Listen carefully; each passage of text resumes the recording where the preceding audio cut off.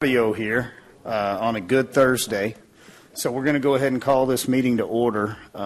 We do want you guys to see that we thoroughly invested in these budget cuts. We're even monitoring battery backups at this point. So sharing microphones, whatever it takes, keep the budget low. I want to open us up in prayer here today, and then we're going to go ahead and kind of move forward. So if you guys would bow your heads with me today. Father God, we are exceedingly grateful that we're this healthy, that we have this energy, that we have this freedom, that we get to come into this place, that you've orchestrated our schedules, you've taken care of our friends, our families, our neighborhoods. You've already worked out all the details in our lives. So we're thankful that you're in charge. And so we just humbly submit ourselves to you here today. We ask, Holy Spirit, that you would fall in this room. You would just give us words in our mouths and on our lips. You'd give us the right attitude. You'd give us vision. We pray for strength and courage. We pray for wisdom and discernment. We ask for you to go before us and lead us and let us follow you because we can trust you. So we thank you for this meeting here today. We pray for a casual conversation where we can work together as an organization and enjoy the time that's spent here. We pray for efficiencies and ask you to just sharpen the edge of our axe. Help us to cut every tree down that you want cut down, and help us to nourish every tree that you want to see grow. Bless this conversation in Jesus' name. Amen. Okay, so somebody's got a birthday today, and he's 38. So I don't know a lot about the history of Amarillo deputies, so I'm just going to make this up. But he is the youngest deputy of the city of Amarillo. So, you know, Mr. Andrew Freeman, you guys be sure and smack him on the back really hard and tell him happy birthday in between the breaks here. So I do want to go ahead and hand this over to Miss Laura Storrs. If you can tell us what you need from staff and how you kind of want to direct this, and then the rest of our meeting will kind of be comprised of what we're thinking and try to give you as much information as we can. All right. Thank you, Mayor. Appreciate you and the rest of council being here for, I think, maybe our 7th day of review. So I think today is where we're going to get a lot of things accomplished. We've got several items that we had on our list to follow back up with you all on. So we're going to kind of sporadically give those to you throughout the morning and talk through them as they come up.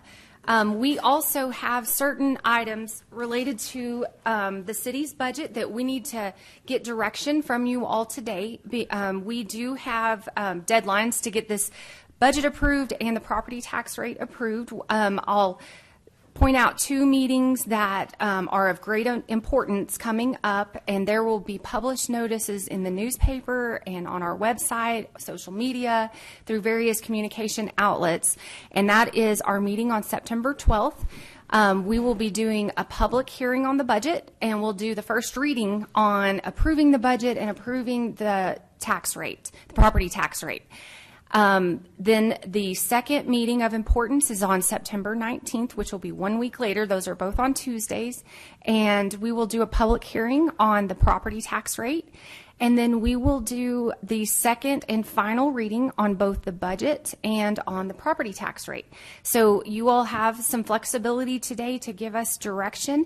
As you all recall, y'all set the top end of a property tax rate at your last meeting on August 15th, and you set that at the state top end. So the state law allowed top end, which is our voter approval tax rate. And we're going to just quickly touch base on that and kind of talk through a couple of things as a reminder on that. And then we're just going to start working our way through the list. So as you all know, general fund is where the bulk of the city services reside. And so as a reminder, the 2 biggest funding sources inside your general fund are your sales tax and your property tax. So I wanted to kind of start there and recap some things that we've talked about over the last few weeks. So first, let me briefly talk about sales tax. So as you remember, we have had extremely large growth in sales tax the last several years. Coming out of COVID, we saw, I think it was somewhere 32, 36 months of continued sales tax growth. We did see a pullback, a leveling the last couple of months, and then this This month, we saw a large audit adjustment come through that actually brought us down about 22% from where we saw sales tax at the same point in time last year. So we don't want to necessarily overreact because there was a large audit adjustment, and those things happen from time to time. And so we are kind of on a wait and see what comes in this next month. If you'll remember on our projections, and Stephanie has it pulled up right there, and I threw her through a loop because I told her I was going to start on property tax, and then I wound up starting on sales tax first. So she did great. Back on the first day of the first few days of budget review, we had a really big PowerPoint. I don't know if you guys still have that available, but there is a slide in there that shows. Oops, and if I can get to it real quick, it's on slide 6, and it's pulled up on the screen there, so it looks like this. It's slide 6 on that big PowerPoint we brought. So as a reminder, we budgeted $68 million this year. We were on track to hit closer to about $75, $76 million this year. We had budgeted conservatively in order to not build too much into ongoing operating expenses. So we talked about how for this next year, right now the way the proposed budget is built, we have $73.5 million built into your sales tax projections. We talked about how there could be another $2 million, $2.4 million, just to bring us kind of level with this year. Now, again, we did see the pullback in August, and so we may not hit a full 75 or 76 million this year. So we still have one more month, and we'll have to see how that goes. So I wanted to remind you all that we kind of had put that 2 million, 2.4 million kind of in our back pocket to talk about later. So I wanted to bring that back today as a reminder. So certainly want to encourage us to consider being somewhat conservative with those numbers because they do fluctuate so much, and we don't have any kind of direct control over it. It's just based on spending in our local economy. And so, again, $73.5 million is built into your proposed budget, your big, thick budget book, and the budget that is posted online. But then we possibly have about 2.4 to 2.4 million that we might want to talk about as we proceed through today. So that was the first thing I wanted to remind you. Then, if you'll pull out your other presentation, that was for property taxes. We went over that on August 9th. It has the August 9th date on the front, and I think Stephanie will pull that up here in a second as well. If you will pull out your property tax presentation and go to page 17 or slide 17.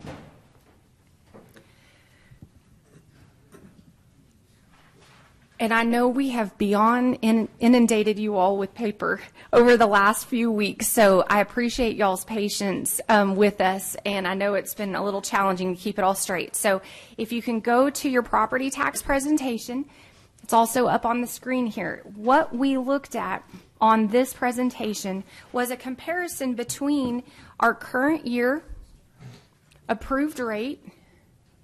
And I'll give you all just a second, so I apologize. I know y'all are shuffling through paper. Are you good? I'm sorry. Okay, Les, you good? Oh, okay. Well, it's up here on the screen for you to see as well. So, as a reminder, your property tax rate is made up of two components. One is operating and maintenance. That's what pays for the day in, day out operations of your general fund. And then there's an interest in seeking portion of that. That pays for all the outstanding debt that is supported by property taxes. As a reminder, the bulk of those debt issuances were related to the voter approval Proposition 1 and Proposition 2 bonds from 2016. That was for streets and for public safety. That is the majority of what your interest in sinking portion of your rate is paying for. There's definitely some other projects, and we can certainly cover those again if you need to. So on this page, this is a comparison between our current year approved property tax rate and the voter approval tax rate, which is the top end, the one that you all set as the top end at your last meeting. And it compares what kind of revenue differences we're going to see. So the one of importance to talk about today is on your operating and maintenance side. So there is an additional $4.9 million that we are able to capture from a property tax revenue standpoint from current year to the max end next year. As a reminder, $1 million of that has already been built into the budget that's sitting before you. So there's an additional $3.9 million from what is even inside this book here. Now, this book is a completely balanced budget. It was our best shot at, a proposed budget for you guys to kind of start working with.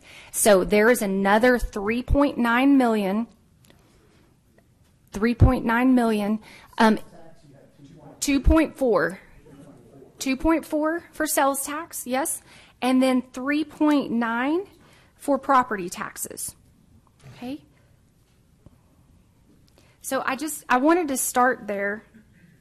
And again, that is, as a reminder, and it's kind of small on this screen. We went over it in the public meeting as well on August 15th. What that looks like. So on a $100,000 home, so if by some chance someone's house stayed $100,000 in this year and the value's $100,000 next year, I say a home or a piece of property, whatever that is, that would actually result in $1 per month decrease. And the reason for that is you all have to lower your property tax rate. So our current property tax rate in total is 40.628 cents.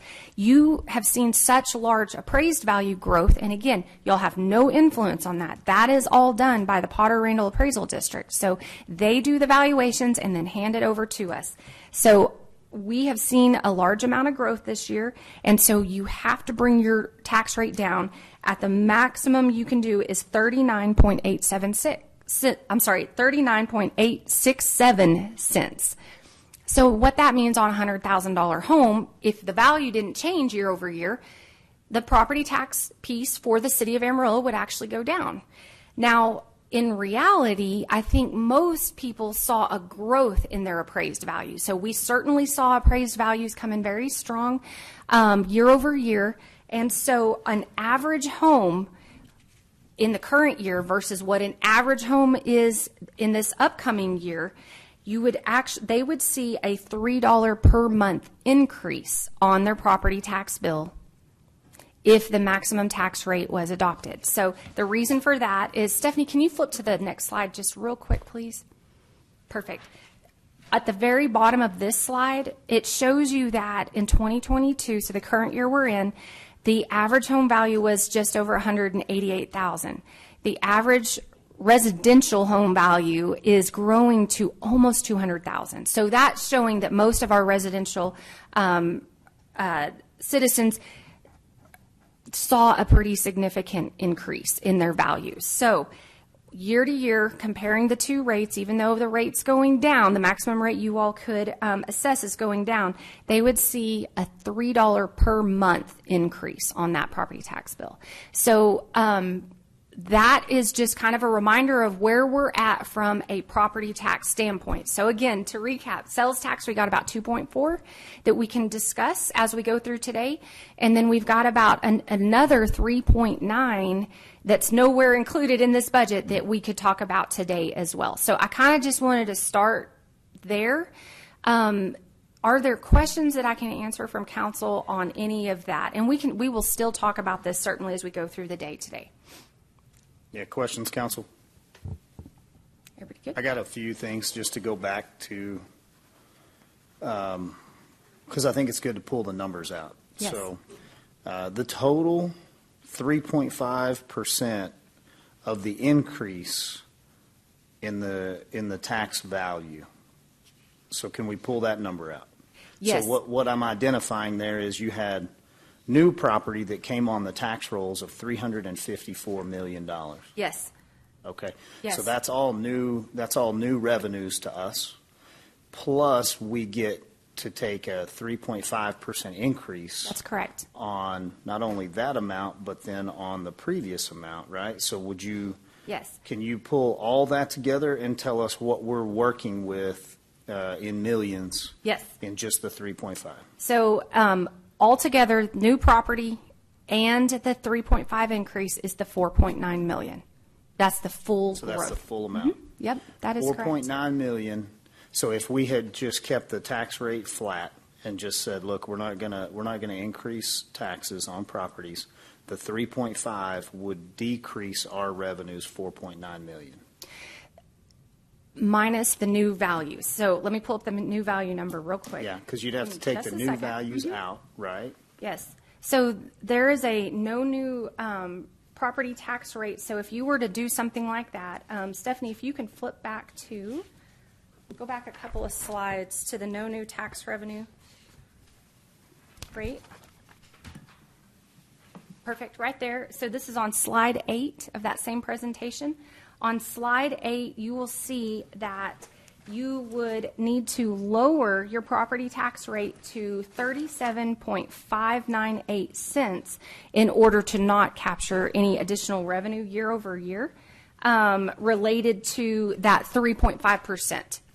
Okay, so what that allows is it does allow your INS rate to move as needed, but it collects the same amount of money. So it's essentially the tax rate the city would pass to collect the same tax revenue as last year, the year we're in right now, using the new appraised values. 3 million. So, yes, about. So the new revenue, give me just a second. I apologize. Let me pull my spreadsheet up real quick. And I think the reason that's important is because we want to look at a budget that's a working budget. And so we're looking at what do we have to count on like this year and next year. So that's a 3.5% increase, but that's a year over year. We think about this a lot of the time just as a like in your household budget, you're going to sit down, you're going to figure out how much money you have for the month. Well, that's not what you do when your boss comes to you and says, hey, I'd like to give you a car allowance, over the next 10 years. This is what you expect every month. And so we get to look at this. That 3.5% gets built in next year. Plus, you have another 3.5% alternate. And so that's a $3 million increase year over year. So what you get, and I mean, and this number, again, is, and you will see this number posted in some of the notices that we're going to be putting out. You're going to get about a little over 1.4 million from your new properties alone. Okay. 1.4 million from your new properties alone. So just do the straight math, and so it's the 4.9 minus the 1.4 is what you're actually able to capture from the 3.5% growth that the state law allows you to capture. So new properties added 1.4 million to our budget. That is correct. And that's a direct result of all new growth, and we can Yes. point to some EDC stuff. We can point to some big business growing. But then, do you have any projections on like what's coming on the tax roll? So as y'all watch EDC and you look at, well, here's a $550 million building, here's a $600 million building. These are the things that are coming in, and then as we look back over the last 5 years, well, we built these. And then we're rebating the property tax for so many years. Do you guys have an ability to kind of forecast like, oh, well, this is where we're going to see these start to roll on, and here's how much that would impact? We can certainly work with AEDC to come up with a scheduled time that they would come on.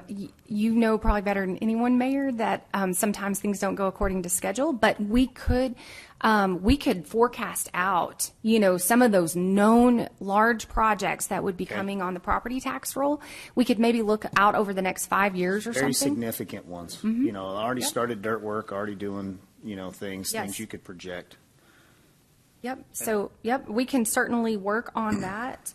I do not have that available right now, but we can Right. work on that and get that to you all. So if I can go through that, that's the answer to the question of what is the total 3.5% increase of the tax rate?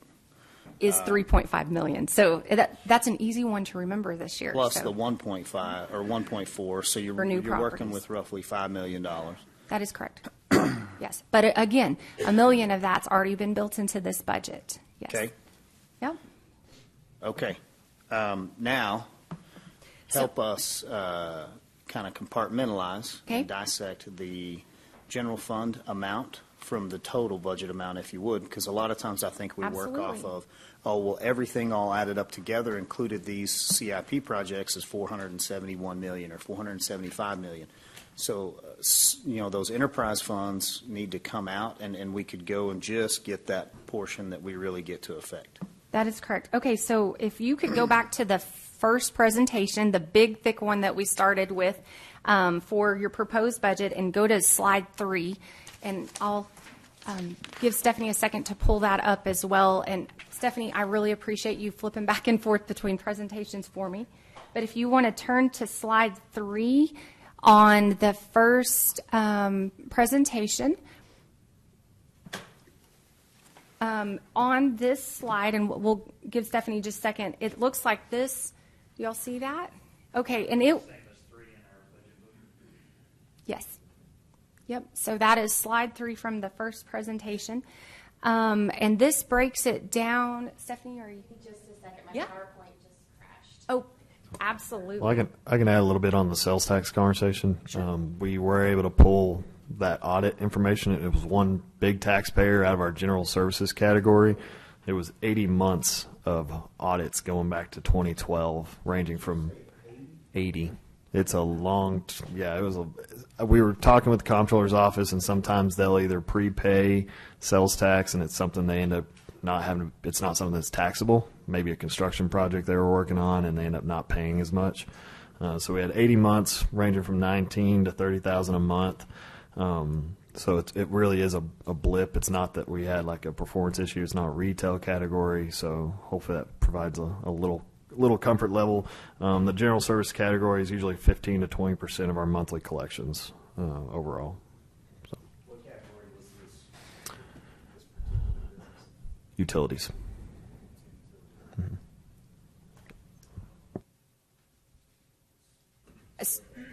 Sorry, real quick, No, before go we right move on, the audit was in their favor, and they've more or less overpaid or prepaid, and then Correct. they netted that out in Exactly. 1 month of short pay.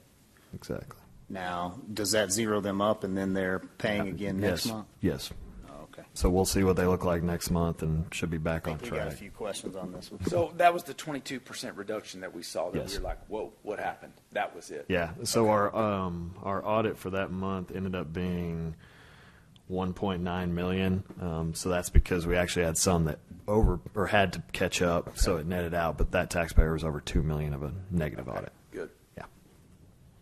And so if you factor that into real sales tax collected, what is the trend?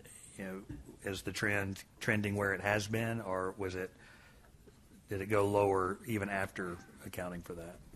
I think overall it'll still be trending fairly well. We did see retail that month came down -3%. Food was up 6%. Professional services up 21%. So we're still seeing strong growth. It's normal to see retail fluctuate month by month a little bit, but overall I don't anticipate it being a flat drop again. That was just because of the audit this month. And those numbers like 2 months? 2 Is months. that correct? 2 months.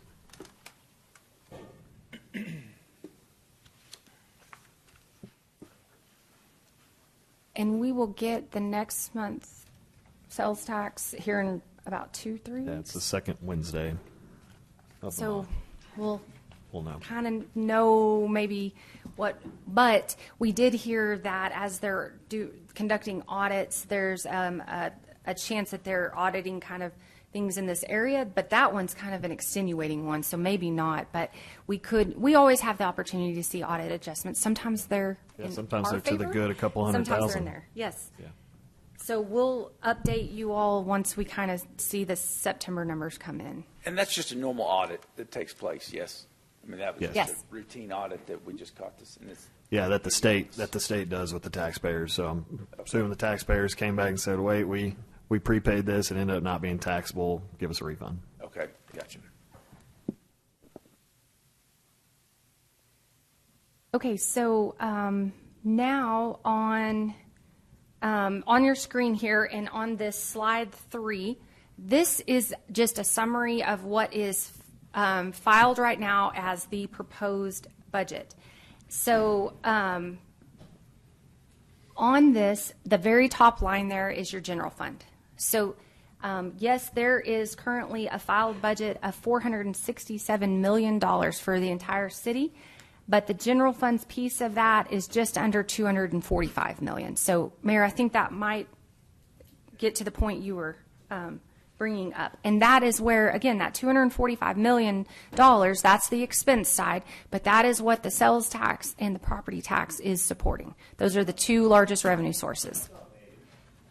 Sorry, that's updated, but not with the sales tax. That's correct. It does not have the 2.4 built into that number, and it does not have the additional 3.9 million in property tax that could be achieved here. So those could be in addition to this 245.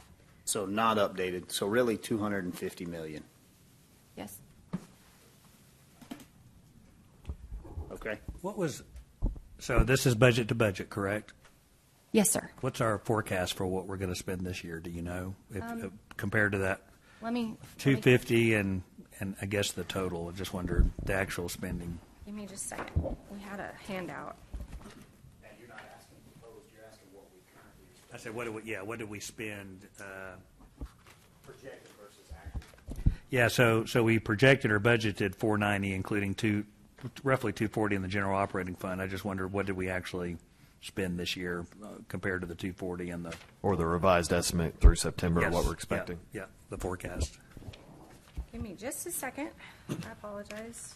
Didn't have that handy.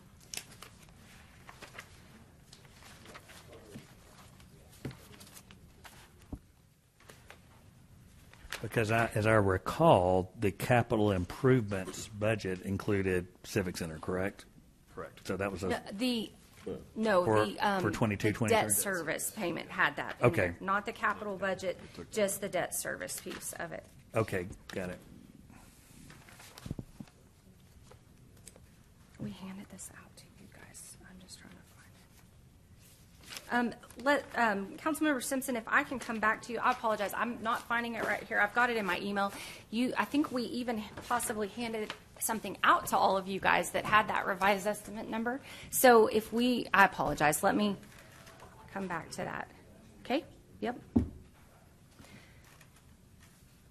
All right. So with that, and I'm looking back at Matt. Do you have that handy? Okay. Yep. We're looking. So we'll get that to you in just a second. So with that being said, I think a couple of things related to the general fund we needed to maybe talk a little bit about. I had a couple of items that, well, we're going to need direction on several things, but I think related to maybe property tax, sales tax, some of those kind of things, there were a couple of like bigger ticket items. No, there's one that looks, sorry. It looks just like this, but it has, yeah. Anyways, okay, we'll find it here in a second. So the couple of items I wanted to maybe talk about related to your general fund dollars. Two things. I wanted to bring up again, just a reminder, we have an option on the table related to the COLA feature of the TMRS. So that is the retirement fund for all of your civilians and all of your police sworn personnel. And then the other item that I wanted to talk a little bit about was in your capital projects. We did have a street project that we talked about potentially doing a debt issuance on to come up with the match dollars, the grant matching dollars. And we need about $3 million to come up with the match. So we went over what that would look like from a proposed debt standpoint. With that being said, that would be something that if we issued debt, you would see it roll into your INS side of your property tax rate next year. So the way it works is you don't build anything into your tax rate that hasn't occurred yet. So going back to the Civic Center project, we had authorization to issue debt. So we knew the debt service was potentially out there. So we budgeted for it, but we we didn't build it into that tax rate because we hadn't taken the formal action by the time the budget was filed. And so in this case, if you want to turn in your books to page 829, on page 829, I wanted to point out that project that we're discussing. And I want to thank Matt real quick because he just found that a number for us on the revised estimate. So thank you, Matt. Let me pull this up real quick. It is, from a revised standpoint, we are looking at spending closer to $505 million in total this year. So the general fund would come under what was budgeted at just under $238 million. Did you email it to Stephanie? Oh, Stephanie, I think you have a page in your email that, if you don't mind pulling up. Did you find it? It does. Perfect. Thank you. Yep. Here in just a second, she'll pull that up. So a lot of what we're seeing is some additional capital spending. And then our debt service number is coming down overall. But capital, we're looking to spend a little bit more. And I think some of that was related to like some ARPA dollars that we're spending. And then our water and sewer operating, there we go, perfect. And I will print copies of this for you guys. And we'll get this to y'all in just a second. So what you're going to see on this is... Can I complicate things? Sure. Flooding expenses in this current year. Is that correct, Floyd? Are you going to account for the flooding cost in this current year? So if we went from a $500 million budget and we're going to spend $505, yes. How much of that's due to the flooding? So on that, hang on just a second. No, I don't know that we do not have plans to spend anything. There may have been additional costs running through water and sewer. Let me get Floyd to weigh in on that. Go ahead. Well, the flooding came into different, typically your enterprise funds, the drainage utility and the water and sewer. Most of the initial response was covered under existing operational expenses, and yes, those actual field responses to pumps and those things are in the existing budget or that existing capital in as. So the response component is all in the existing budget in the revised estimate. Okay, your next steps, they're in the CIP and the capital and in this proposed budget for consideration. Does that help you define? Does that answer your question? It does. So, I mean, like originally there was a $100,000 pump request, yes. And then there were additional rentals and things like yes. that.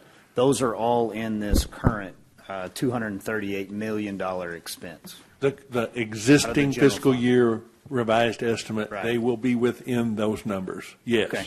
And they come out of the enterprise side on water and sewer. They come out of the general fund side, depending on who's out there working. There's some general fund cost in street department response and some of those, but they were absorbed in the department's budget in that revised estimate and reflected in that.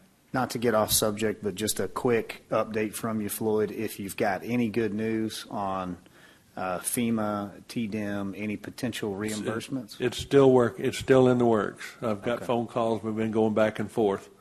Thank you.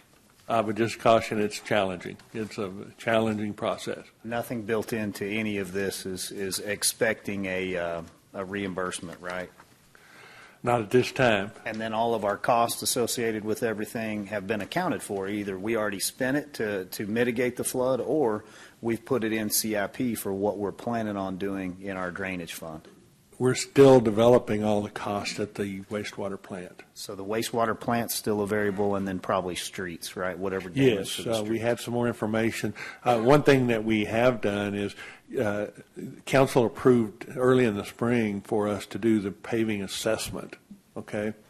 So that gave us opportunity to get that company to come back and look at those streets. And we have a new paving assessment that reflects where they were in the spring, before the rain, and after.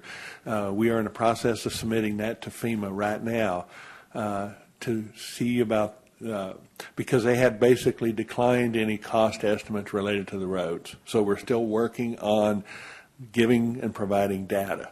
Now, we've asked for an extension over the August deadline that exists. So we're working daily with that process. Thank you, sir. Sorry, Miss Laura. No, you are great. The items that are coming in, again, water and sewer is looking like we will spend more than anticipated in there. I was looking through kind of what we had talked about before.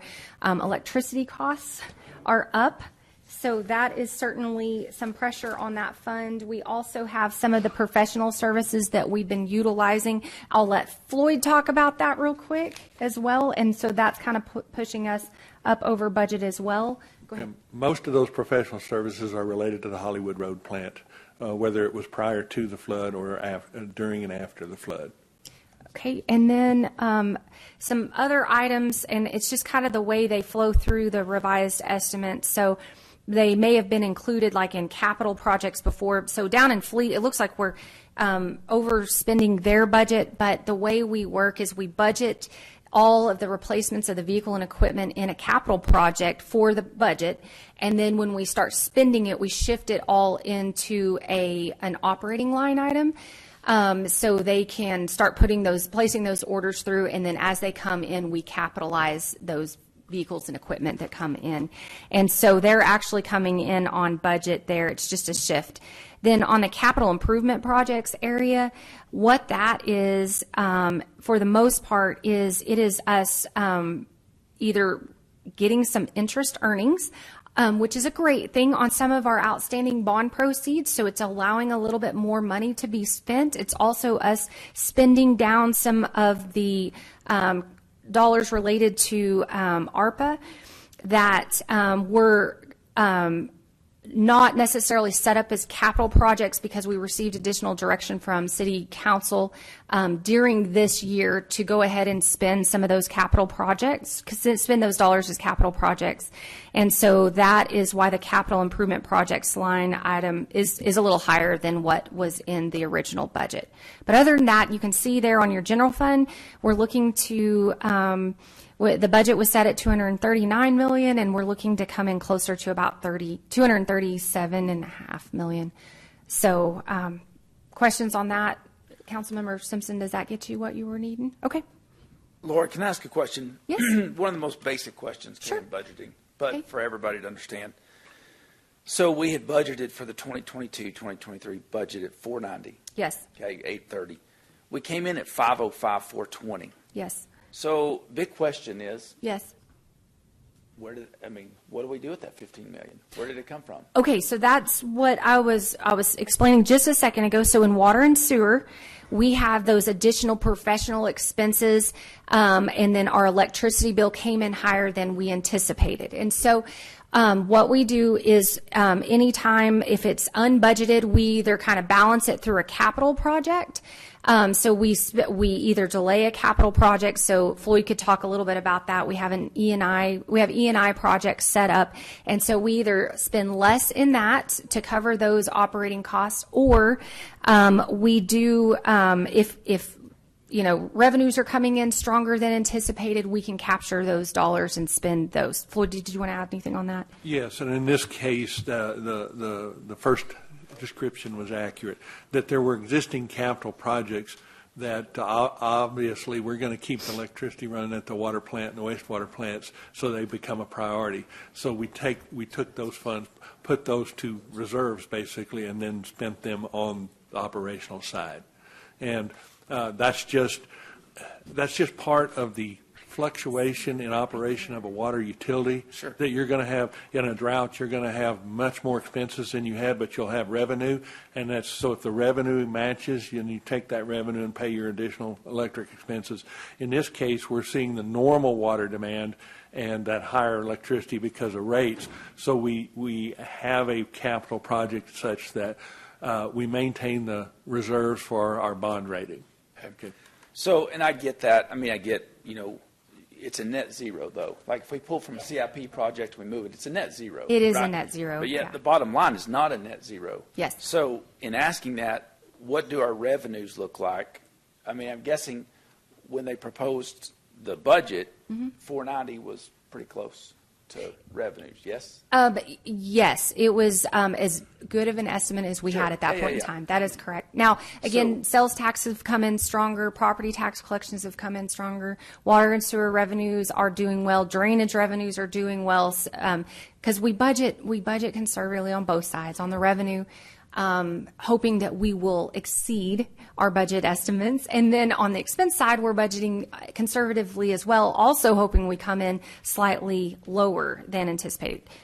So Going with that train of thought. It Yep. looks like a big number because it's 15 million, but it's really just 3%. I mean, it's not Yes. that big of a variance. It's a big number, but we're talking about big numbers. Yes, so that is as true. we make more, as the city revenues more, that's what offsets the additional expenses, is what you're saying. So Yes, that revenues is correct. increase, so we can Yes. cover those So expenses. one other thing that I just want to talk through, because we're continuing to work through the completion of those 2016 voter approval projects, so that I think all the public safety funding has pretty much been spent. We do have some street projects that are still in the works. The way we budget those each year is we show that we're going to go ahead and finish spending the remaining amount in those project funds in the revised estimate, because we've already budgeted for all those projects. So we don't want to budget for the exact same project year over year over year, because they're already approved and in the works.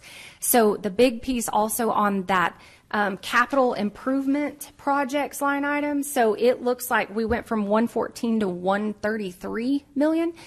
Most of that are those street projects that are ongoing. We didn't put them in the approved budget because they were already approved a couple of years ago, but they're in the works. So every year we show it as we're spending it down, because we're not showing that there's any money left over for new projects to be approved, because there's not. They're just year over year projects.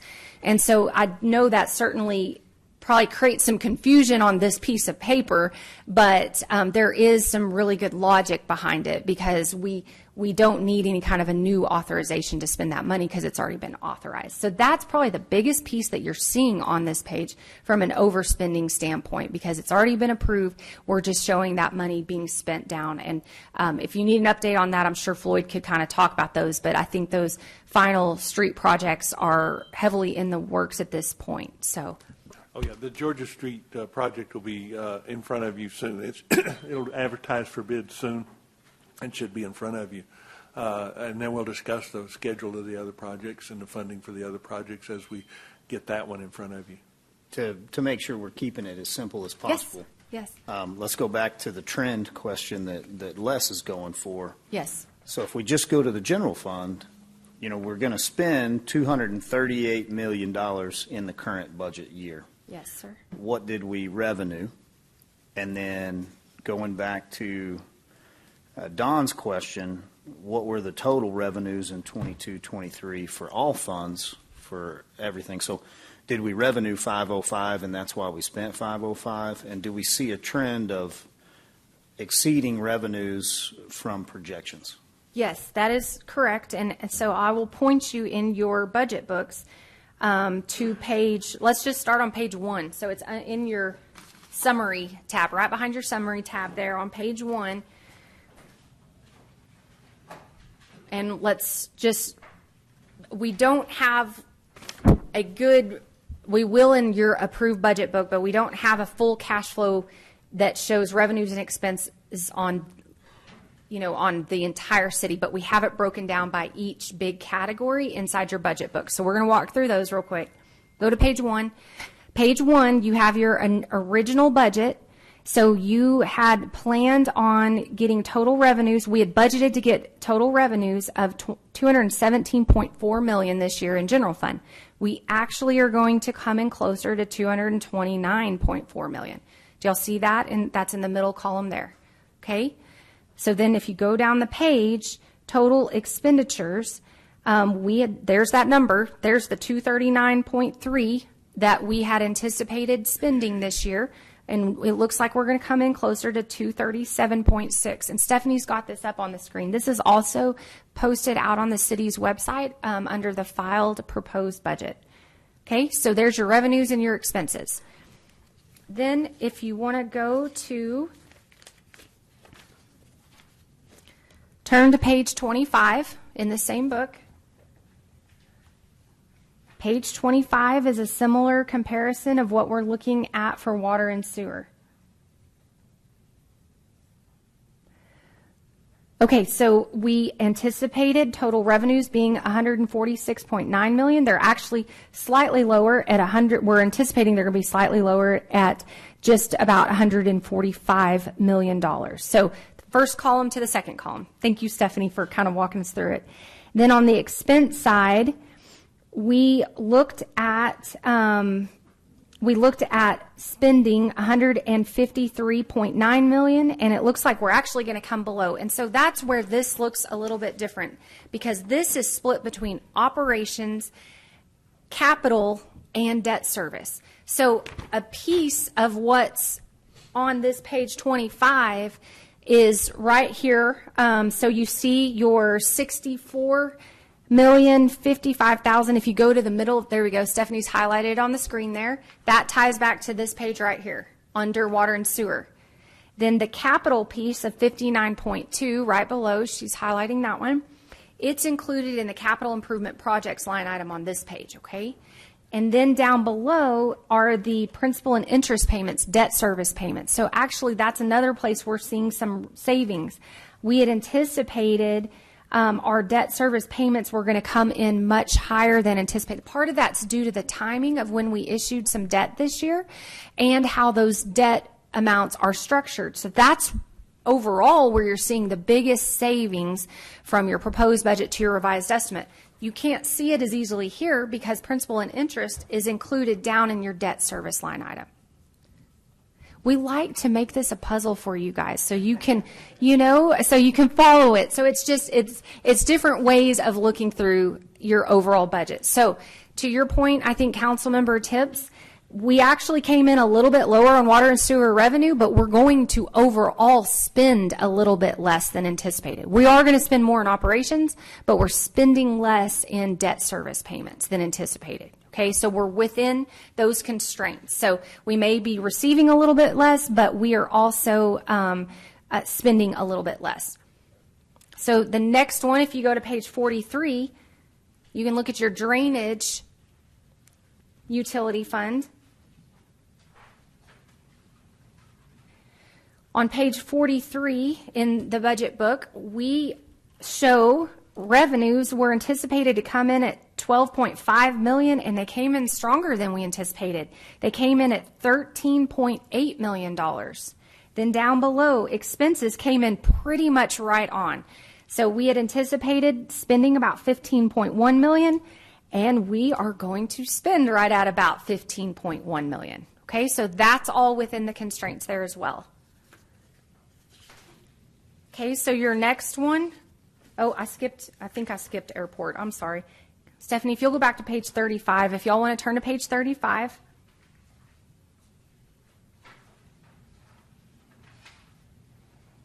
Okay, page 35. You had, and we had anticipated collecting about $18.9 million in revenues for airport, and it looks like it's going to be closer to $19.2 million. Then on the expense side, we had anticipated spending about $21.9 million. That's going to come in a little lower at $20.6 million. Right? Okay, then do y'all want me to keep going through all the funds? Tell me what's helpful for you guys.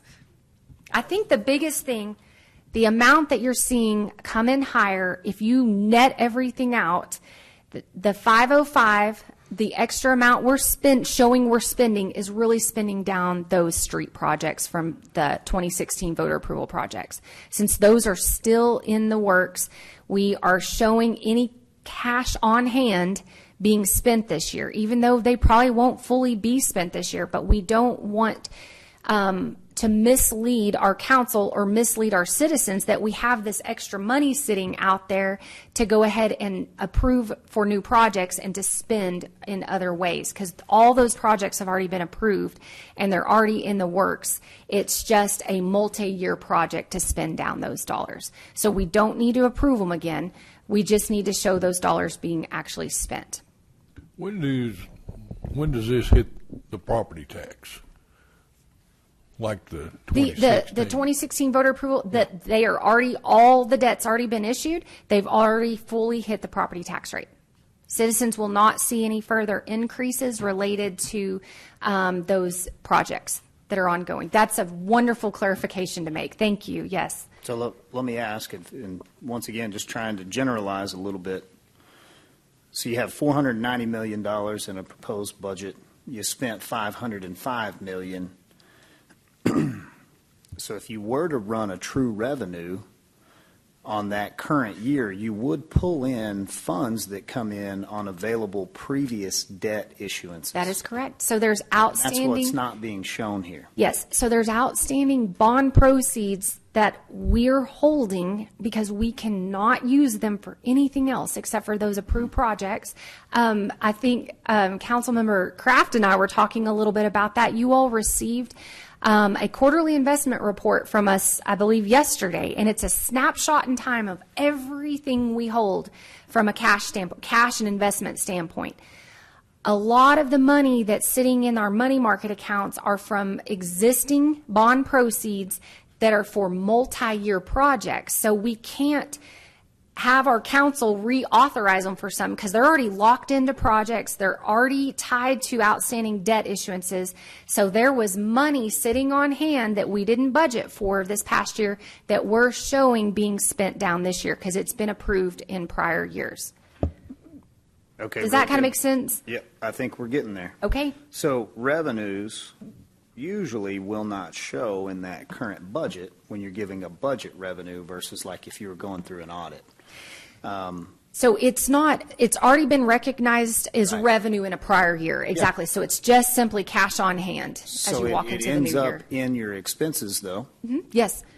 And then you would actually have to run several years congruently to see where those revenues are. So being spent out. That's a great point. Yeah, kind of in construction, we do, a work in progress. Yes. So like we almost have inventory. So like if I don't finish a job in a fiscal year, I have to pull all of the expenses, all of the income out so that I get it in 1 year. Yes. What's confusing about government accounting is you're going to leave half of it in, you're going to pull the other half of it out. So you'd have to pull it in later to see, did you even hit budget on that street project if you were looking at an actuals versus estimates. But then that's correct. To confuse things a little bit more, you don't have an actual revenue that's easy to follow, meaning once you get outside of that general fund and even probably inside of the general fund, sometimes you revenue monies that don't end up in these projections or in these revised estimates. That is correct. Or they may revenue and we may spend them in a future year. So to your point exactly, when we were looking back at general fund, we showed extra revenue coming in this year than what we anticipated. Well, we're not showing us spending that though. That's what we're bringing back to you guys now for next year to say, how do you want to spend this in capital projects? Because it's revenue we're receiving this year that we're not spending this year because we're not authorized to spend it. It wasn't in the approved budget. And so now we have it, and we need you guys to authorize us to spend it in a future year. So let's go back to that number so we pull that amount in. Yes. Projected general fund current expenses is $238 million.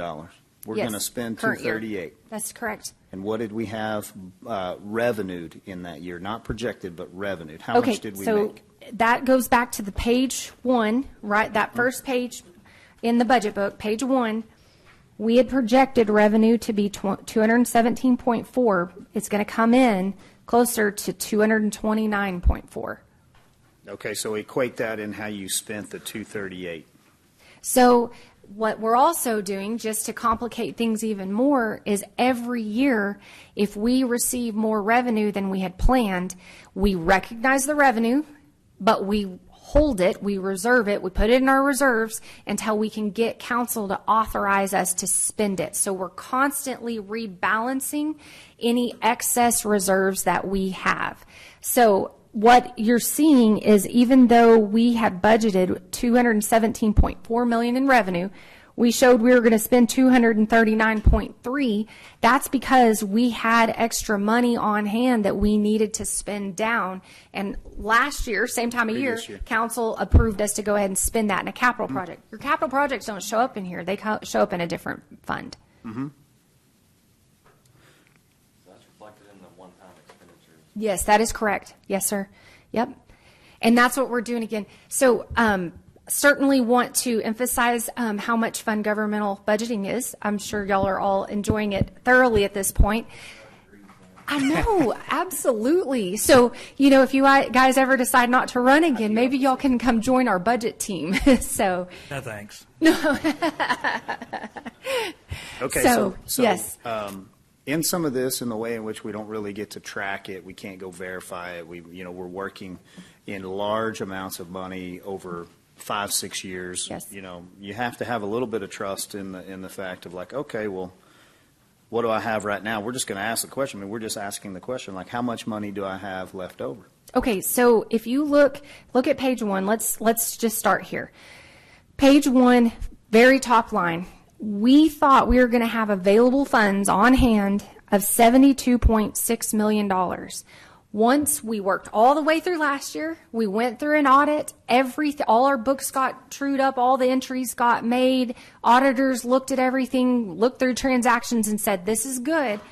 We actually ended up with $77.3 million on hand. Okay, so that was more than we needed.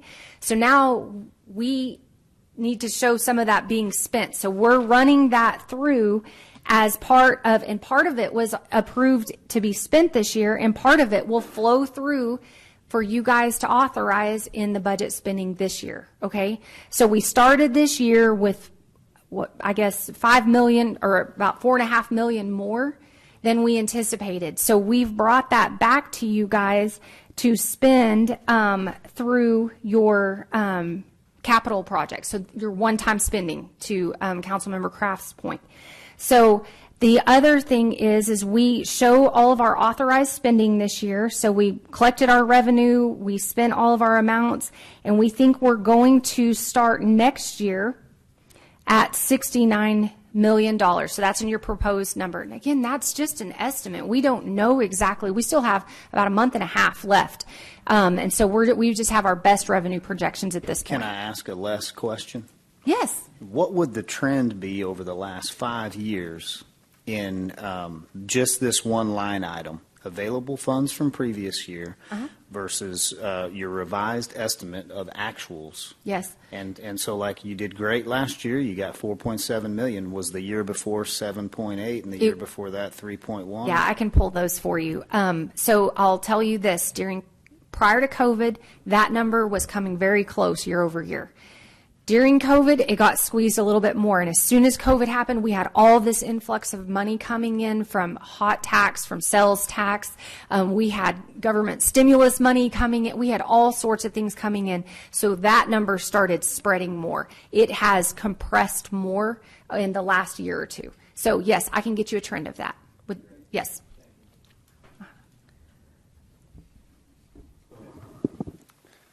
Just kind of a policy question. I mean, is it our policy has to be one-time capital expenditures on that excess revenue? Yes. So yes and no, maybe. So if we think we will continue receiving that same amount of revenue in a future year, the best one to talk about is sales tax. That's what we've been talking about. So we have kept that budget a little bit more conservative the last couple of years because the feds were continuing to raise interest rates. We knew that there was going to be some pressure on the economy. We also knew there was a lot of stimulus money out in the economy around when COVID was going on. And so we knew some of that was being spent out. So we weren't sure how that was going to affect sales tax. So anytime we collected more in sales tax than we had planned in a year, we brought that back to council and said, how do you want to spend these one-time dollars we received in this past year in capital projects? But then we started talking to council about, well, what do we really think sales tax is going to do from here? And that's the discussion we've been having. Okay, how high are we comfortable showing those sales tax revenue projections? Anything that we raise up those sales tax revenue projections, we essentially could build into ongoing expenses. So that's where the $2.4 million sales tax number we've been talking about, we talked about very first thing this morning. That's a decision that we need some guidance from council on. Do you want us to put it in the budget and build it in as an ongoing operating expense, or do you want to wait and see how sales tax really comes in and then potentially just capture it as one-time spending? So it's a little bit of both, and it's a little bit of just trying to watch the trends of how the economy is doing. Property tax is easy, much easier to predict, because once we know what our rate is, we know what our collections are going to be. But sales tax is a little bit more of the unknown aspect. And so right now we do have additional operating expenses built into the budget related to growing that sales tax number, but we have another $2.4 million that we need to talk about. Do we want to build it in as ongoing expenses, or do we want to say, I think we need to wait, see what sales tax really does, and just capture any one-time savings? Okay. Does that help? Oh, yeah. Great. Okay, so we'll get you a 5-year trend of the available funds. That'd be good. And then place one's question over here, Councilman Kraft. Can we get a best practices for other municipalities when they see consistent revenues over 3 years or 5 years? Or what's the best practice on saying, okay, well, this is part of my budget? This can go to labor, this can go to personnel, this could go to a raise, versus the philosophy that I think we're kind of working under of, we project this and then whatever comes in after all goes to CIP. And then the balance in that of what's best practices on a 100 square mile city that's a standalone that has, 1 million miles of streets and pipes that we need to get to that we know we don't have the budget for. So, and are there any policies that can help us in the future for growth with new councils or new staff members that come on that help balance that out? Do we have some good economists that have already weighed in on this? Can we see trends over the years when a city does grow from 200,000 people to 250,000 people? What does that debt issuance look like versus how are you balancing your capital improvements, spending cash versus borrowing money? All of that together is kind of what you're asking us to do. And what we're asking is help. Like, how can you help us with people that have already done it? Because I think that's really where we're going to end up at the end of the day here today. Wouldn't you say? Yes. Now,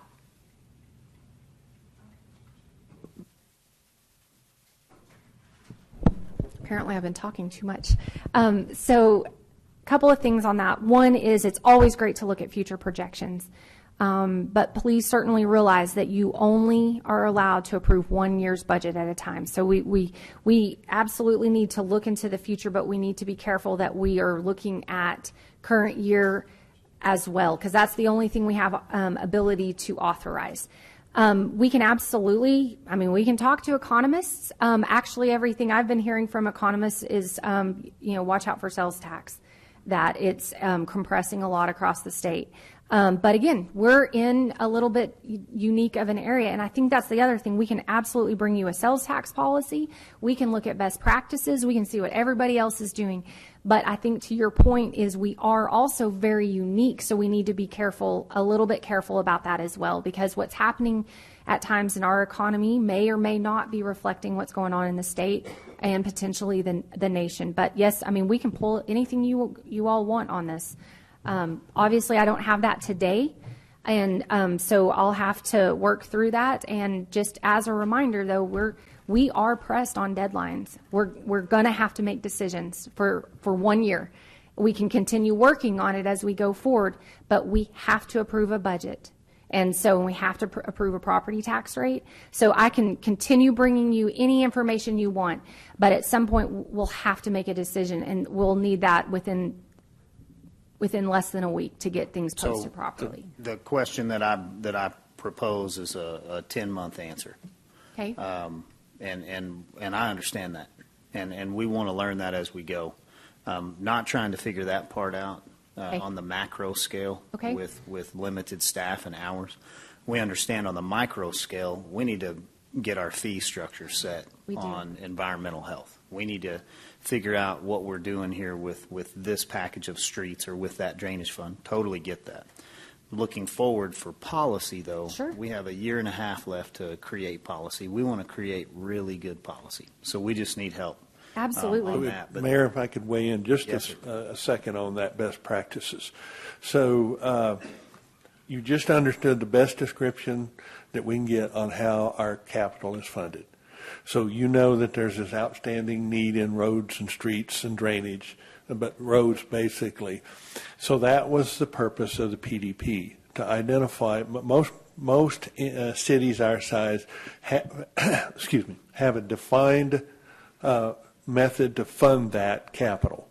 What you just heard was why the history of Amarillo, where streets compete with fire stations, with other emergency services needs, and all of those. And what you're left, your funding source is basically that what's not spent or what additional revenue you see. So that's how the capital's funded. So PDP, the Partners for Development Progress Committee that established about 2.5 years ago, 3 years ago, has been bringing these expenses to a citizens committee to identify what other communities do in a best practice so that you don't have this monster of streets competing with fire stations and emergency services, these things that you've got to have in the capital. So best practices is there's a funding source for each of those identified. The first step in that 10 years ago was the 5-year CIP. Just having a 5-year look at the CIP, which you'll get later, gives you a vision of what each of those years' funding is going to be dedicated to. Okay? So is there an avenue to get more funding or dedicate funding in that 5-year plan, 10-year window? That's the best practices of both of those. That's why you have a 5-year look at the CIP. That's why you have PDP looking at it. The longer you can look at this and then identify funding sources that are going to impact those. I'm not saying the answers to those, but Abilene instituted, Borger and Abilene instituted a street maintenance fee. That came a dedicated fee to those roads that doesn't compete with those. That's one avenue. There's different avenues that different entities take. I just wanted to throw that in that discussion so you have a vision of the 5-year plan tied with that discussion. That's why you get a 5-year window of the CIP so you can see how this current funding is going to land as recommended. That doesn't mean things won't pop up in that 5-year window. Does that help in that discussion? Yes. So again, it's a 10-month window. What I'm talking about is a 5-10-year window. Yes. It's even longer. And the other thing you're going to see from a best practice standpoint is from best practices, most communities, especially growing communities, larger communities, have been issuing debt on an annual basis to fund their capital projects for decades. And so they have debt that's rolling off every single year that they can issue new debt to fund their capital project needs without necessarily impacting or a lesser of an impact on the property tax rate. Unfortunately, we do not have that situation here. We don't have any debt rolling off the books. And so, if a policy was to be adopted potentially where we started a dedicated debt issuance plan every single year to fund capital projects, you could build towards that. It would be more of a 10, 20-year look. I mean, it would be something that would have to be done over a really long period of time. And so, again, that's why another thing, we are unique to a certain extent. We fund, for a city our size, most don't fund all their capital through cash. We fund the vast majority of ours with cash. So it's going to be a little bit tricky for us to try to bring forward best practices because some of those tools are not going to be available to you guys, but they're tools we could look at potentially utilizing in the future. The other thing, and Andrew had mentioned this, is we've been talking for a while about a sales tax policy. Since we are so dependent on our sales tax, since it's our number one revenue source, there's some great policies out there that we want to bring forward for you guys to look at. And it basically states, if sales tax starts slowing down, if it starts flattening, if it drops 2%, 5%, you take this step, then you take that step, then you do this step. And so it puts it in a policy to help protect the overall budget. And anything that would be above and beyond, well, and I don't know if the policy addresses it, but go ahead. Yeah, and it's stuff we did during COVID. Yes. Not formally, but you freeze positions, you stop CIP projects, just, if you see a downtick in sales tax one month, you implement that stage depending on what it looks like. Just so going into, if you're pushing the needle on your revenues and setting those aside, how will you adjust throughout that year? I love the conversation. Yes. I'm not steering this conversation. We have the option, though, and meaning we, just us five, to hold the tax rate flat. No 3.5% increase.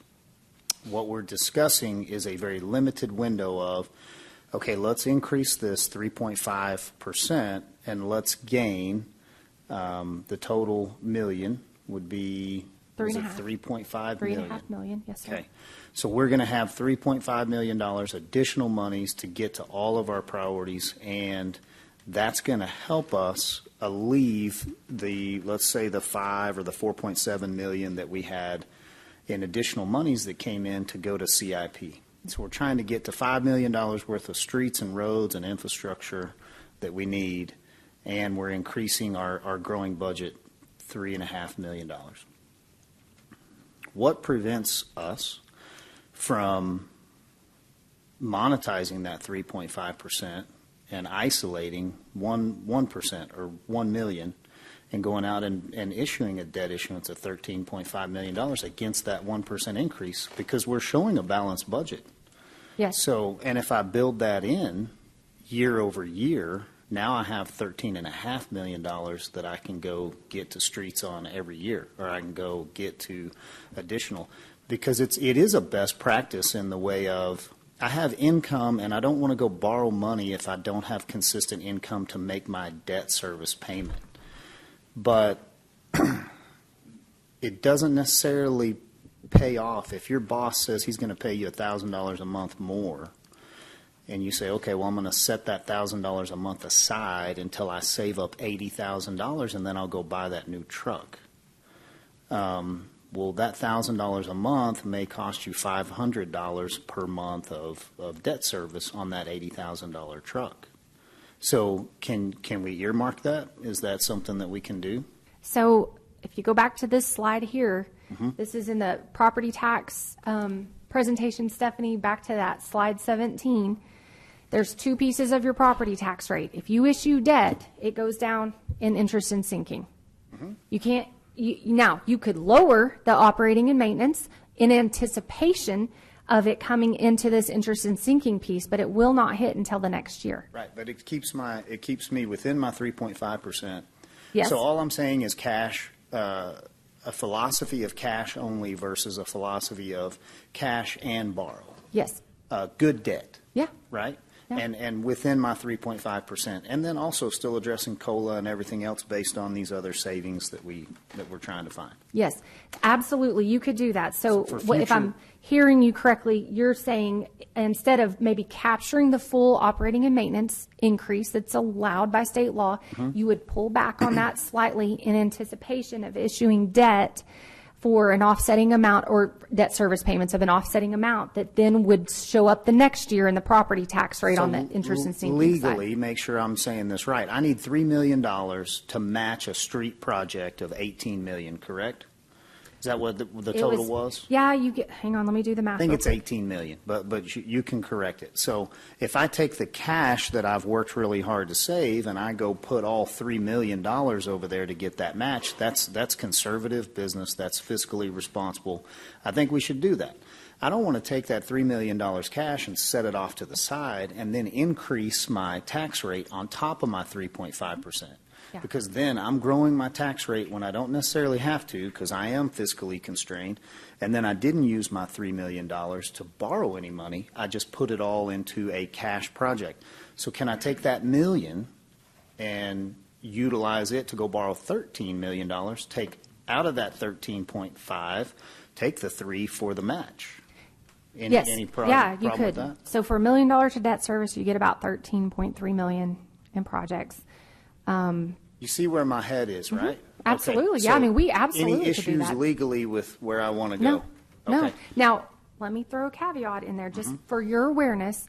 Any amount that you do not capture on the full 3.5% increase is set aside and can be recaptured in a future year for up to 3 years. Correct. So that's this council, but that's beyond your initial term as well, or the current term as well. Does that make sense? Yeah, so it's SB2 that keeps me from, if I roll that into INS, it doesn't count against my 3.5. No, it does So I'm not. actually going to end up with 3% increase instead of 3.5 or whatever the percentage. That is correct. And so whatever is not, so essentially $1 million, whatever that translates Mm-hmm. to on the tax rate, I think it's 3/4 of a penny or something like that, would be sitting there essentially for potential use on operations in a future year. But we're talking, and we're having a great discussion, and I know we're I'm glad we ordered lunch. We're talking about PDP. We've got to have a PDP program. This is the only vehicle that we can all get in, and it drives this mile per hour, and it takes this much gas, and you got to fill this tank if you want to go there, which means we're going to put a fee on your water bill. That's the only way we can talk about streets. No, sir. Like, you're talking about $13 million per year earmarked to get to streets on a $400 million issue that we're going to have in the next 20 years. Well, how much of that am I really able to get to in 1 year? Can we pave more than $13 million worth of streets in 1 year? And still drive? Because I would prefer to be able to drive. Yes. The answer is yes. Okay. 13 million in 1 year is a very reasonable expectation. Now, Great. and keep in and I mind, don't have to, go ahead. this is only one $13 million issuance. So No. you would have to do it No, again. it would be built into the budget because I'm getting this money every year. Yes, but you're paying debt service on that every single year. So So you have that $1 million locked in to spend for 20 years on that one $13 million issuance. But what I'm saying is we're finding this money year over year, and this is a practice of expanding a $1 million cash reserve that I could expect year over year into issuing that debt so that, let's say you didn't do a 20-year, let's say you did a 7-year. It rolls over in 7 years. It's built into my tax Yes, rate. but you're going to have a much higher debt service payment paying it off in 7 years. So $1 million isn't going to get you 13 million. So we need a 20-year. Yes. So 20 years from now, somebody sitting in my chair is Will really be- thankful Yes, that I that is built correct. into their every year's Exactly. budget. That is correct. For a growing community. Now, we don't Yes. have these problems if we don't grow. So as long as True. we're not building roads and streets and adding new houses and trying to bring industry here, but it is ignorant to say, let's go take our sales tax revenues and let's go and incentivize companies to come here and put billions of dollars of assets on our tax rolls, and then let's not have a budget that allows for that growth, the maintenance of that growth. So I'm looking like you are. I hear where PDP's going, not speaking against it. I'm just saying there's more than one truck we can all get into. And I want to know, because we've done a really good job of going all the way through the book, and now we're coming back. So I just want to take 5 quick minutes and get council's understanding. Do you understand where this philosophy comes from? Do you see what the total is? Do you understand the mechanisms? And then let's see what else we need to ask Laura, because if we get on this road, it's going to be real hard to get off of it. And we're on a road right now that I promise you, it's hard to get off of that road, which is just whatever your cash is, that's what you go get to, or you go and you CO something, right? That's the road we're kind of on, and I'm Yep. not saying it's a bad one, but spend the cash that you can save every year on as many CIP projects as you can get to, and then go tell your taxpayer that in a future year we're going to have to increase your tax rate on a CO, and I don't like that. Doesn't mean I won't do it. May have to, but like looking for alternatives. So a little feedback on all this. So explain to me so if that's the truck we get into, I decided to get in that one, the voter approval tax rate. So what I hear you saying is we wouldn't take that, right? Because it has to go, a portion of it has to go to the INS side, correct? That is the option that you all are looking at. So potentially, I think what the mayor is talking about is, so right now the voter approval tax rate is, say, What slide are you on there? this is slide 17. On the, not the thick Right. presentation, the property tax presentation. And Stephanie has it up there on the screen for us. So right now, the voter approval tax rate is set at 867 cents.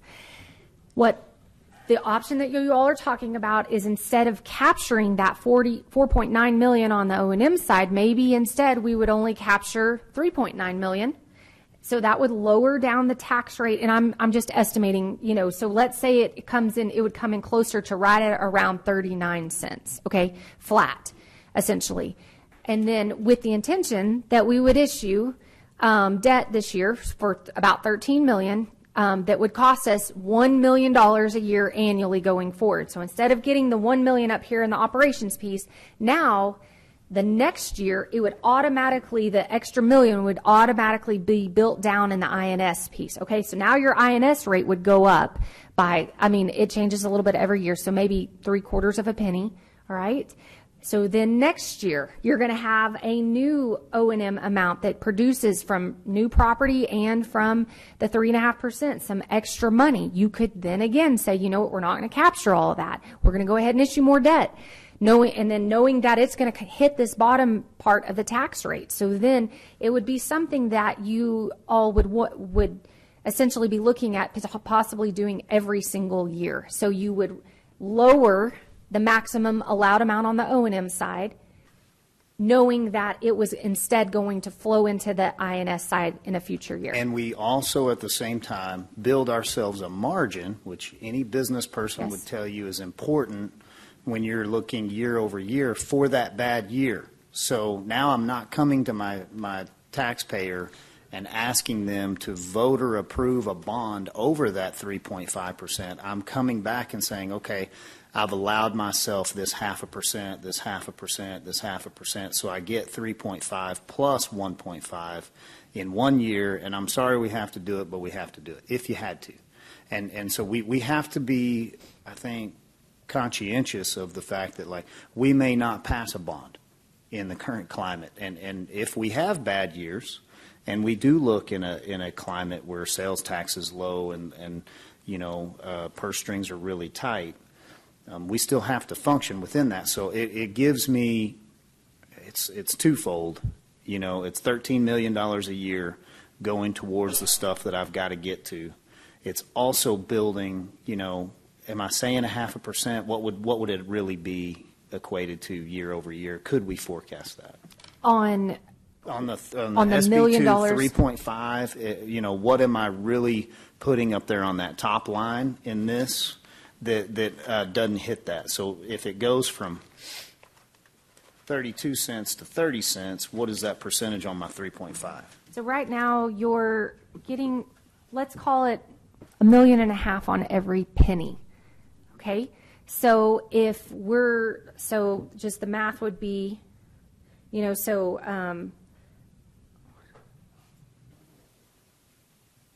you would be at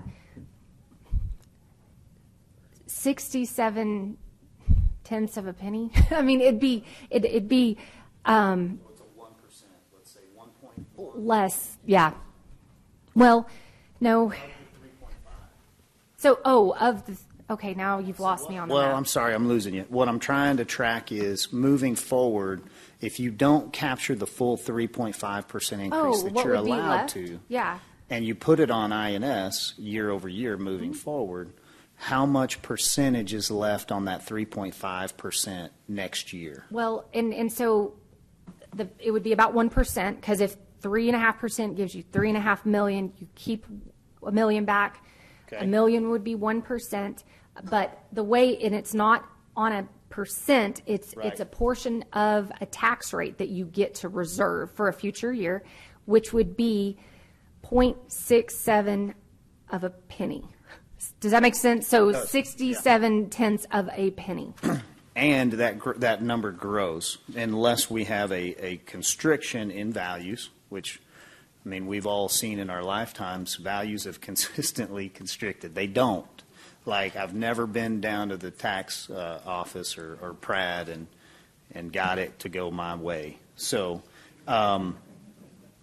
and then we would assume that life, in the United States is going to continue to cost more, like it has. So we're going to talk about COLAs as though this is factual. Every year, if you're a retiree and you're on a fixed income, you're going to have to make do with less to go pay for more. This is a fact. None of us are going to argue this, yet we come to the other side of the budget and we assume this is a variable. Well, I mean, it could just cost less. I mean, we could just revenue less. We could, sales tax could come in for less. There's a small variable in there that you actually get to control, which is how much you have to spend to live. But the cost of goods historically does not come down, $5 per gallon for a bucket of paint is not something that I get to put in my equation when I'm doing a takeoff. Like that's 30 years ago. So I just think this is helpful in talking through all this. So let me stop talking and see if anybody else would want to weigh in on, did I lose you somewhere in this math problem? Mr. Mayor, I think you just solved the problem, to be truthful. You, by the presentation you just gave, I think you could stumble upon a best practice method for us to finance what we can finance without having to put the burden fully on the taxpayers. And we can do it over a period of time, creating plenty of income for the city to fund the things we need to fund. And in so doing, we're relieving funds to do other things. So I think from your explanation, it's a very good explanation. I think I can see us moving forward with something similar to that. So good job.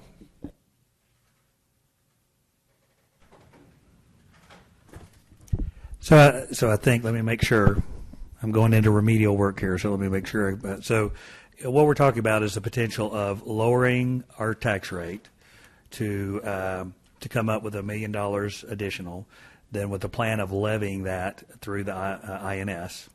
So taxpayers will get but that debt issuance would not come up in this year's tax bill, or it will? So it'll be a year later. So It'll they be a actually year get a later, discount so for there's a year. little bit of a break other than the Yes, maximum. that is correct. And then I think what I hear you saying, Mayor, is let's see how this goes, and then each year, because then we've committed that $1 million for a 20-year period. But then we're looking at, okay, the next year, can we come up with another $1 million so that now we have $2 million committed for, that period of time and doing that. Listen, there's no other way that we're going to solve this issue other than good debt. I mean, there's no way in the world. So I just do want to ask one question, because I know it's come up, and I don't know much of anything at all about it. And I think I can see what a pro may be to it. But the street fee, tell me what the pros and cons are to attacking this issue rather than that of doing a street fee. Obviously, you are putting a monthly charge onto a street assessment fee, as Abilene and Borger did it. It's just like a water bill. It's a monthly fee added to that. That is significant, somewhere around the neighborhood of $10 to $14 per month. Okay. And that. But that money then is dedicated to that street. This debt issuance method that the mayor talked about is more what a city like Lubbock has used in the past to get where they are, where they don't have a street assessment fee, but yet they use this debt method. It's a very acceptable method. There's a lot of negatives to a street assessment fee. If you are aware, you were around in 2012. That's when we created the drainage utility, and it comes with all of that. There's a tremendous amount of education, understanding with the public, and then you will always have that it's a tax, not a fee. That issue comes out of that because it's authorized under a fee section of law, not the tax section of law. And then the implementation of that takes a time, tremendous amount of public engagement and education, communication for a street assessment fee. Again, that's the negatives. The positive then is you would have a dedicated fee that goes to streets that doesn't address that. There are other communities use on the new construction use impact fees, and those are not a good fit in Amarillo because of the challenges related to how you expend that money. That impact fee method would come with debt issuance, just like the mayor's talking about under this one.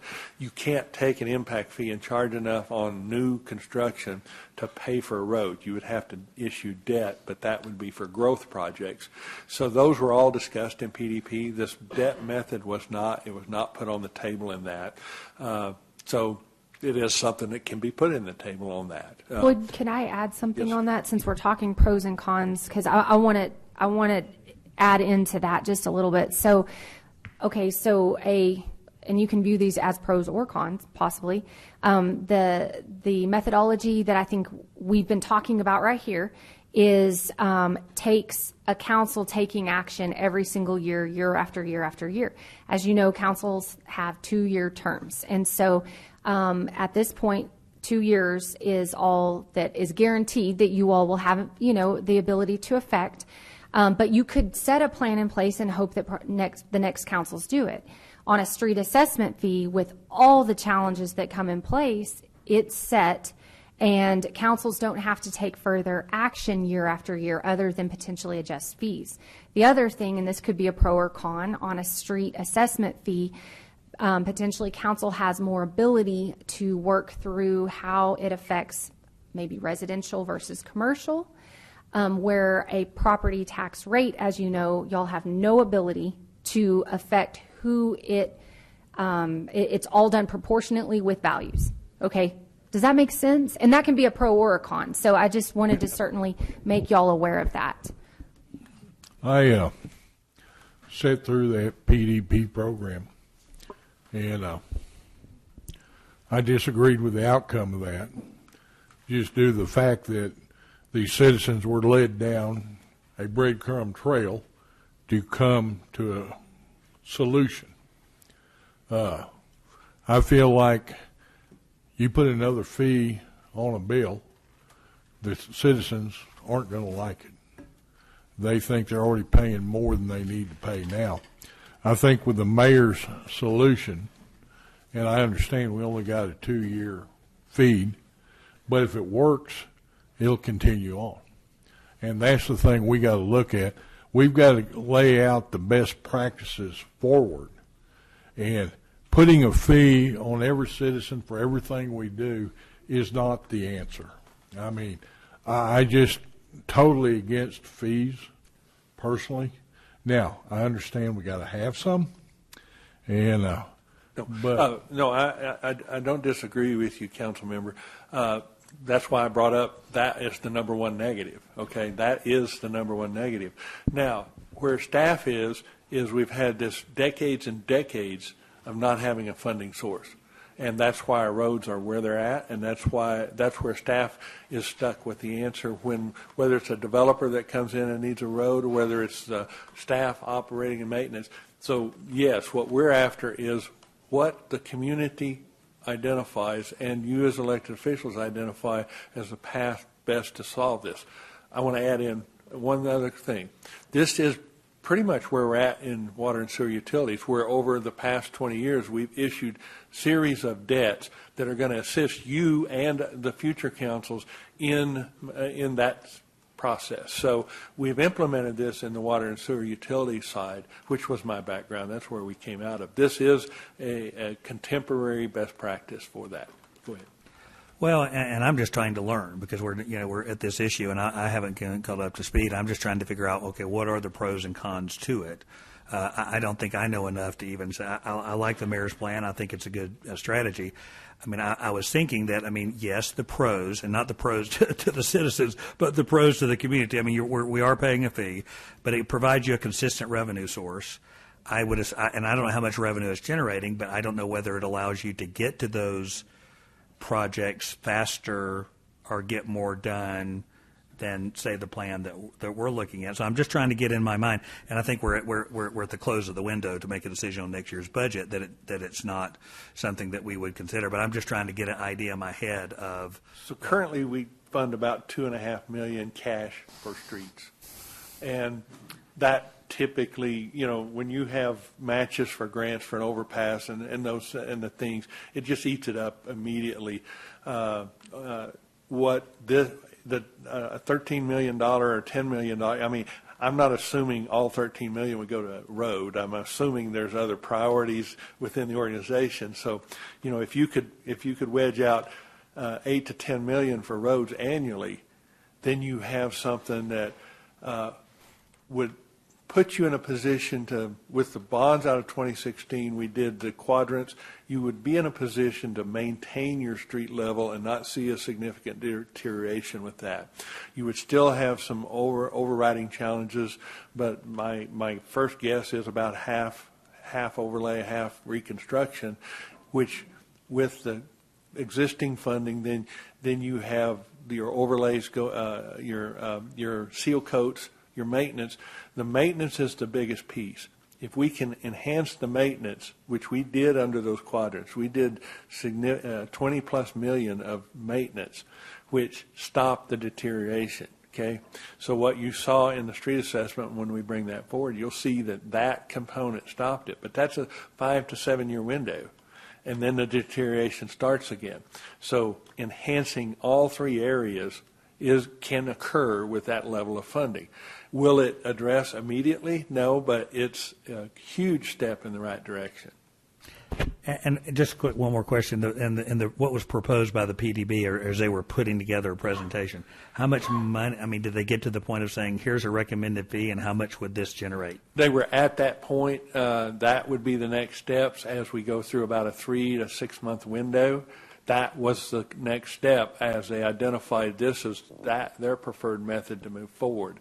Where we're at with that is it's not a commitment, it's a recommendation. Sure. And that was just with that consultant and those looking for contemporary funding sources and what best practices are in other cities, and many cities are choosing that route. It does have a huge political challenge related to it. Now, they also talked about other options, but they also included a growth component in that we have a responsibility to provide under our current policies for development arterials, the portions of the arterials that are the city's responsibility under the current specs. So the next step after identifying that would be evaluating these specifications and who pays for what. But does that answer your question? I think so. So really, they hadn't gotten to the they good haven't part. got to the nuts and bolts to say whether this could generate $7 million a year, $40 million a year.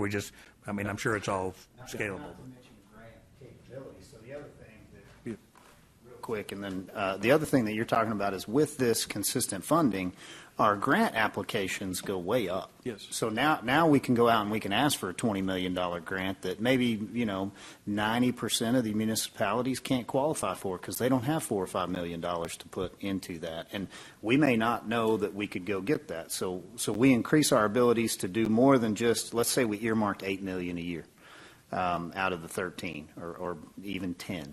You would have a set policy that would allow you to go and pursue those grants. That's exactly right, Mayor.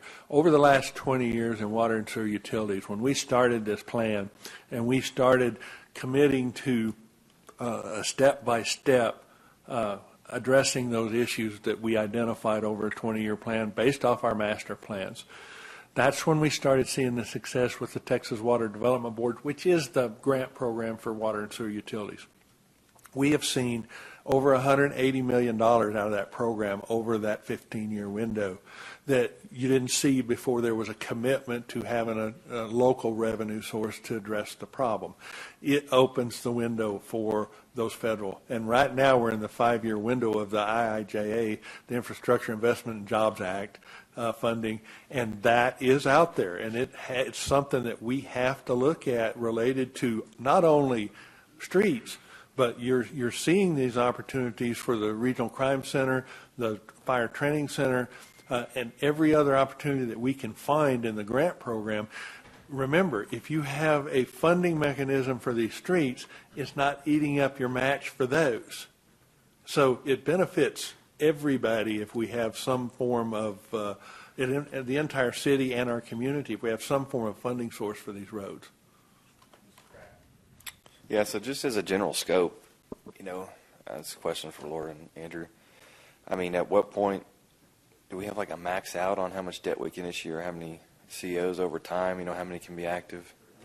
Yeah, I believe it's, I'll have to go back and refresh my memory, but I think it's like we can't do more than, I'm just pulling this out, over $1 on the tax, $1 of the tax rate. Now, keep in mind, our tax rate's at 40 cents. So we could go up to $1 on a tax rate, I think, for debt.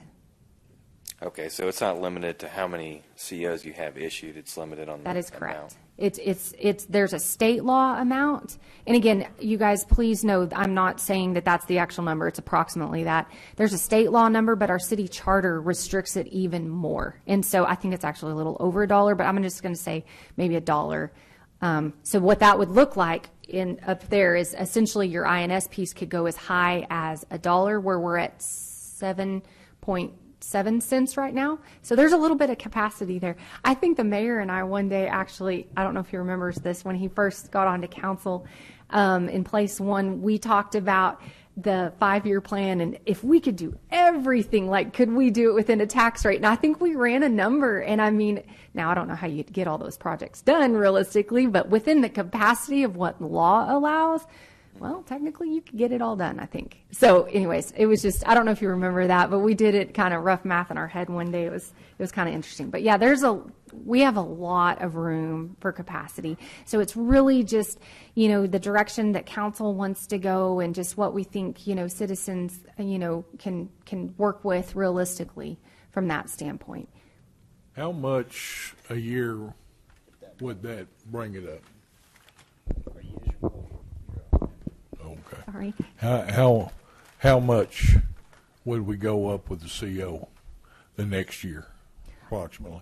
Okay, so in which scenario? In the $13 million scenario? Yeah. So if you issued a $13 million CO, approximately you're going to go, your tax rate, so right now you're at 7.75 cents on the interest and sinking side, it would go up 0.0067 apart. So a little over half a penny. It's really not going to affect anybody that much.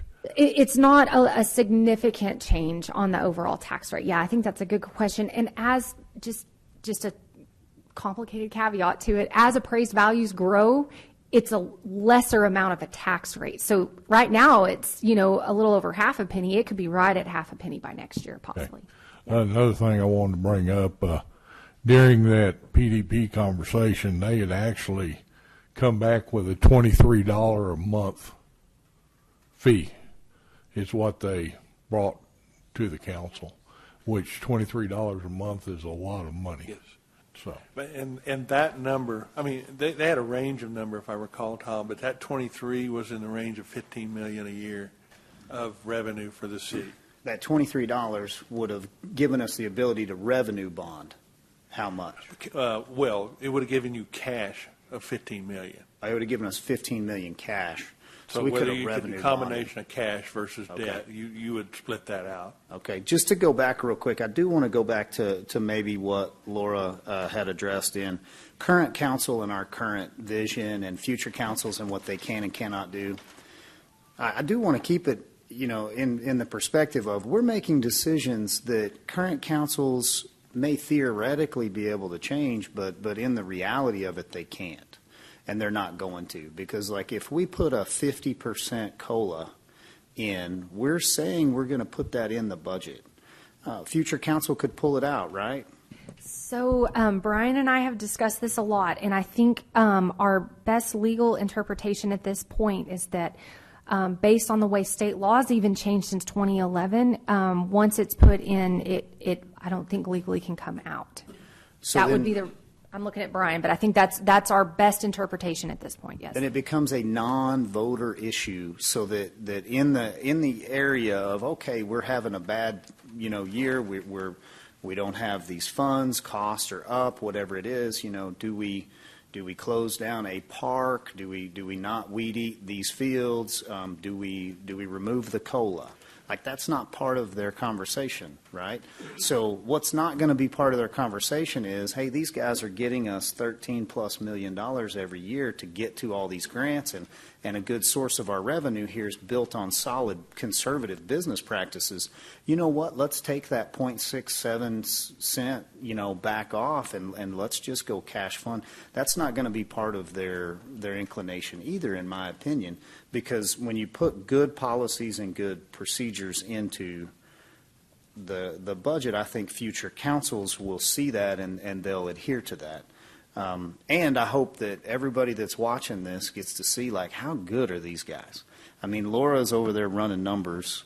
None of this none of this is even part of a scripted conversation. I think you knew you wanted to talk about 3 or 4 things, but you don't know what's going on over here. And this is my first time to present this proposal, because I want to do it, legally and out and open and where everybody can hear it. And if it's a bad idea, I'll just take it like, hey, I came up with the bad idea. That's why it won't work.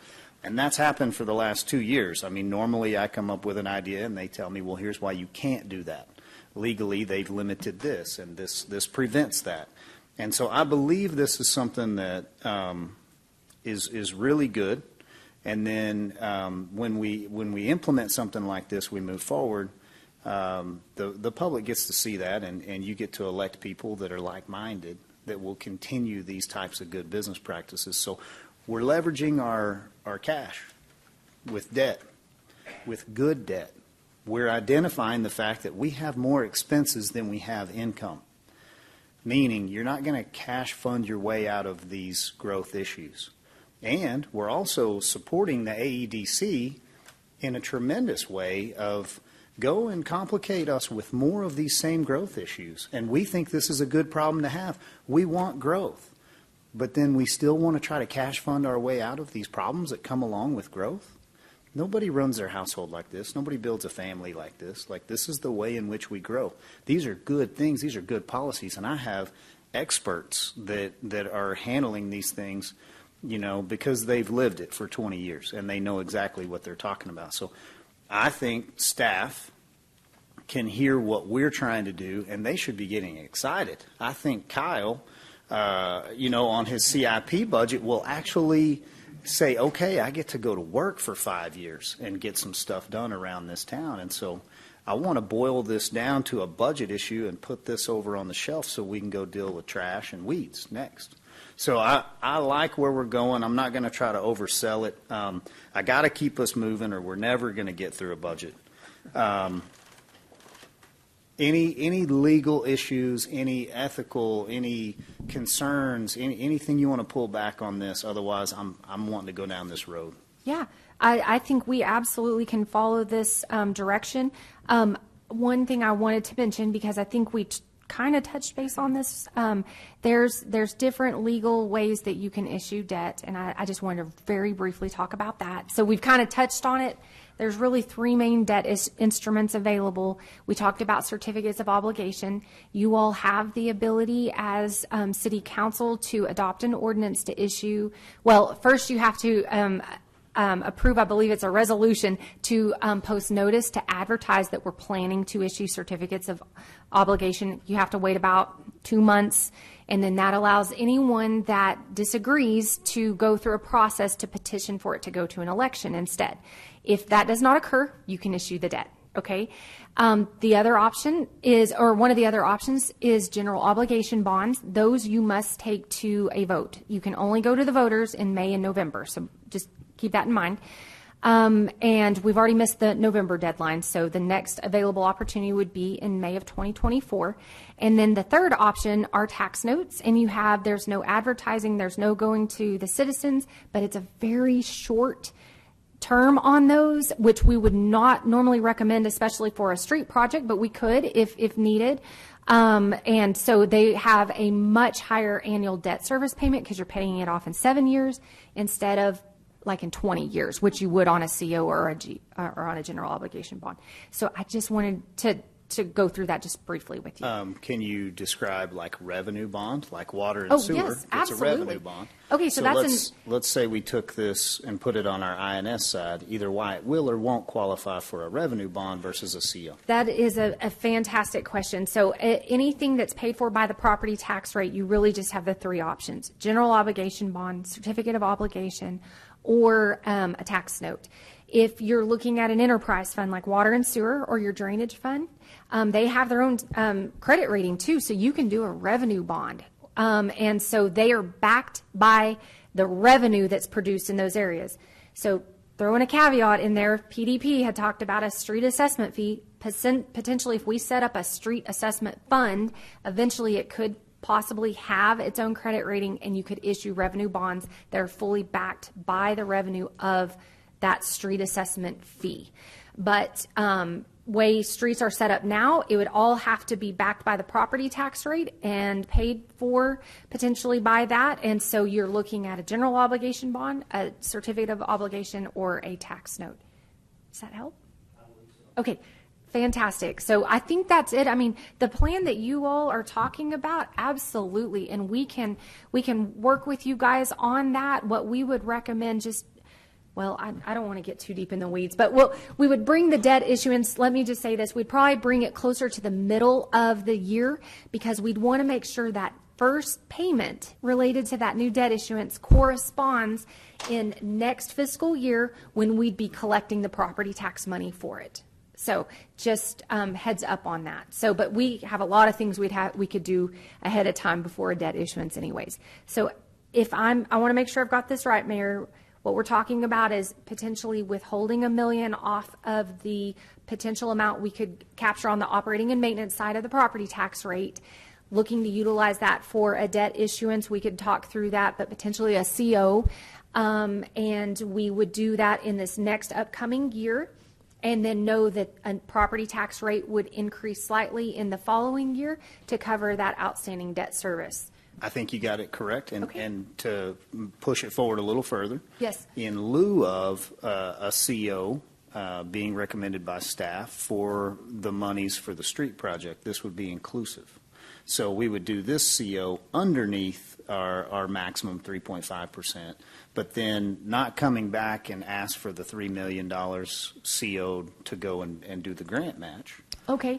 We would take that money out of this or The other property funds. tax rate. Right. Perfect. So, Absolutely, So we're we could avoiding do the that. CO recommendation there, and let's say the 40-cent increase, if I've got that right, on say a water bill for like mosquito and different. It's not vortex, but there's a name for it. Vector. Vector. There you go. So like the Vector program, things like this, what we're getting to now is how do we fund these things that we've been working real hard to pull back on. And then where did we find some other monies over here that we've got that we want to talk through here, and how do we work towards COLA? So before we get into the COLA conversation, Do we want to try to do fees? And, because those are the things that are due. So in the homework that's due, I mean, we've got fee structures. So, yes, we certainly can do that. And we've got several fees that we need to talk about. So we could do it a couple of ways. We could go through maybe your general fund fees first, and then talk water and sewer, and then talk drainage fees. Or however, I mean, does that work for you? Or Yeah, so let me be a little more courteous. It's 10 o'clock. Let's take a quick break. That way, anybody that needs to can pull away for a minute. I think the best usage of our time is to come back. The fees that I know are going to require some consideration, and not saying exclusive to this, but I think the priorities. Environmental health is a difficult one to understand. Drainage fee is one that I think is going to have some discussion. Water and sewer may be affected a little bit with what else we're talking about here, but that one may be a shorter discussion. What are the other fees that you guys have mapped out that we need to get on today? all right, so let me go back to my. All right, so we've touched on property taxes. We'll need final direction on that sales tax at some point, but we can circle back to that one. On other fees we need to talk about, you mentioned water and sewer. We need to talk through drainage. We need to look at solid waste fees. We need to look at environmental health fees, and then potentially a question about some park fees, and then which falls into some other areas. Go ahead. Yeah, the Kids Inc. conversation on what they pay is also on the list. So we're gonna say we have till 2 o'clock today. Is Okay. kind of where we've kind of budgeted everyone's time. Is that good for you guys? Okay, and then we'll work through lunch. 15 minutes, and then hustle back. Let's take. It's 10:05. We're going to take a 10-minute break. Be back here at 10:15. Thank you.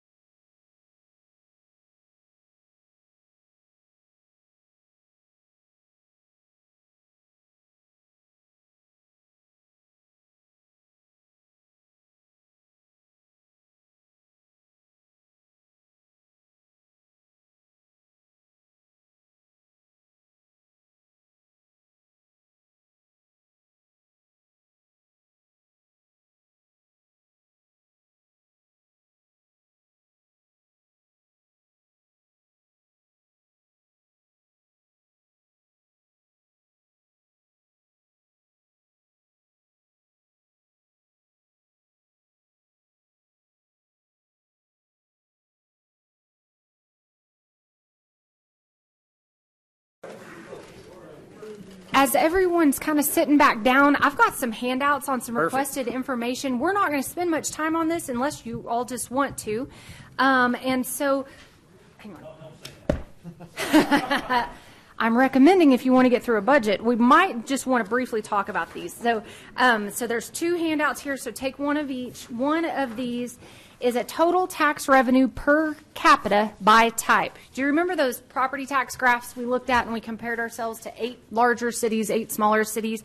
Well, the question came in, okay, well, that's great from a property tax standpoint, but from a sales tax and hot tax standpoint, where are we at? So this graph that says total tax revenue per capita by type shows property tax, sales tax, and hot tax for each of those 16 communities plus us, and kind of where that lies. So you can see the blue is in the property tax amount, the red is sales tax, and then the small piece in each community is that hotel occupancy tax.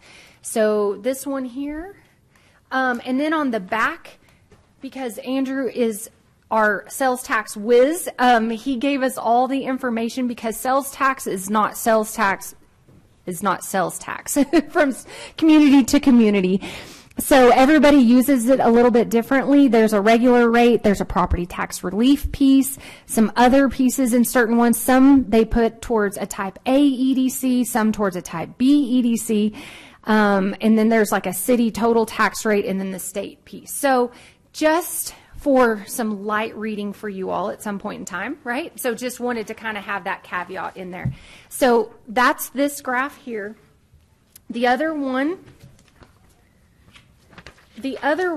is kind of looking at a comparison of tax rates by percentage, the way ours is broken down compared to those other 16 communities as well. One side is Potter County, one side is Randall County for you all because there is a little bit of a difference. And so you can see on it, the blue pieces are the city's portions in all of these communities. The red is the county. The green, which it looks like just about every community is the lion's share, or at least, the biggest piece of it, goes to the school districts. Then those that have a junior college, there's a purple piece.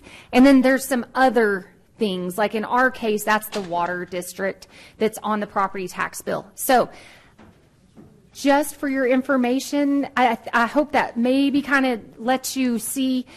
Again, we are not apples to apples. Stephanie, I had sent you some emails, I think last night, with some property tax graphs, if you get a chance. And then all this is just to, again, we are not the same as other communities, but it's still, that is one way of looking at us compared to others. There we go. So the one on the screen there is the comparison of the tax rates composition. We've got one for Potter and then one for Randall. And so the bottom piece is that light blue is the city piece. The red is the county. The green is the school district. Purple is junior colleges. And then there's a tiny little blue piece of other at the very top. So just for your information, it was something we had talked about. So questions on that? Yes, go ahead. Oh, yes. Oh, man, they're already dropping. We're showing on the tax relief, property tax relief. Yes. Can you explain that to me? Yes. So what happened, and I believe, I think it was in the 90s, we adopted. Okay, so around the same time the EDC was related, we adopted an additional 0.5% of property tax relief that lowered the property tax rate and added in a piece into the sales tax rate, so to help keep that property tax rate down a little bit. Instead, this is to bring more in through the sales tax side. Does that? All right. Yeah. It equates to? Do what? What it equates to for property tax. The worksheet. We have that worksheet, so it shows the sales tax credit we get, right? Reduction. Wait, are you talking on, hang on. Talking about the one. On this? Okay, hang on just a second. Yep. Okay, so our estimated sales tax relief that we receive on the property tax side is about $25.5 million. So our property tax rate would produce another, I guess, $25.5 million, but that we have instead shifted over to our sales tax rate instead of being on the property tax. Does that make sense? So instead of keeping the property tax rate higher, we said instead we want people to have a choice, right? Because sales tax, I guess, is more of a choice. And so we lowered the property tax rate and increased the sales tax rate. With the city, but it's going to because it went to the EDC as soon as we adopted it. Yeah. Okay, but we did this with the state, meaning our portion of the sales tax was what we were getting from the state, or we got an additional 50.5 That is from correct. the state. Yes. So we went to the state and said, hey, let us keep more of the sales tax Yes. versus sending it to the state, and we will. No. It was actually an add-on. Yeah. They were So- always at 6.25, and then they gave cities a capacity to go up to 2. We just increased the sales tax rate from 7.5 to 8.25 or whatever. Yes. So we went. I guess it would have been 7 3/4 to 8 1/4 is what it went up. That Yep. additional amount the city's always kept, and then what we did was we decided, oh, well, we'll take that amount and we'll put it into an EDC, Yes. and we did that in the form of a. And that was the voters approved that. Yes. The property tax relief was voters. Yes, it was voter approved as well. Both were. Yep.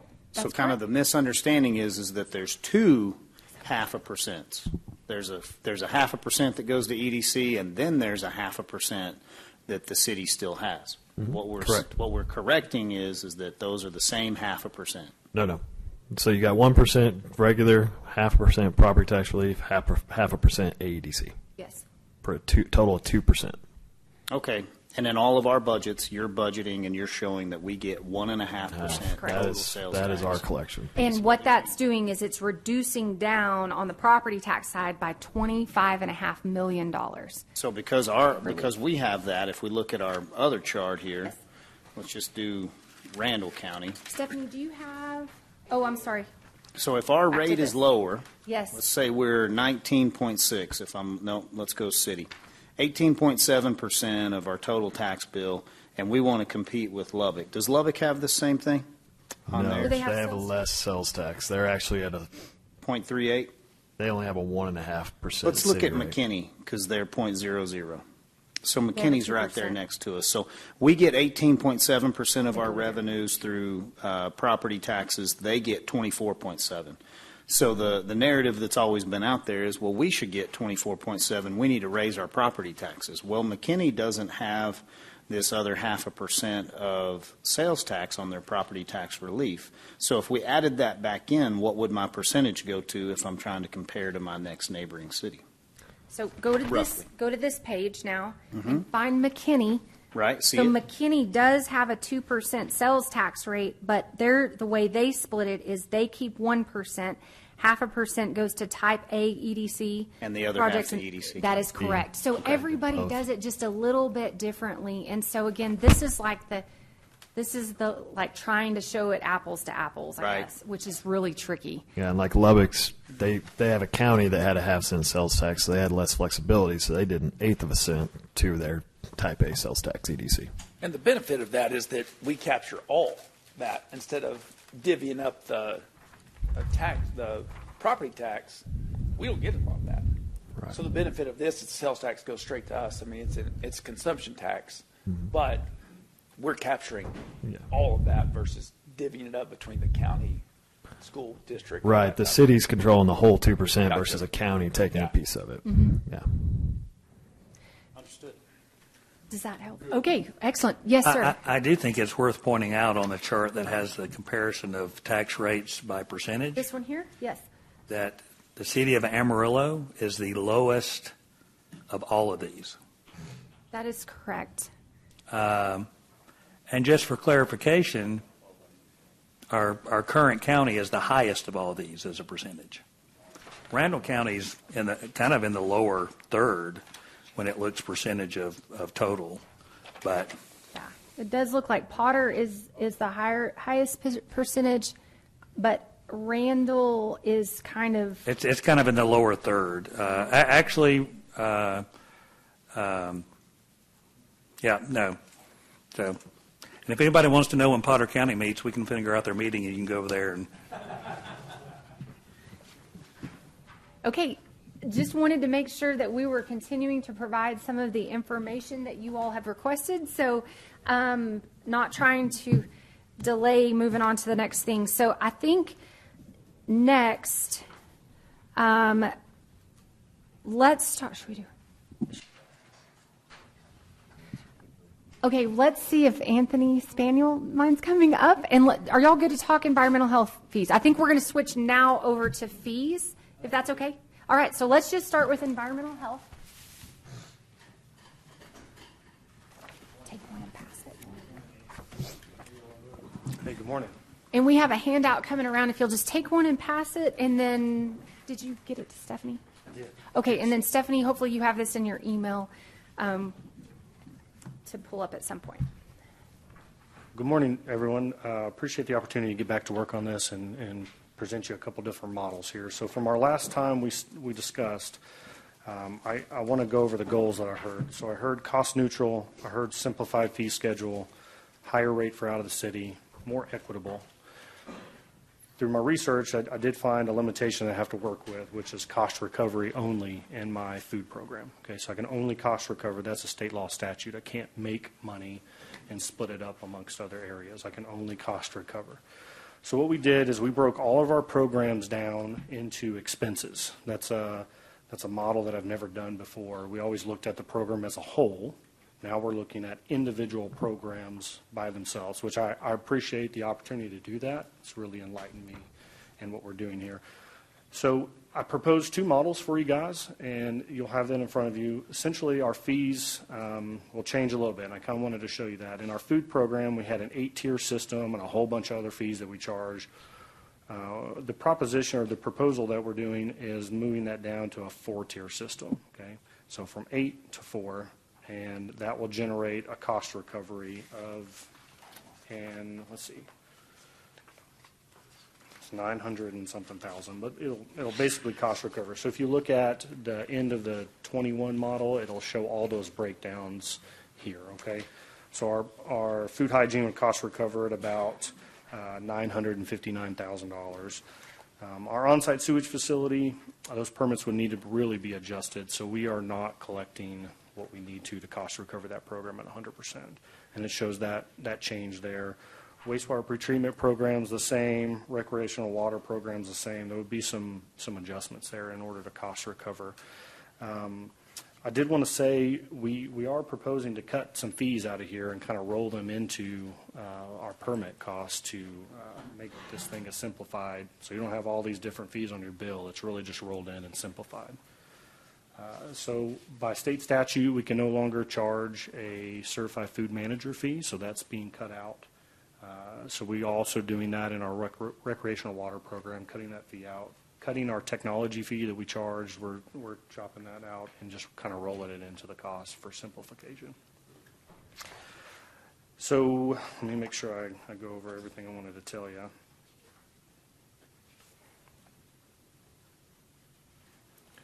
Within this model here, there will be some users that are more impacted than others, okay? And I wanted to make sure to tell you that. Most impacted would probably be the school districts. We have 5 school districts within our jurisdiction, and in our current fee structure, they have a break. So we put them at almost the lowest rate, regardless of their size, okay? So we'll cut that break out, and their fees will be based truly on size, square footage. We have this rate system will be less than 15,000 will be one rate, square foot of the facility. Over 15,000 will be another rate. Schools are big, they're large, we do a lot of work there, so we won't give them that break anymore. Also impacted will be out of the city limits, so everyone will get the same tier rate in our food program, but anything outside will also be surcharged $150 on top. To kind of cost recover that a little bit better. We're spending more time out there. We're driving farther. There's more costs incurred. So I think that is a more equitable situation, but just know that they'll be impacted a little bit better. Our on-site sewage facility program, that's all county work. Those fees will have to go up quite a bit to cost recover that program. Our current charge is about $440 for new construction. That'll need to go up to about $800 to cost recover. We won't additionally charge them an out-of-city limits fee because they're all out of the city limits. We'll just cost recover that program by permit. Hotel motels, our Hotel Motel Association, or that industry, those permits will need to go up to about $500 a piece in order to cost recover that. And honestly, that's our newest program. It's only been in place for about 4 or 5 years, I believe, and it's been heavily subsidized for quite a long time. We haven't really been capturing what it costs to run that program, so those will need to go up quite a bit in order to cost recover. So in these models, what you'll see is if you're looking at the actual budget lines, you go down to the general fund subsidy, it would be about $444,000 on a 21 person. That's what we're at currently, okay?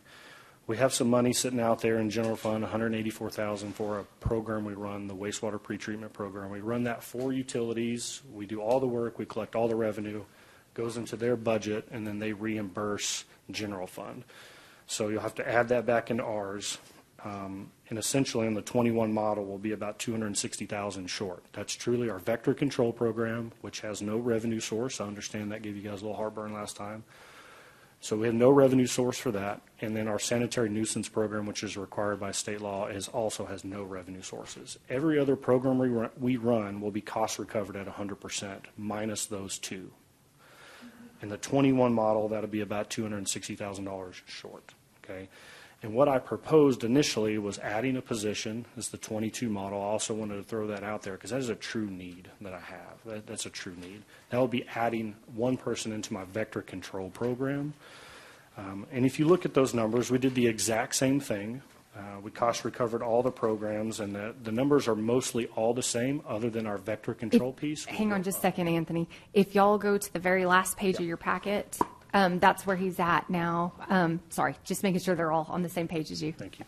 So all the numbers are the same in both models except the expenses on the vector control piece. So in the 21 model, it all washes down to about $260,000 short because no revenue in vector, no revenue in sanitary nuisances. In the 22 model, it's all the same. It all cost recovers 100%, and then it washes down to $371,000 short because of the vector control, because of the sanitary nuisance. If I don't have a revenue source for that, then that's what that would look like. Now, like I said, that 22 model, that's a true ask. I really need that, and I appreciate your consideration of it. You know, this fiscal year, I've got 1.5 individuals that are working in that program. Almost all summer long, they're working 12 to 15 hours a day. And I had a conversation with them after our last discussion, like, hey, do you guys think you can continue on with what we got, maybe do more with less? And the response was eye-opening to me, and I just wanted to share that. It's like the response came back as, honestly, we'd rather not work 15 hours a day all summer long. So if I could have an extra body to help me accomplish that mission, that's what I need. That's the need. And I propose you both models both ways. So, you know. So if I could ask or make sure that we're all on the same page on this. So I think what Anthony has brought back to y'all is another version of a fee structure that is more simplified, that is truly looking at full cost recovery where possible. But in order to do that, I think of note is up in the food hygiene program, I hate to say this, there's going to be winners and losers on it as you simplify a fee model. One of the areas we know is going to be heavily impacted is going to be the school districts. And so just want to make sure that council is aware of that. All of those have already adopted their budget for the year. And so this would be a change, and it's a pretty significant increase, I believe, for all the school districts. The other ones, through these fee structure changes, out of city limits is certainly going to see a much larger impact, but that's truly capturing that out of city limits cost, the driving out of town, all of that. So that would be impacted. The other heavy group that would be impacted is going to be the hotels. And so, again, I just want to make sure, we want to make sure that council is aware of those things. And then the other big point of reference is we understood that council maybe didn't have the willingness to look at a vector fee. So that would then default to sales tax and property tax covering the vector costs. And he's got two models here, one with existing staff, one with adding one staff position to truly keep up with those vector control needs. And then what sanitary nuisances are applied to just City of Amarillo area, there is no revenue source. So that would come from sales tax and property tax. So in one scenario, we're looking at about 270 million, I'm sorry, 270,000. And then the other one about 369,000. And I wanted to say two additional things. Also, in terms of equity, our mobile food units Yes, thank you. prior model, current fiscal year, they pay a very low rate because it's based upon square footage. So for an equitable standpoint, I propose to move them to the higher rate regardless of square footage. So we would carve out and say mobile food units will go higher. They don't have to pay property tax. They don't have to pay what it takes to run a brick and mortar business. I think in terms of equity, that would be most equitable, is to move them up. Additionally, I wanted to say, and in comparison on the Vector program, we did do a quick comparison to Lubbock, and I just kind of wanted to share that with you. Lubbock has 5 FTEs to their program. We have 1.5 currently. So just to kind of put that in perspective, that kind of helps justify the need a little bit. And Anthony, this will be an October 1 start of fee changes. It would be October 1. And one of the asks that I would ask from you guys is if you like it, if you don't like it, I just need some direction on which way you'd like to go, because there's a lot of work that goes into making this happen. And I need to really go out and start engaging my impacted users. I need to engage Restaurant Association, Hotel Motel Association, Potter County, Randall County, school districts. I need to get to work on some of these things, and that's why I'd ask for some direction. And can you tell them also when people pay, it's based on their anniversary of getting their original permit, not one time a year that you get the revenue? That's correct. So these revenues come in every single day. The permits are valid for a year from when they apply, their original application date, and we get applications every day. So that target moves. I mean, we take in money every single day. When was the last time you had a fee schedule change? So our fee schedules change. They go up every year by 3% or CPI. That's built into our current budget. So they go up a little every year. But in terms of a massive structure overhaul, I mean, it's been a long time. We build these a little at a time. I think, 6, 7, 8 years ago, we had this massive adjustment, and then it's just been minor adjustments for probably the last decade. Okay. So you condensed this tier system. You just condensed this 7-tier system was based on square footage, correct? And other things. I mean, on the we food have hygiene. Yes, sir. So it's square footage. We also have carve-outs for vending machines and snack-only child care centers and umbrellas and farmers markets, and there's all these individual carve-outs that produce that 8-tier system. Okay. So with the 4-tier system, did you just expand? From square footage, did you just make that a bigger range? We went from 4 options to 2, under and over 15,000 square feet. Okay. There's still a farmer's market carve out because it has to be from state law. We're still going to recommend some minor carve outs for things that like umbrella permits and catering permits and these small facilities that we really don't put a lot of effort into. Sure. I would recommend keeping them low. Because if not, I think what will happen is they'll just all go out of business. So if we up their fees really, really high for, say, a snack-only child care center, when I say go out of business, they'll close their permits out. They will stop serving, and we'll just lose them all. Yeah. So I would recommend not doing that. I'd like to keep what I have on the books because these numbers are based upon that. And if we make real crazy changes, then what will happen is I may get a 20 or 30% drop next year. And I'll miss the mark tremendously for you. I don't want to miss the mark.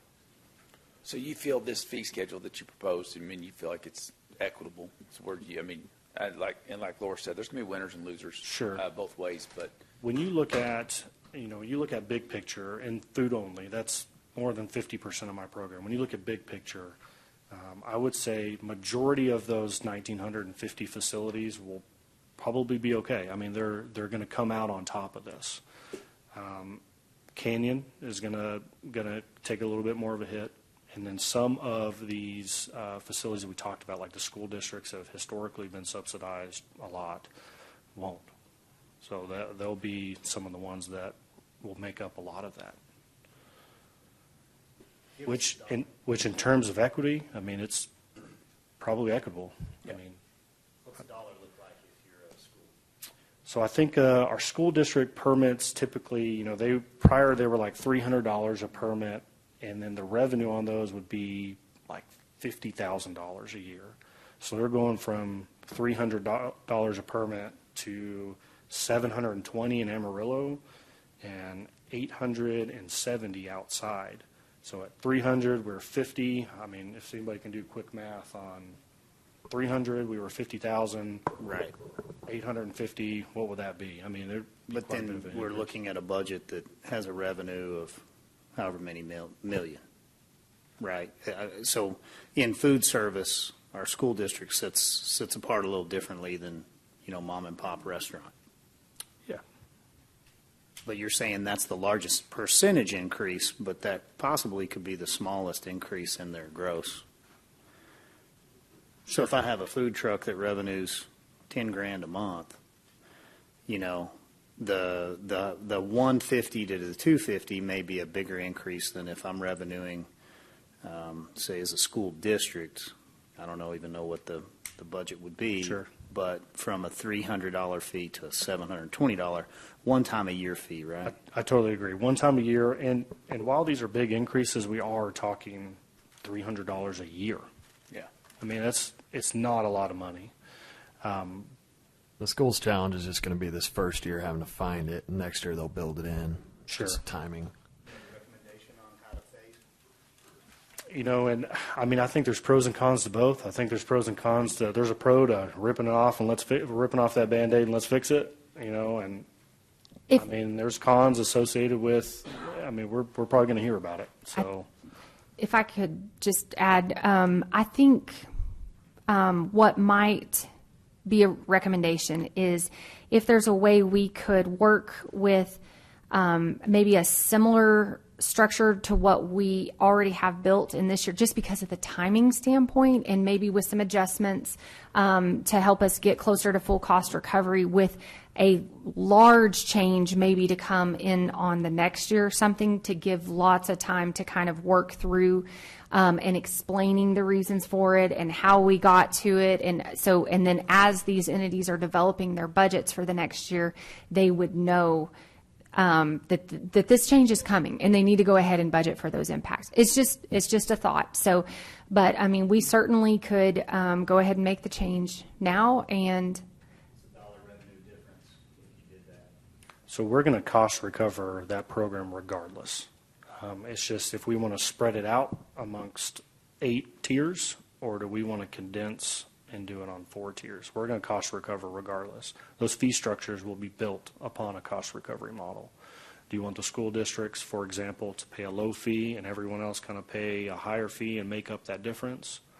Or do you want them in the higher bracket and everyone else comes down? So we just have to balance it. Okay. Regardless, we'll cost recover. On your employee you're wanting, Yes, sir. we're paying overtime to those people working 15 hours a day, right? Not a lot. Most of them want the time off. So we offer $11,000 a year for my entire program at overtime, and we don't go over that, $11,000. So most of them that are working 50, 60 hours a week, what will happen is the next week they'll take off. So it balances out, but I mean, we're working real heavy one week, and then they're like, we're not doing anything the next week. So I would really appreciate it if Does you that not consider kill it. your organization? It Having can. working heavy one week and then just it's dead stop the next. It sure can. Yep. It's a challenge. It's really hard sometimes. We're responding to, in vector, we're responding to rainfall. Sure. So, I mean, 1 week you may have a heavy rainfall, and then you've got 2 weeks of dry period, and then you have another. So we have some time there. But those employees that handle the vector system, can they be used elsewhere? So when John said we respond to rainfall, it's true. But keep in mind, when it rains real heavy and the next week it doesn't, the water doesn't go away. So we're working typically in vector. It starts in March and it goes all the way till October, November, and they're working heavy all the time. Even when we have no rainfall, because you're still treating We are. water area. I mean, So the keep, lakes. and yeah, all we're the still things, treating right? lakes, playas, drainage areas, and then residential is a huge deal. Most of the mosquito issues come from people, Yep. so they're still watering. This program, the 1.5 we have currently, keep in mind, one of the 1.5 does a whole lot of other stuff. The half is dedicated to vector. So the 2.5 that we'll be getting to, most of them will be dedicated vector all year long. Even in the wintertime, we're going to be identifying properties, working with property owners to fix drainage issues, to give us easement access or accesses, to treat their property, to work with them on abatement plans. I mean, this is going to be this is a 12-month program. Gotcha. And my team does a great job. I think if I have another year like I had this year, I just don't want to lose people. I don't know how I ask somebody to work that many hours. No, we don't want you to lose people either. It's hard. And you know, one thing to tell you is in my area, it's kind of unique. We're almost all degree professionals. It requires you to have a bachelor's degree specific in science with 30 hours, so it's a very limited pool. And then we spend 2 years training them, getting them certified and licensed, so retention is a priority. Turning people over is so detrimental to us and the organization, honestly. Can I ask you about your recreational water? That's just your pools, correct? Yes, sir. And so that's a lot of your hotel motel? Basically, apartment complexes, hotel motel. State requirement? It's not a state requirement to do that, but it is a top priority for a public health program. I would highly recommend keeping that program.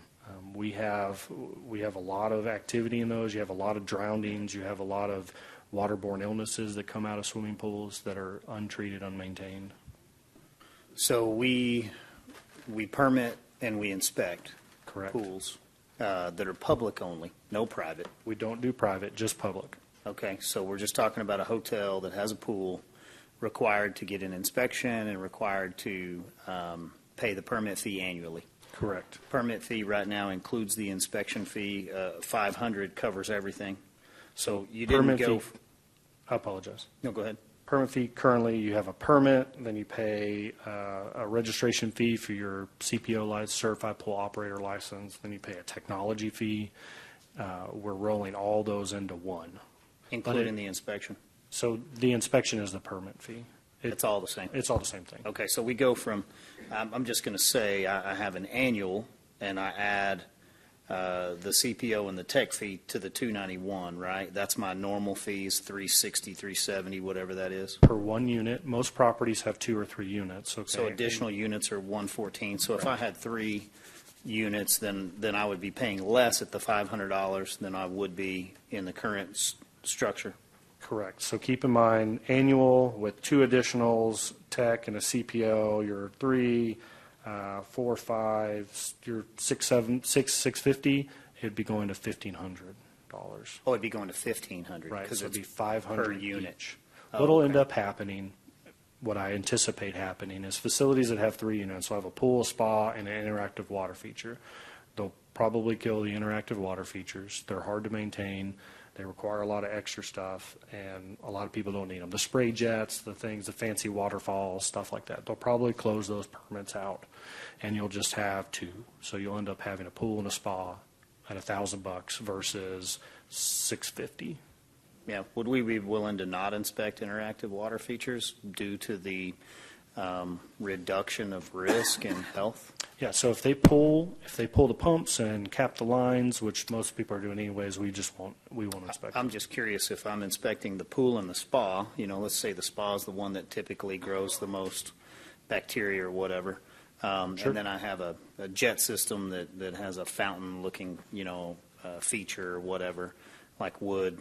environmental health be willing to forego those permits and just look at the pool and the spa since Understand. it's not a mandatory?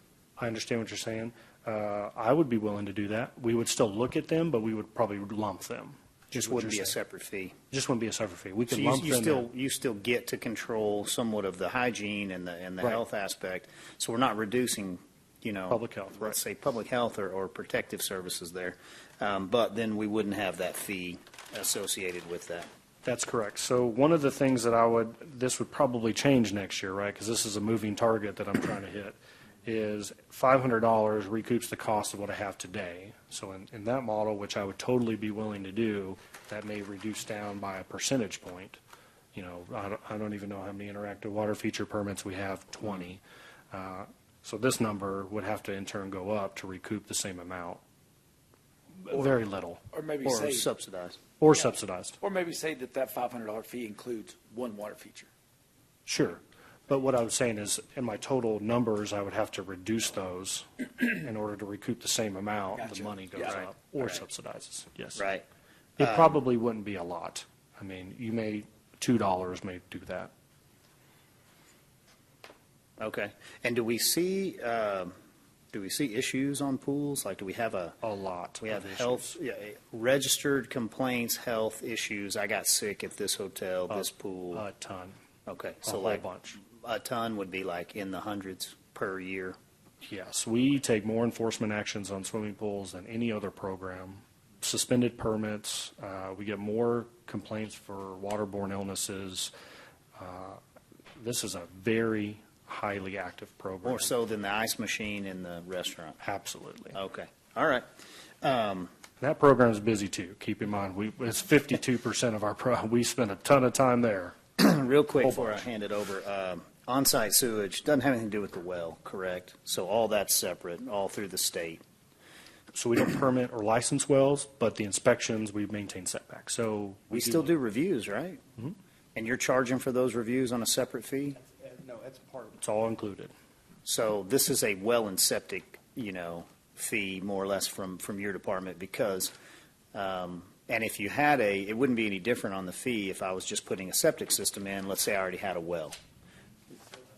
It's the same. Still got the same distance setbacks, all the same state criteria. So I'm just putting this in perspective. If I call and I get, a typical septic system quoted at, say, $6,000 right now, that's including Way up, like Yeah. 13 grand, 13,000? probably. Standard Not- 14, 15. They've doubled in prices.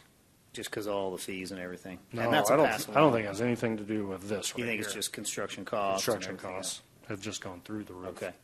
So you're saying you're going to move it from 440 to 800 roughly. Why do you put new construction, and then no, on the existing, you said half cost, so I'm not understanding. You're saying it costs you the same amount to go look at an existing one versus new construction? So we currently have a new construction permit, and if it's already in the ground and they do real estate transactions, we typically get called out to look at them for operation efficiency at that time, okay?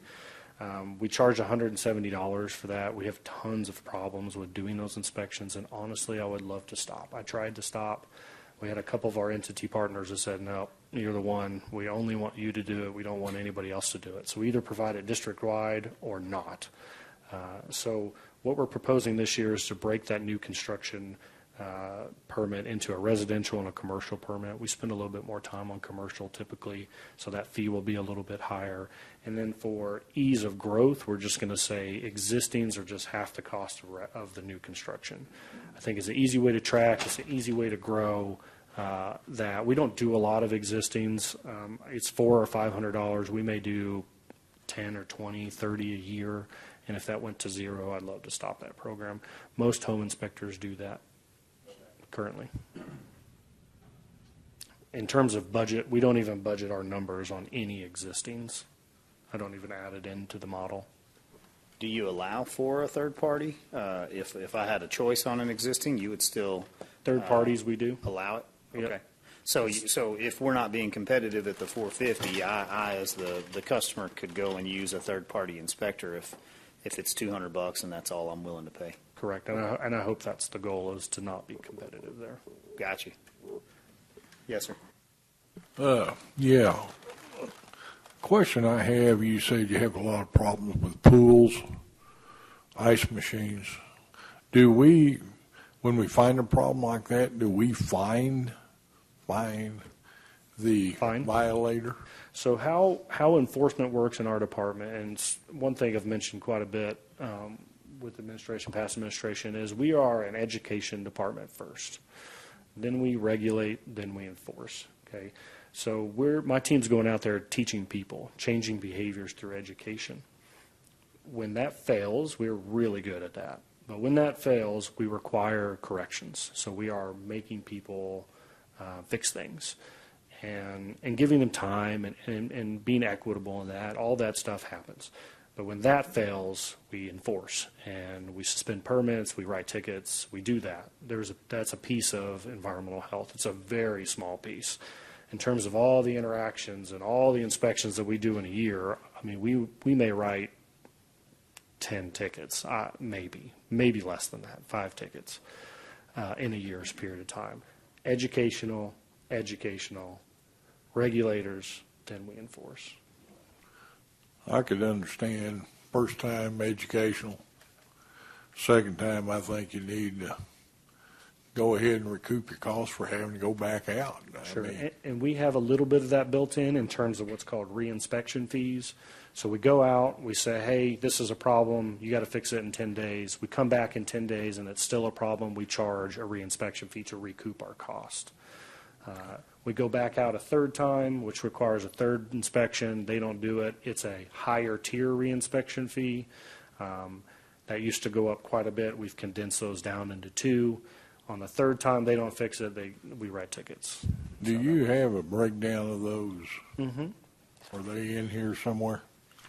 I didn't give you a copy of all the fees that we charge, but that's in our fee schedule that I can give you a copy of. Thank you. Oh, I'm sorry. Is it in miscellaneous, John? Second page. It's on the second page. Thank you. Sorry, John. I did give you a copy. Gentlemen, to keep us moving along here, I think what we're looking at is it's proportional. I think it is more fair in the overall. It's simpler. It's easier. I think what we're really needing to discuss here is do we hold with where we're at and not implement this new system, or do we go ahead and implement this new system? And really what I'm hearing is from our hoteliers, you're going to have a few on there that are going to see a little bit of an increase in cost. But honestly, I think what I get more complaints on from them is the efficiency and the speed at which we're willing to get them open. I have yet to have anybody tell me they didn't want to pay it. What the issue is it took you too long to get there, or you were hard to deal with, or you cited on something that wasn't consequential to health. So those are things that I'm sure you already are working on and continue to work on, but then really the school district piece is the only other one.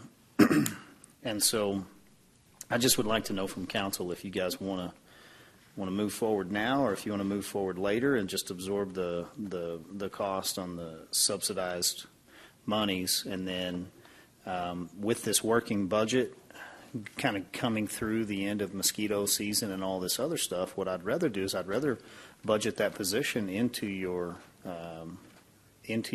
department, but not now. I mean, we could take it back up in 6 months as we set aside monies for that. What does that do to you if we don't do that now? Just because I think you guys have worked really hard, and you're coming to the end of that really hard season. And as we get into fall, it's going to slow down anyway. So are we adding a position we don't necessarily need until next March? That's a good point. And I will say 2 things to that. I think we can definitely have a little bit of time and lapse that a little bit. But keep in mind, I've got to recruit, and then I need probably 2 to 3 months to train in that position. It's not a degreed professional, that position specifically, but I need probably 2 to 3 months to train and license. It does require a state license. So we can lapse, absolutely. I probably feel pretty comfortable with maybe 3 months, if I can have them ready to go for March. So maybe a compromise on that would be we could add in the position, we could hold it and not fill it till maybe around January 1st-ish. February. Give him a few months to get them trained and certified and then ready to go as soon as vector season, the height of vector season is in swing. Would that seem reasonable or to anyone? Or any thoughts on that? Listen, a guy that's told no once and comes back again, I think he's really pretty passionate about needing it. So, I mean, I wouldn't, and I don't know whether we can budget accordingly whether we don't budget those first couple of months, but I don't know if I'd have a problem with it. I don't think it's a tremendous amount of money that we're looking at. I do have one question on the fee rollout. So I see price increases generally rolled out one of three ways. All at one time, we give you a year in advance notice to absorb it, or you throw it out and you see what sticks. In other words, you had the freedom if you get really a lot of feedback. So maybe you throw it out there and half the customers pay it, don't say a thing. But those that do have something, you have the willingness, depending on your judgment, to say, okay, we'll wait till the end of the year. If you had a ideal situation, which one of those three would you do? All at one time, year-long notice, or throw it out and see what sticks? I think there are pros and cons to both. And I hate Don to say always that. says, you know. Honestly, council member, I mean, if we want to do the route of simplified, higher rate for out, more equity, I mean, it doesn't hurt to rip that Band-Aid off, but we're going to hear about it. We're going to hear about it. I just think you need to know that. I think you're going to hear about it either way. Yeah, my opinion is we rip the Band-Aid off. It's an annual fee, and that's just, I'm a business owner, I get it. That's just my opinion, throwing it out there. Well, and I do think it's just whatever we can do, and this is where I think really you and our communications department really needs not only telling the end use customers about what's going on, but telling the community, here's what we're doing, and here's why we're doing this. And you know, as we sit here and try to put the budget together, it's painful in some of the things that we're doing. You know, and the departments have really tried to do what they can to keep expenses down, but that frees up $1 million for us to address a problem that's been decades in the making, which is streets. So it's complicated to figure it out, and everybody's just worried about the impact on them. But I think the communication component of this and making sure that everyone in your organization, all the way down to your frontline people, that when they're asked that question about why the fee is going up, that they can give a really good, solid answer to it. Absolutely. And honestly, things have changed drastically for us. I mean, costs of providing services in the last 2 years have gone through the roof, one. And two, we've been statutorily taken away 2 programs. Our ability to collect on alcohol is gone September 1. That's $100,000 lost to our department that has to be recouped somewhere else. And then our ability to charge for certified food managers, that's another $80,000 gone September 1. Both of those are gone. Do we vector control all of the school parks? We do. Okay. Man, I'd be in favor of moving this fee structure forward just as it is and adding the position now, just giving you the opportunity. And then, you know, as a company, we charge quite a bit, and we don't apologize for not being the cheapest or the lowest bid. But we definitely apologize for not giving you the best service. So like with an increase of cost, we expect a good increase in service and service quality. Sure. So I think what we want to be telling our customers is, yes, sir, it did go up, and we're on top of it. You're getting top quality tier service. So I think we just move forward with it, and I apologize for the lack of warning in the budget, and we're new. And so we know more moving forward, but this is a transitional time, and this is what change looks like. So, And I can make a promise to you, A-plus service is all we shoot for, nothing less, all the time. We will fall short of that sometimes, but almost everyone out there has my cell phone number and then call anytime. And our entire department's on call 24/7. Well, I know that I had planned on getting a bunch of phone calls after the flooding, not only for flooding issues and property issues, but then my immediate thought was, man, the mosquitoes are going to be crazy. and we're just going to get eaten alive. And I didn't take one phone call on a mosquito issue. And I'm not saying we didn't have them, but I didn't notice them any worse this year than any other year, and I had 21 inches of rain. There was a very specific reason for that. I believe you're right. Appreciate y'all. Thank you for doing a good job. We okay with moving forward with this fee structure, guys? Anything on your side? So you have the direction you need. You know, I'm going to hit the ground running with this. Thank you. So, yes, he will start communicating probably today. So just so we can make sure we have plenty of time to communicate before it starts. So, yes, thank you all for that direction. and to Councilman Simpson's point, you will educate your people on the ground that you've got a good reason for what's happening. Of They've got to course. be very well versed on that. I mean, to just openly communicate of what's going on. Sure. Costs going up, service going up. And we'll definitely work on That's the- a consistent message. And I we'll think we'll that's- put that together for you all as well, since you'll get the phone calls and the emails.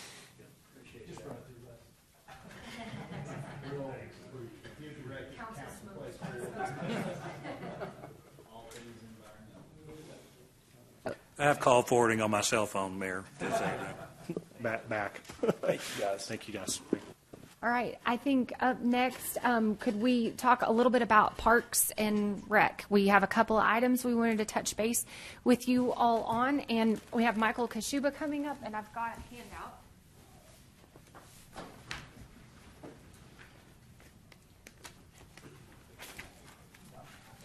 So one of the joys of budgeting is the time of year it falls in, and in Parks and Recreation, that is one of the most challenging times of years because the height of their season has not occurred when we tell them to start setting a budget. So we have Michael Kashuba up here to talk about an additional fee change that they would like to recommend related to the aquatics area.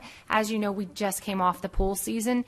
And so we have handed out a page that shows kind of the breakdown on the current fee versus the proposed fee. Do y'all have any extra over there? Can you give one to Michael? I'm sorry. You've got this? Okay, just making sure he had the same thing. Thank you. And so on this, I'll let Michael run through it, and then we've got a couple of other quick things to talk about parks, and then we'll move on to the next fee area. Mayor and Council, so as Ms. Storrs just stated, we just went through our aquatic season and we presented this to the Park Board on August 9th and got their input. They were the ones that recommended these fee increases. So essentially what they've asked for is a $5 entry fee at Southwest and Southeast pools. We used to have a staggered fee system there where it was anywhere from $2 for a non-swimmer to $4 for an adult. They recommended just a flat fee of $5 for anybody going into one of those two pools, and then also recommended a flat rate going into Thompson. We have been charging $5, so bumping that to $7. And then also looking at adjusting those fees. One of the things that we've seen, and we've got a chart, I don't know if Stephanie wants to bring it up or not, we've been tracking all of our pools, and you can see, the dark blue is Thompson. Thompson's done extremely well. Kind of the aqua color is Southeast pool, and then orange is Southwest. Southwest is recovering about a third of our staff costs, not to mention a lot of our other fees, chemical fees, things like that. So that was the recommendation from the Park Board, was to start adjusting that cost recovery. As you can see, the revenue for Thompson is fairly significant. It more than covers the cost of our staff at that location. So again, these are just recommended changes to start improving that cost recovery. Right now, aquatics is about 45% cost recovery. So again, just taking steps to work towards that. One of the other challenges obviously has been some of the damage at the pool. So there will have to be some, at Southwest, we would have to make some improvements there if we want to reopen that facility due to some of that vandalism. So those are some other costs that we're looking at as we move forward. But that's one of the challenges with Southwest specifically. So. Okay, and so bottom line, maybe just simplifying some of the fee structures at the swimming pools. On this page, you'll see that it actually is anticipated to get us possibly a little bit more revenue at about 17,000. So, Can I say one more thing? Oh, I'm sorry, And yes. this is something, obviously, if council wants the park board to take a deeper dive into it to see feasibility of some of these facilities, because some of them, like I said, are nowhere near cost recovery. We've got Thompson that's doing very well. Southeast, I think, with some fee adjustments, could probably get closer. I think the one that we've struggled with is Southwest. There's days where you're only making a couple $100, but you're spending way more in staff hours. So we'd be happy to take a deeper dive with the park board if that's council's direction. I would like to see that. I'd like to see a deeper dive in that, and what, if it's even possible for cost recovery, and the reasons. And I mean, I think I know the reasons of why that doesn't do very well. Yeah. But is it feasible to keep it open? You know. Yeah, we can work with the park board on that. I think the challenge there is there's other facilities that are close. Right. And I think a lot of the business goes to either one of those two facilities. And, you know, Southeast serves that geographic region. There's nothing competing. Thompson, the same thing. I think Southwest, you've got competing businesses. So we can take a deeper dive into that. And potentially coming with an option other than a swimming pool for that facility. So just heads up, if we would be exploring all options on that. Could you get us, when you're working up the comeback, how many people actually use Southwest and the times of days? And Absolutely. break that down for us a little bit. Absolutely. We can, with this chart, we can break it down by, we've got it broken down by days, what they're purchasing, whether it's admission concessions. We can also break it down by day of the week. So we'd be happy to do that. And what I'm thinking, if council's okay with this, we will get this emailed out to you guys along with a further breakdown. Would that be okay? Okay, great. Any concerns about this recommended pool fee change? I guess my only question is, why is it so much different with Southeast and Southwest and Thompson? I mean, you have all these different stipulations with, you know, you can kind of explain that, and then why is one pool cost more to go to than the other? Well, so essentially Southeast and Southwest are both the old style pool, built in probably 60s or 70s. And so their rates are going to be different than Thompson, which is obviously the new aquatic facility, which has slides, lazy river. So that's where we've got a staggered fee. The standard pool versus a little bit more of an aquatic facility with more amenities. So that's why Thompson's fee is a little bit higher than what Southeast and Southwest has been. Does that make sense? Yeah. So, I mean, as far as like you take golf, for example, I know I'm getting down a rabbit hole here, but do we, like with the golf stuff, are they different fees at each location, or are they all the same fees? There are different fees at the different golf courses. So Comanche's a little bit lower than what we typically charge over at Ross. All right, thank you. Perhaps the most criticism that I've taken is just the park fees for reserving the parks. Where in our budget book did you have all of those? So we could look at those real quick. Which one? The special event fees? Yeah, Those would special have gone event in fees. last year. Right. Where do you budget for those? They would go in, let me find it. It'll be under park admin. Okay, so in your budget books, you're going to be, you're going to be on page 390 in your book is where your revenue is going to show up. Yep. Do you see the second line? Sorry, the print's a little small there, but the second line is your special event application fees. And you'll see where historically we've received about anywhere from $2,000 to $3,000. And we're anticipating that is to be closer to about $15,000 in this next year.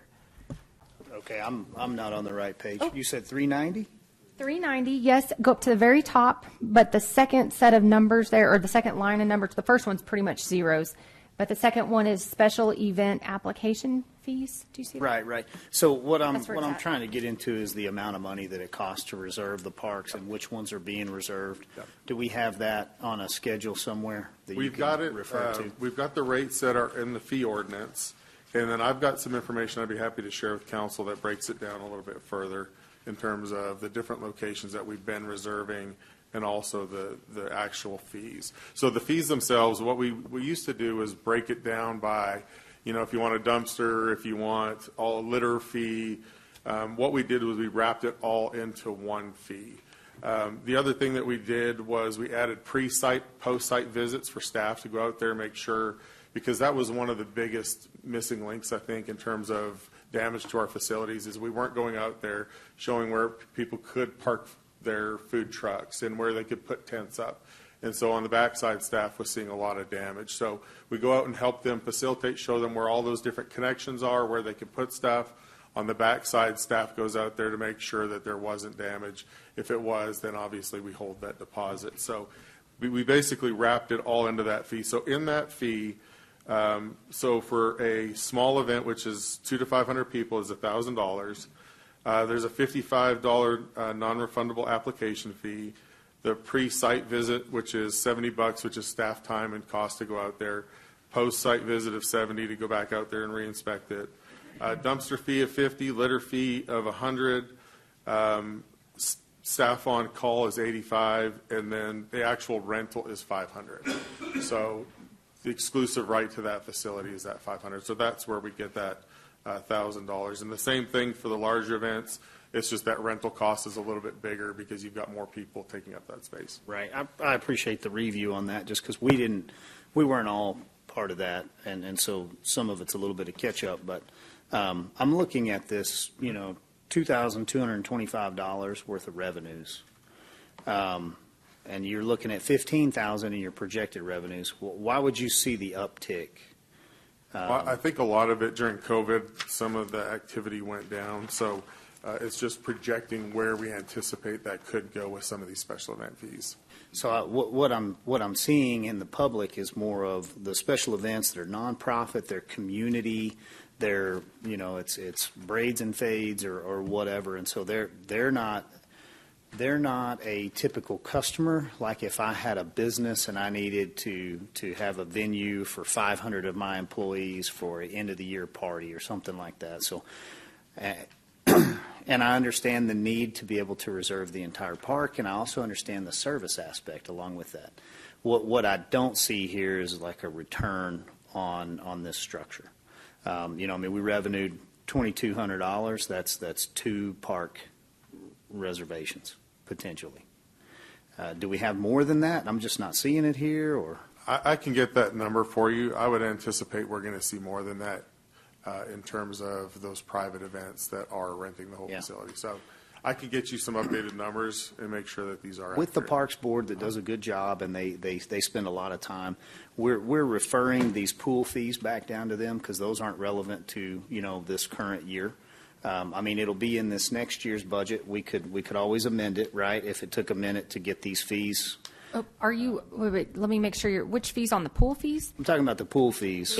They have already vetted those, and they are this is the Parks Board recommendation on the pool okay. fees. I thought Councilman Tips asked to refer that back down. That was the Southwest pool. No, that was for options related to the overall use of Southwest Yeah, Pool. the feasibility of keeping Okay. Southwest There you go. open. Thank you. Yeah. Yes. Well, then, in that feasibility conversation that you're going to have with Parks, I'd like to hear, we went to a $1,200 cost to reserve a park. How many of those customers did we lose, or are we going to lose? Do they want to look at that again and lower that to $500, $600, $700? Are we able to balance that out and then bring something back mid-year that we could work towards? Because I think that if I look at the recovery of $2,200 versus the time and energy spent to explain or to apologize or to rework different events around a lack of budgeting, I've spent way more time and energy on it than what I've revenued. Yeah, we'd be happy to take it back to Park Board. And Okay, I'd love to get a relook at that. So, and just ensuring I've got direction as well. So we'll leave them as is, but take them back down to Parks Board to relook at and maybe bring an additional And proposal we'll have back to updated you all. numbers with it too, just Yeah. to make sure what we were doing before, what we're currently doing, how many people we've lost. We'll be Okay. happy to do that. And Kashuba's done a great job of taking them one at a time. So as we have people that don't understand, I don't have to pay a fee at all. I just don't get to reserve the entire park, but I really don't need the entire park, and it's open anyway or whatever. He's done a good job of working through those customer service issues. So I'm not seeing as it a budgetary item issue. I think this is more of us trying to work well with our Parks Board. Yeah. We're happy to do that. Okay. Okay, so the next item to talk about on parks, I think, was related to, historically, the city of Amarillo has provided a subsidy to Kids Inc. And that, if you will look on page 438 in your book, on page 438, there was $36,000 that had been paid annually to Kids Inc. It's down towards the bottom of the page under the other agencies line. And that was something that had come as a recommendation as well from the Parks Board. And I'll let Michael kind of walk through maybe just a quick history of it and where that recommendation kind of came forth. So as the Park Board was reviewing kind of our cost recovery goals, obviously we've made some recommendations for golf. We've made some recommendations for tennis in terms of a kind of a staggered approach. The Park Board kind of recommended the same approach with the Kids Inc. agreement. Essentially, year one, they recommended just ending the agreement, but not charging any fees. Year two, going up fees 50%, and then year three, going to 100% fees. So kind of a staggered approach over 3 years. So year one is just ending the agreement. Year two would be recouping 50% of the revenues. Year three would be 100%. So we anticipate the agreement is 36, and we anticipate we're losing about 15,000 in lost revenue from those field rentals. So. And could you also talk about how we work with other agencies and we currently charge them fee? Talk about that and even how we got to this recommendation, I guess. So a lot of our youth sports groups are required to pay those fees. The Kids Inc. agreement goes ways back.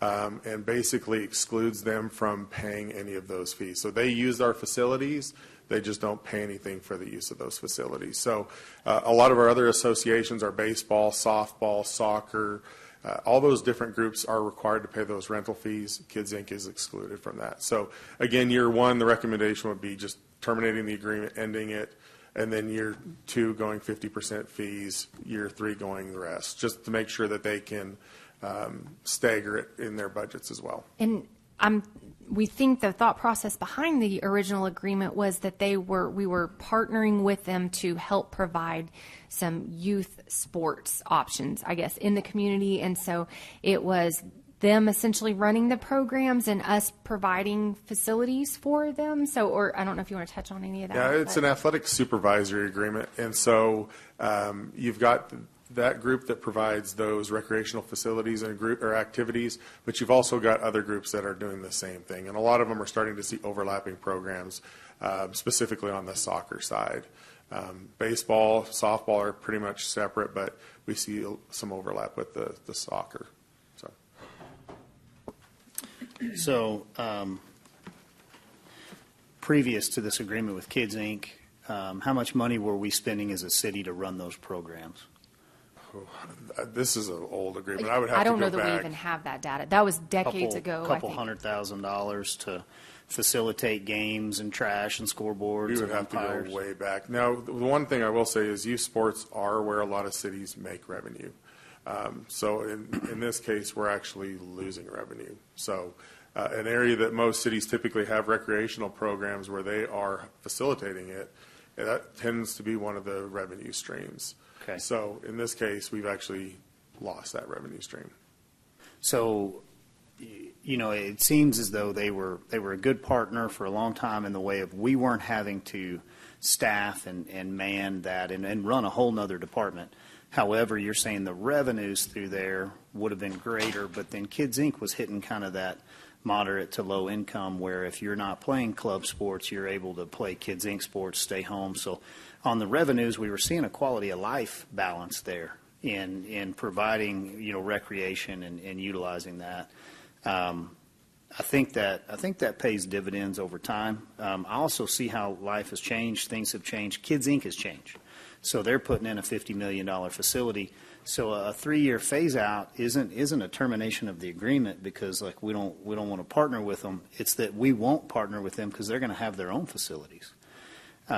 So it's not a need, I think, for us to work ourselves out of a long-term problem. And I just would want council to hear and the public to hear, like we don't have a 10-year subsidy here of we're just constantly paying them and we're charging the other guy in an unfair way. No, the other gentleman isn't bringing forth a $50 million asset to our tax base and bringing in sales taxes from all over, definitely the Panhandle, but statewide for different events. So like what we're talking about, every time I go to Dallas for club ball, it's $1,500 to get down there and get back. Well, Amarillo will have that $1,500 hit in hotels and sales tax and foods and revenues. So Kids Inc. is still a very valuable partner moving forward. So I say all that to just say it's a $37,000 fee, I guess, right? Is that what for them to continue to manage what they're going to manage? And are they still utilizing our fields? Are we still going to have them for the next 2 years? Are they still providing that same service? Yeah, we'll still work with them in terms of providing facilities for them. It's just a staggered approach to us slowly recovering those costs. So we would end that agreement, but they would still be using our facilities. And then year 2, obviously, we would start to increase the revenues in terms of the rentals, and then year 3. And depending on where their project is, they may be completely built by that point. So it may be a moot point in a couple of years. Mayor, if I could clarify, that $36,000 is an amount we are paying them. I understand. Okay, yes, Yeah. yeah. And But- then, so we're but- talking two sides, us paying them, and then eventually paying them us. paying us. Yes, Right. exactly. And I think the compromise in there, and I don't disagree with the direction that you're going, and I definitely appreciate the reason that you're going that way, because it is a desire of, okay, we have to treat all our customers the same, and we've got to get away from some of these deals that don't make sense. And we're seeing that on our side, and us willing to renegotiate different things. This one still provides a service for those Kids Inc. sports. They're still manning their own schedules. They're coordinating coaches and umpires and things like that you don't have unless you're able to pay for club ball. So like there's a financial barrier there for some kids in Amarillo. And so in order to not impact that, I would propose a compromise of sticking with your fee schedule increase for the rental on the fields, but not removing the $36,000 fee that we've been paying them, and justifying that in the way of those are staff members that we're not having to apply to provide those same services until their new fields are constructed. You have something? Oh, I was just going to add, once they're done with their fields, then they're also going to be a paying customer to rent more fields from us for those larger tournaments that they won't have the space for either. So it's going to be a citywide type tournament. So I think later on we'll see the benefit of that as well. Okay. Yes, ma'am. Okay. I feel like there is a return on that investment. I know that I incentivize stuff all over town, and I say we as a city, and we budget funds to get you to come to the Civic Center, and we're gifting you allowances. This is a very, very small incentive that I think still pays off and has paid off, and that it also hits a part of our community that nobody services that one except them. So I would just ask for your feedback on that, if you feel like that's a mistake, if that's something that's okay to move forward with. No, I think it's definitely something we can move forward with. We have had some of the other associations that provide a similar service have some questions about that subsidy, but we'd be happy to move forward that way. Okay. And by moving forward, would maybe the recommendation be Leave the 36 yeah, in. and then shift it out like a 3-year phasing plan once their facility's built, or just continue to pay it until they move into their new until facility. they finish their facility? Charge Okay. them 0 this year, 50% next year, Okay. or was it 0 last year, 50%? So then this we year? would just reduce that subsidy annually. Is that what you're suggesting? So year 1, No reduction of subsidy, just fees for using the Fees field increase. start to increase. so we would pay them out and then recoup the fees back. Yeah, starting Okay. in year 2, get 50%. Yes, and so, but then the subsidy would continue until their facilities are fully completed. Curious if anybody wants to speculate on what their fees would be, say 5 years from now, after they've grown and they have big tournaments that they can't handle. Are they Have y'all done 100,000? projections on that? We haven't. Typically, they provide for rec programs. We haven't run the numbers on the tournaments because usually most of our tournaments are done by those other associations. So they're typically done by the baseball group, softball group, soccer group, not necessarily done by Kids Inc. They're providing more of the league activities. So we haven't run those numbers. We could look at what the potential could be. Okay. but typically they're not the ones bringing in the tournaments Yeah. currently. We could work with Jimmy Lackey and his team on some projections to give you an idea of what it looks like 3 to 5 years out. I mean, I've looked at other projections in Oklahoma and other places where they've implemented these types of parks, and this is what we want. And as a city, we don't have $50 million to go put these facilities in, or we would gladly revenue all of those funds and turn this thing around. But allowing a private partner like this to come in and do this, I think it's important that we keep in mind, we're gaining a lot long-term. I know that I'll see this return, on sales tax alone. But I appreciate your willingness to understand both sides and look at it. And I don't want you to pull back on your vision and your task of continuing to write everything and get it self-sustaining. But then in this particular instance, I see some benefits that aren't necessarily reflected on the budget. Quick question. Is Kids Inc. aware that we're discussing this? Yes. Okay. Yes, I've talked with Jimmy. And it seems to be, I'm sure he doesn't love it, but, okay. He's aware of the Okay, conversation. well, I think Kids Inc., obviously been around for generations, very important to people, and so I think if he feels like this is fair, then I think that's a good thing as well.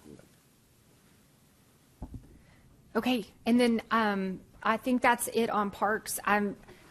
Yes, sir.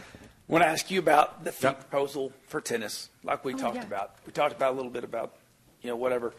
I've talked to several, obviously I'm out there talking to them. The proposed fee going from, I don't know, there's Go lots page 21. Page 21. Yeah, there you Right. go. That outlines it for you all. Yeah, pretty significant jump, like we talked about.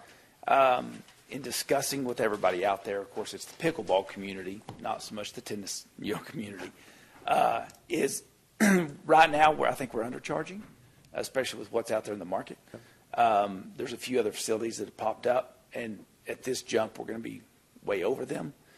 I would like to see, at a maximum of like $5, as opposed to, now I know we're about cost recovery and we want to do those things, but we've got some unique challenges out there right now that it's overcrowded. We just don't have a city facility that can host, and we're growing. That pickleball community is growing like crazy. And again, we've had discussions on future, on what that looks like, and we're collecting data, and we're doing those things to be able to justify that. But I would recommend this. I think taking the jump that we're going to take, which I know it sounds kind of ridiculous. You think it's $1 a time, but there's people that play quite a bit. I think we still offer the silver sneakers thing, and there's several things like that. And hopefully this will push people towards an annual permit still. But those that don't, what I'd like to see is like the $5, max. I think that makes a little more sense, and it's a little bit easier to keep the numbers up, but not push them somewhere else. Does that make sense? Yep. And we'd be happy to look at that. That's we've actually seen the tennis revenues come in a little bit better than we'd anticipated. So I think this actually works well with kind of where we've been going with our cost recovery. So we can absolutely look at that. We can make a recommendation back. We've got a And very we're short out of window. We're out of time, kind of. So what we could do, But we could just reduce the rates. We could we could do do it proportionally down. at the outdoor top courts, $4.50, outdoor courts after 5:35, seniors. So we would just basically drop them all down Proportionately $1.50. down. I'll be honest with you. There's no change in fees being charged out there. It's all the same. I'm just telling you. What- You go out there. It's just one. If you show up, it's $3. There's no ask of. Oh, so how you're old- just saying You like, wanna just go to a leave flat it fee? simplified at a flat. Yeah, We could just do a flat $5. fee, kind of like we're doing with $5. aquatics. Simplifies Make it a it easy. lot. Yeah. And then we'll just do, what would the recommendation for indoor be? Just going up $1 for indoor use? Yeah, a couple dollars, fine, like $7. That way you're recouping for that. So we would just do $2 on any indoor court? So it'd be 5 for outdoor, 7 for indoor? Yeah, I think that makes it easy. We're good with that. Council good with that? Everybody's good? $5 outdoor, $7 I hear indoor. Councilman Tips is in favor of cost recovery, but he does have a line that he doesn't want to cross. So I understand. Hey, I'm just saying. Yeah. All right. And then we will provide updates throughout the year, continued updates about restrooms. We'll just leave it at that, or if that works for council. Yep. Perfect. Yep. Excellent. Thank you for that. Thank you, Michael. We appreciate you.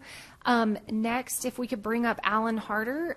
He's got some conflicts this afternoon, so if possible, we wanted to go ahead and cover our solid waste fees and drainage fees. Yes, please. And then I wanted to share some information as we did a deeper dive, and I'll just do this real quickly as he's sitting down.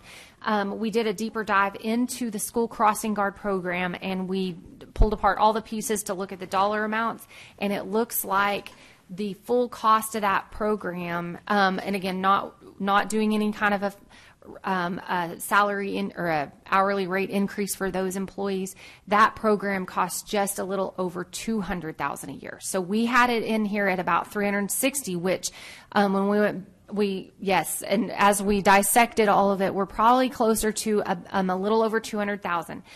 Also, we did look into the fee associated with registering your vehicles. Sorry, I lost a train of thought for a second. Registering your vehicles.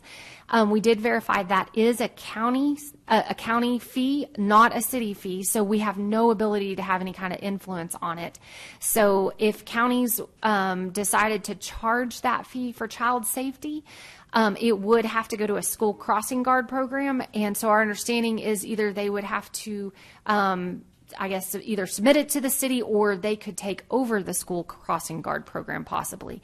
And so the city is maximizing all the fees that we can collect related to child safety fees that state law allows. And again, that is only for citations that are issued within that school zone area. And it's limited by actual citations and then whatever's actually processed through and produces some sort of a fee from a court process. Those are coming in around $11,000 a year versus our cost of the program at about a little over $200,000 per year. So I just wanted to bring that clarification as we dug a little deeper into all of that, and hopefully that answers maybe some questions that came about. I think that was yesterday.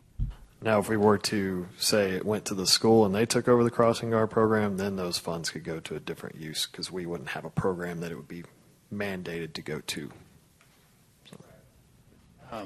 So what I understand so far, we have a budgeted item of 360, to which we're only spending a little more than 200. Thank you for requesting that clarification. So we had allocated, we were. The amount that's in their budget is their total budget for the traffic area. We had incorrectly said that of that budget, about $360,000 was related to the school crossing guard program, but actually it's a little over $200,000. All the rest of that is already tied up in other traffic areas, whatever that may be. Just okay. Various things. So it's not like so we don't have $160,000 savings. No, I'm sorry. Okay, and then I would like staff to research and let's see, because I understand that this $1.50 fee has already been adopted or instituted in both counties. Okay. And that if we are the ones that have that crossing guard program, then we may be the obstacle, meaning we may have to pass that through. So the CACs, Child Advocacy Centers of Texas, may not be getting the monies that the counties are collecting unless we participate.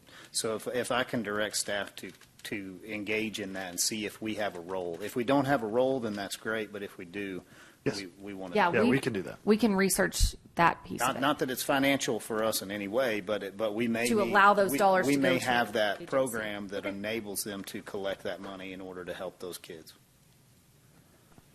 Yes, we will research that and we will provide some feedback to council on that. So with that being said, then, and I apologize. Do you want to start at solid waste?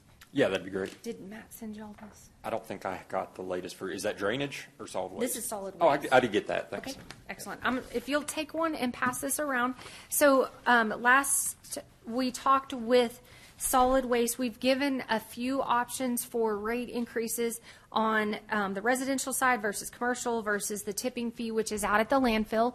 We've given, I think, I don't remember now, maybe 4 different scenarios. About 9, I think, on here. No. And before, and now here we have 9, I think, or the initial ones were on here. So we've got we have like a menu for you guys to look at here. And just different ways to still achieve this dumpster repair program, and then also to include the increases needed to cover inflationary type costs in all areas related to solid waste. So with that, Alan, do you want to kind of talk us through logic on this? I do, yeah. I want to cover it's a dumpster replacement program. I didn't catch the wording on there, but just want to make sure we're clear of that. We have a separate repair and maintenance program. This would be for replacement of dumpsters in residential collection. Last time we met, a few questions came up that frankly embarrassed me and showed a lack of preparation on my part, and so went back and did some homework. Without doing anything unethical or lying, we were able to find some rates for commercial waste haulers that we could compare to. And what we found was that a base rate, which is one container being emptied twice a week, was about $200 from others. Right now, I think we are charging, well, we were proposing with a 5% increase to be at $150, so we were somewhere under that. So there's quite a bit of room for growth in commercial. The other thing I wanted to provide as a comparison was tipping fee. Basically, the only other regional landfill that's comparable to ours is the Southwest landfill, the one that is owned and operated by Republic near the city of Canyon. Their current tipping fee is $30.47 per ton. I believe we're at $35.17, and so we're already over their tipping fee. So I just wanted y'all to have those numbers as comparison. And so I want to thank Councilmember Tips for making me go back and do my homework there. And I mean that. I'm being honest. No, absolutely. I should have been prepared with that, so thank you. Frankly, I think with the input that I heard from you last time we met, scenario 1 and 2 would be the scenarios that I would propose for your consideration. I think they show a reduction in what we're proposing to increase residential of 8%. We're really putting that burden more on the commercial and tipping fee. Really, scenario 2, I think, would be, if I had a personal recommendation, that would be it, an 8% increase for residential. 17 for commercial, because we know that we have the room there to increase that without becoming uncompetitive, and then 9% for our tipping fee. We can increase that some, but we are already quite a bit over, almost 20% over what the Southwest landfill is. And so I think scenario 2, just from what I heard from you, achieves the direction that you gave me, but by all means, if you want to talk through some other options, I'm more than happy to do that. Now, scenario 2, have over under. So we're under? So scenario 2 would be a little bit under. What I'd propose to do there is just increase commercial, and I was crunching some numbers right before I came up, just increase that above 17% until we get to where we're right at the dollar value that we need. I think it would be less than, I came up with less than $1 per account. It'd be 18%. Okay, so 18% would get us there. But your tipping fee is going to be your impact there of, you're going to push more people to the other landfill at that 15% increase? No, that would be, so we'd be doing a 9% increase. On scenario 1, yes, I'd be afraid that we would push people to the other landfill. Just to keep the number straight, he was referencing the 21,000. Oh, I apologize. On scenario 1. Okay. So on scenario 2, you're excess $60,000 with this amount. It's the opposite. It would be, we'd be under by 60,000. And so what I'd propose with scenario 2 would be just to increase that commercial line instead of 17% to 18% to get us right at the amount that we need to fund the dumpster replacement program. So if you have it in parentheses, that's an excess. Oh, okay. Yes.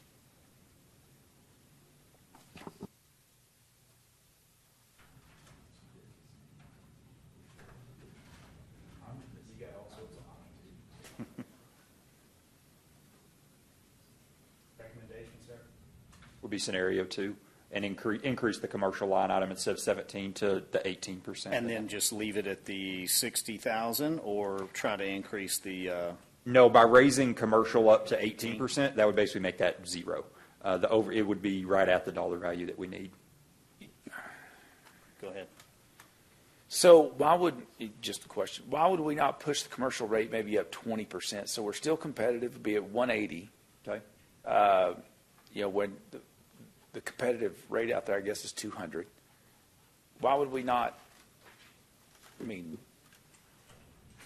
get as much as we can get? Yeah, no, and still stay competitive. I understand. My logic there is just sticker shock, I think, for some of our longer-term customers, and a knee-jerk reaction of losing some of them, even though it would still be cheaper for them to stay with us.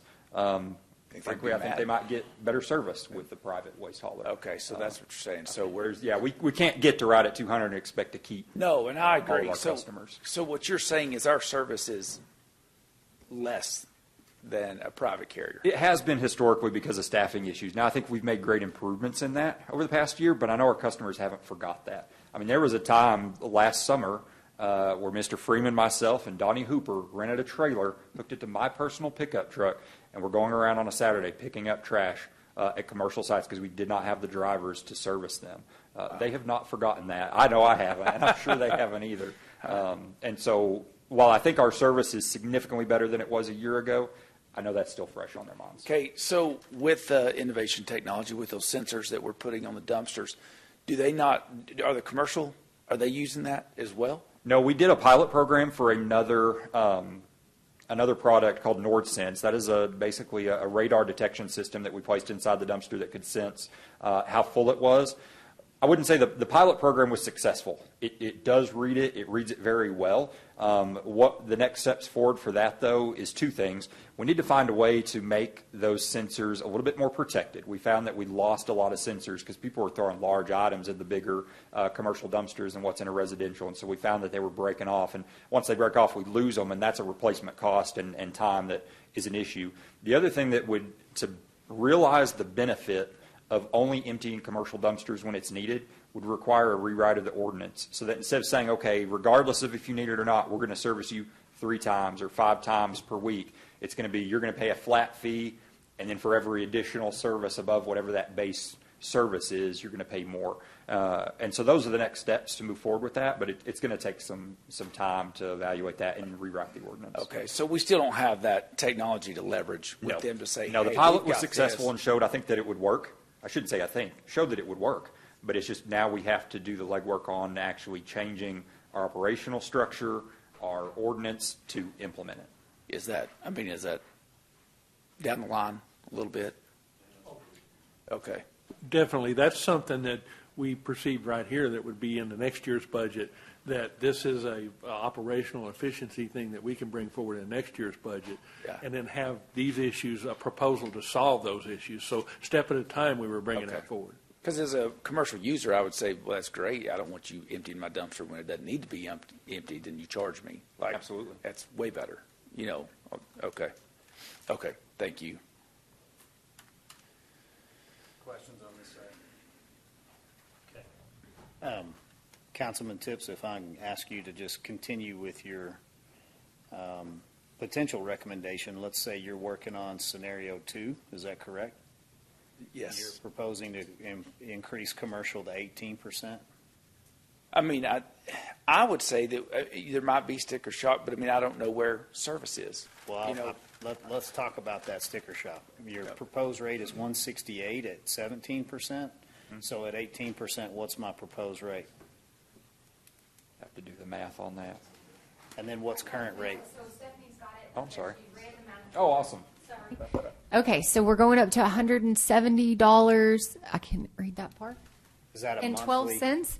That's monthly, yes. And that how many services does that get me at that rate That's 2 services per week. per week? With So one container. If I'm running a retail shop or a coffee shop, I'm paying $170 per month to my city. That's included in my water bill and everything else. So there's an ease of use in setting those services up. Instead of paying $168, I'm paying $170. So a $2 fee difference. Oh, yeah, I don't think there's sticker shock on that. I think what I meant was if we were getting closer to $200. Right, but our current rate is what, 140, 150? 50. Yeah, 151. That would be with a 5% rate increase would be 151, so it's even less It's than that. 145 or whatever. So we would be, so the sticker shock is it costs me $25 or $30 more as a commercial entity. Now, on the residential side, where am I right now? Current rate? Is it $18? I think it's 17 and change. So it's going to go to, in Councilman Tips, it's going to go up $5 for 8%. To $22.90. The- Do you have it?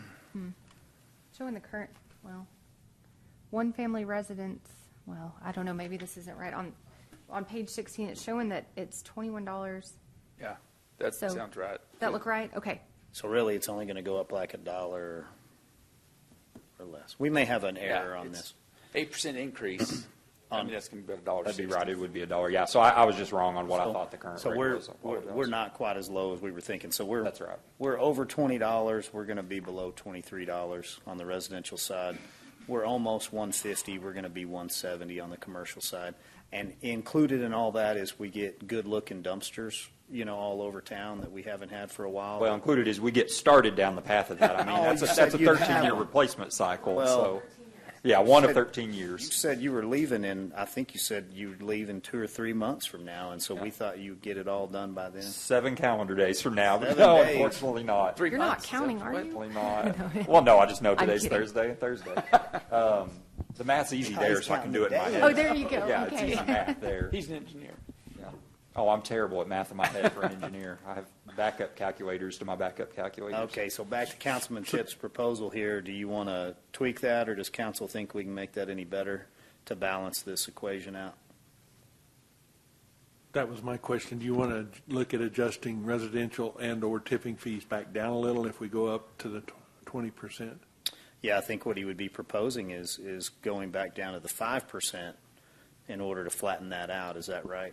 On the residential side, leaving the tipping fees where they're at, or leaving them as suggested in scenario 2? How's that? Yeah, correct. Okay, so make sure I understand. So you're saying leaving the residential at 8%, or do you want to move that back down to 5? I think that would reduce if you increase the commercial. Oh, no, I'm sorry. No, that leaves it at 8%. You're right. But that's a 3% increase from the 5% that you had proposed in just a standard moving fee that's always going to go up. So really what you're proposing is a 13% increase in order to get the dumpsters on the residential side. No, the 8% includes the 5% for just cost going up. It's only 3% to implement the dumpster replacement Right, but program. I'm just saying in the original proposal, we were going to move up 13, That's right. 14%, and we're justifying that in the way that we need these dumpsters. Yes. And so this put us on that recovery program to replace all these in the next 13 years. Yes, we basically put the full burden on the residential Correct. rate. Yeah, so what we've done is we've pulled that burden almost by half back down on the residential side. So that includes all the costs that we can't control, which is fuel and labor and whatnot. That also gets all the dumpsters on that side, but it actually makes us a little more competitive, which I think our commercial providers would appreciate since we own the landfill. And then the tipping fee, what did we do? We went up 9%. So like, does it help you to go up to 10% on the tipping fee and reduce the residential to 7%? I mean, I don't think so, because I think we're already pushing the tipping fee quite a bit above what the Southwest landfill is. okay. Anybody want to weigh in on other options? So just clarify, the commercial will be 18% or 20%? So Don, go ahead and tell us what you're proposing. Well, I think if we go capture the 20, I don't think we see sticker shock. And again, but I just don't know service. If you're like, hey, service, we're still just not there. No, I think with 20, we'd be there on service. I mean, we're still there on service, and we're still very competitive. And I think 20 might allow us also then to look at what we could either bring down the residential or the tipping fee a little bit. Because by bringing the commercial up to 20, we would have a little bit of room to bring down either residential or tipping fee. I mean, A I think little bit. we just need to use wisdom and say, okay, how can we capture as much as we can without affecting volume, right? I mean, any business decision, it's like, what can we do? We're still competitive in the market, but yet we don't want to push people away either. We're still remaining competitive. I think I can make that recommendation for you, Don. I think you're on the 20. I think you're on track that the 20 on commercial isn't going to have a significant impact. I think the tipping fees we need to leave at the rate proposed. I would agree, because we're not super competitive there. Yeah. So it will be a business decision based off cost to drive to Canyon, the few extra miles. So Right. they will be making a business decision, and you'll start pushing that with that. So I think the tipping fees on 2 at 9% is where you should land. Yeah. The question is, do you want to do a reduction back from the 8% on residential since you went up the 2% from 18 to 20. Well, so Alan, what you're saying is on the residential, a lot of that is just almost like cost of goods, right? I mean, The 5% is, the yes. 5% is just keeping pace, like That's right. for the materials, whatever. Right. Correct. So, But we have a whole lot more residential Yeah. customers than we do commercial. yeah. Now, So- remember, maintaining residential at 8% there, we do have those operational costs, and that would just probably reduce operational cost expectations in the next budget Right. if we saw additional revenue over the project amount. I would leave it as is. I would just, for scenario 2, what I would recommend is leave everything as is, increase the commercial to 20 instead of 17. I'm good with that recommendation. I think that has the least impact, negative impact on customers looking at other options. Yeah, and we reduced the potential, the original ask to residential customers by 6%. So I think that's a good scenario. I don't see any problems with it. Does Laura or Andrew, you guys see anything you want to change or tweak? No, I think that's sir. good. Okay. Good to go. Yeah, if all of Councilman council's good Simpson. with that, we can make that change. Quick, I don't know if I've ever asked this question. A ballpark on the number of dumpsters we have. So for residential dumpsters, we have 18,000 Okay. roughly Okay. in the field right now. And so if this goes into effect with the new fiscal year on October 1st, when will citizens be seeing this investment pay off for them? So we already have annual contracts for ordering dumpsters. In fact, I think we just are working with purchasing now on renewing that contract. And so we have money in the operational budget, so they're already seeing new dumpsters go out. This will just allow us to buy more next year. And so really within the next fiscal year, they'll definitely start seeing more dumpsters coming out, but they're already seeing dumpsters being replaced now. This just allows it to grow. Well, and as I talk with people, and I talked about this issue, I don't think people really had a lot of heartburn over an additional amount of investment. But you have to remind people this is a 13-year thing. I understand that. But boy, if there's ways, again, communication, being able to maximize the rollout of this so that people do understand, and yes, it's going to take a while to get around, but really, telling people, yes, we've raised this, but there's an investment and there's a payoff. I mean, number one, we're going to cut it about half in time, but, just looking at any ways that we can maximize to let people know that we're trying to address this problem, because of all the things that people talk about, the thing that they seem to love at number 1 or number 2 or number 3 are dumpsters. And so I think if we can show them that we're responding to that, and I think that'll be a good thing. Sir? Okay. Yes. So then next we want to talk about drainage, but I want to now apologize because I was just informed that I was speaking incorrectly about our school crossing guard program. Apparently, the change the counties made to start collecting that registration fee, they just started submitting those dollars to us in the last couple of months. So we've started to see those revenues coming in. So let me direct you to page 488 in your budget book and tell you something that we need to correct in the budget. On page 488, you'll see your traffic department. And if you look down towards the bottom of the revenue section, which is there at the top, you'll see MC assess child safety or child safe. So normally all we've received are those municipal court child safety fees that come from the citations. We now, just since I think the end of March was the first time we received a check, the counties are submitting us checks now from the fees they're collecting. And so at this point in the year, we are up to $130,000 in that line item. So Mayor, thank you for continuing to press on that. And so we are getting those revenues. So I will work with Brian on that. But if we are looking at spending about $200,000 a year, if we are now through almost the end of August at about $130,000, I think we'll still be a little bit below. If I don't know how the revenues will come in because we just started receiving them. We will start watching this very closely because anything that exceeds, I'm looking back at Brian, I think anything that exceeds our costs on that school crossing guard program then could potentially go to some child advocacy agencies. And so we are in new territory now. And so this will be a program we're going to have to kind of watch closely and balance, and we will stay in communication with our partners on that. Just doing rough math, I don't think we're going to hit that this year, but that could change on into next year.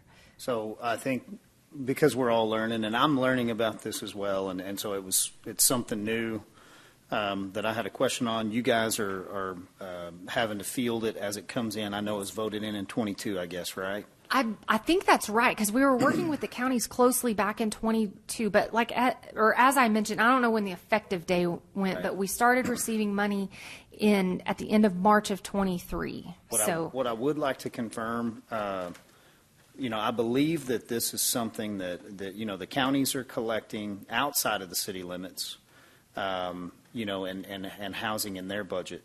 But then I believe 100% of it is going to the CAC. And so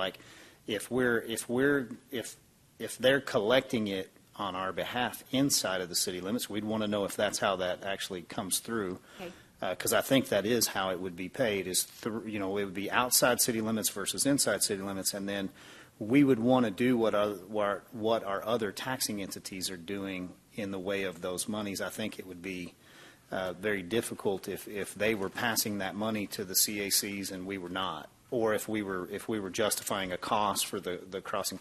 So what I understand is because we have a crossing guard program, it allows us to participate. It allows those counties to participate. However, I don't know that money was ever earmarked for us to pay our crossing guards as much as it was earmarked legislatively to assist in child advocacy for abuse and neglect and things like that. So this is nonprofit. And then we as council are looking everywhere in the budget for maximizing revenues and also efficiencies.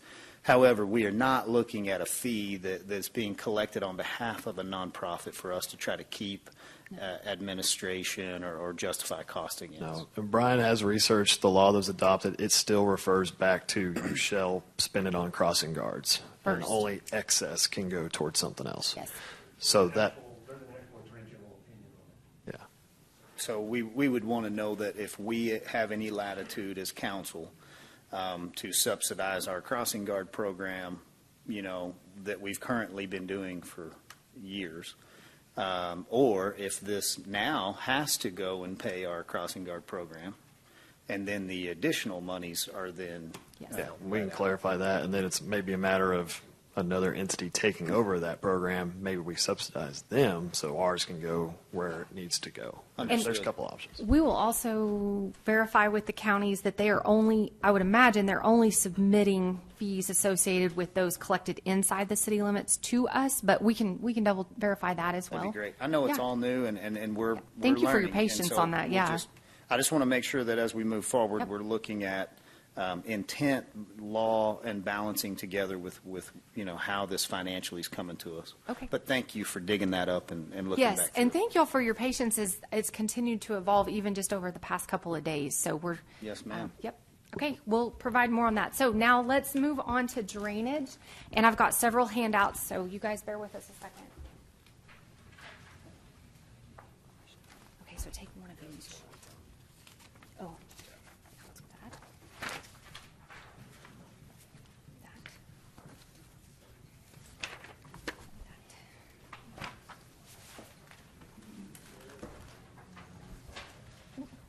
Okay, Stephanie, if we could, that one we'll probably cover last. If we could start first, we sent one that has, there's going to be 3 pieces of paper coming around. There's one that shows, and then Floyd, if you don't mind sharing them, I'm sorry, I should have, once you get your copies, if there's extra, share with, thank you.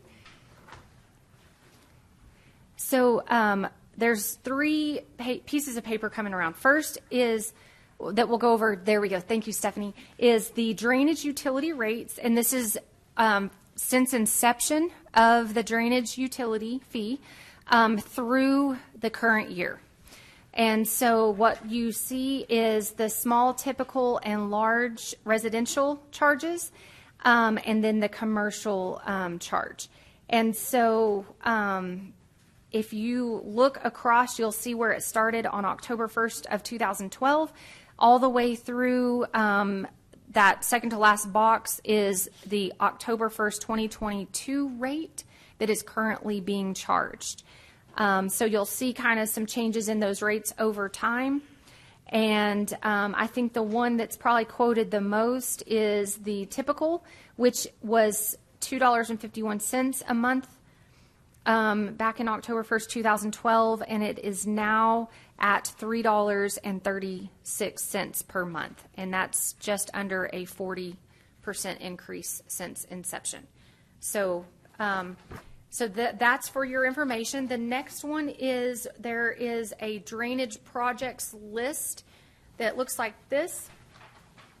And what this is, these are the drainage projects since inception, since the very beginning of the drainage utility system. And so what this does, so this goes back to October 1st of 2012, and these are the various projects. Some of them are still in the works, and some of them, the ones that say closed by them, have been fully completed. And then you'll see that far right column there shows closed actual expense. And so I think that's comparing back to,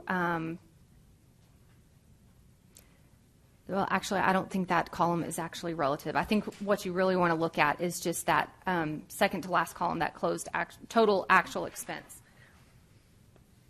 Oh, I see where it's going. That's I'm correct. sorry. Yep. The closed is what's actually been through Capitalized the accounting already. Yeah. capitalized Okay. process through the accountants. I don't It's know really that meaningless applies for their for y'all. discussion. Yeah. Thank you, Floyd.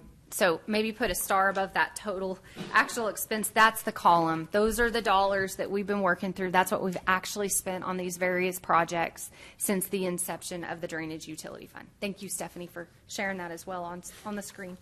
So if you have questions about that, I would definitely point you to Floyd Hartman. He could give you all kinds of information on that. Then the third. One thing yes, on that I'm sorry. list, and so I appreciate you putting together. One thing I think, and I know we just probably reported this out of a system, but one thing I think would be very beneficial is that if we could put each of these projects, and some of them are not really germane or they're not, but put these things in a layman's terms. Yes. So, okay, so if I'm a citizen reading, okay, Pilgrim Alley, Aberdeen, okay, so exactly what because I think it would be great to share this list with the public, because I'd never seen this list before, and I think a lot of people have questions as to where this is going, what we're doing, because I love the list. But and even if we're sharing things such on social media, to have a photo of something that we've done and just say, here's part of where your money is going, because the disconnect is, and not that the information is out there, but people just don't know where the money is going. And obviously, when you get a nearly 2-page list that we've been investing this money over time, and they may not have seen the project. So, I mean, if we could, at some point, doesn't have to be right in the middle, but to have a list available, and it gives the translation of exactly what did we do in this project, so that Les Simpson can understand it, and then be sure to tell people this is where the money is going, this is what we're doing on a regular basis with the drainage utility fee. No, I hear you. I think that's an excellent idea. Mike and I will work on that. All right. Again, thank you for stopping me. Please stop me if I'm moving over something too quickly. The third piece of paper is two-sided. There's a colored thing on one side, a colored list of projects on one side, and Floyd's going to interpret that for us. And then on the other side, I will walk you through this real quick. So one thing that we put together was, what does it look like with current year, and I use the current year approved budget and the current year proposed budget that's filed in the book, so that has a 5% rate increase with no debt issuances. That's going to produce about $3.2 million in cash funded capital. What would it look like if going forward we did 5 years in a row of 10% rate increases, and you're going to see the 11% on there and say, well, why is it 11%? 1% for growth, 10% for a true rate increase. And then if we took all of that money generated from a 10% rate increase and rolled it into a debt issuance, so we would be doing 5 consecutive debt issuances, what would that look like? And so that produces several years of capital funding. So what it's looking like on, again, this page here, it's easiest maybe to see down in that capital line item, which is essentially right in the middle of the page. So capital last year was 8.85 million. I'm sorry, in the current year is 8.85 million. Of that, 5 million was a debt issuance. The proposed budget has 3.2 million in cash funding. The next year, it would be $13 million in capital, 10 million in debt issuance, 3 million in cash funding. The year after that, 25-26, would be 14.3 million in capital, 3 million cash funded, 11.3 million in debt funding. The year after that, it would produce 17.7 million capital, 3 million cash funded, 14.7 million debt funding, and then the year after that, 18.3 million in capital with 15.3 million in bond proceeds and 3 million cash funding. So with that, flip it over to the next page, and then I think we'll let Floyd kind of talk through explaining this. Just a rough projection of which projects that would be. The green would be the first year where you have the 13 million. Then each subsequent year of that debt issuance in different colors there. So you could get idea. So versus what we handed out last time. We handed out the 4 options last time. This is an option 5 compared to that. Again, what we had talked about last time, remember we had the one debt issue, the one rate increase, Mayor, on option 4 was 47% and do all the projects. This just gives you a vision of how each year you would be able to do that if you did equal rate increases, and this is the same project list. If you all direct us to go forward, I still have to refine this with staff and priorities. That we might prioritize dredging up or down, depending on needs. Lawrence Lake improvements would be up or down. But all the first 4 options are still available. This just shows you, based off this revenue projection, how it would break down in each subsequent year, okay, rather than all at once on that item, that scenario 4. So it gives you a 5th option. Question on finance. When you have a bond, 2016, you didn't fund that bond all at once, right? But you still showed increases on the monies in your money market account. Is that correct? On the Like 2016 interest earned or bond? investments? Yeah. So here's my question. Okay, go ahead. Drainage. Yep. We increase the drainage fee 50% all in year 1. Okay. Or we increase the drainage fee 50% over the next 5 years. Yes. Or 44% on this issuance, right? You got 4 years here at 11%. Yes, and I apologize because I think I cut off the 5th year. It didn't print So right. it's not on So there. yeah. So anyway, you're getting there. But Yeah, exactly. We would be doing either gets the same amount of work done for our community. However, financially, does it benefit me to issue that debt more in year 1 than it does each consecutive year? From my perspective, there's risk and benefit, okay? Yeah, I was going to say there's pros and cons. I'll let you start, and then I'll chime in on my side The too. benefit from the operational side is if you issued the all of it at once, then we know that project can move forward and go. If you do this 5-year plan, then inflation, other things can impact operationally, okay?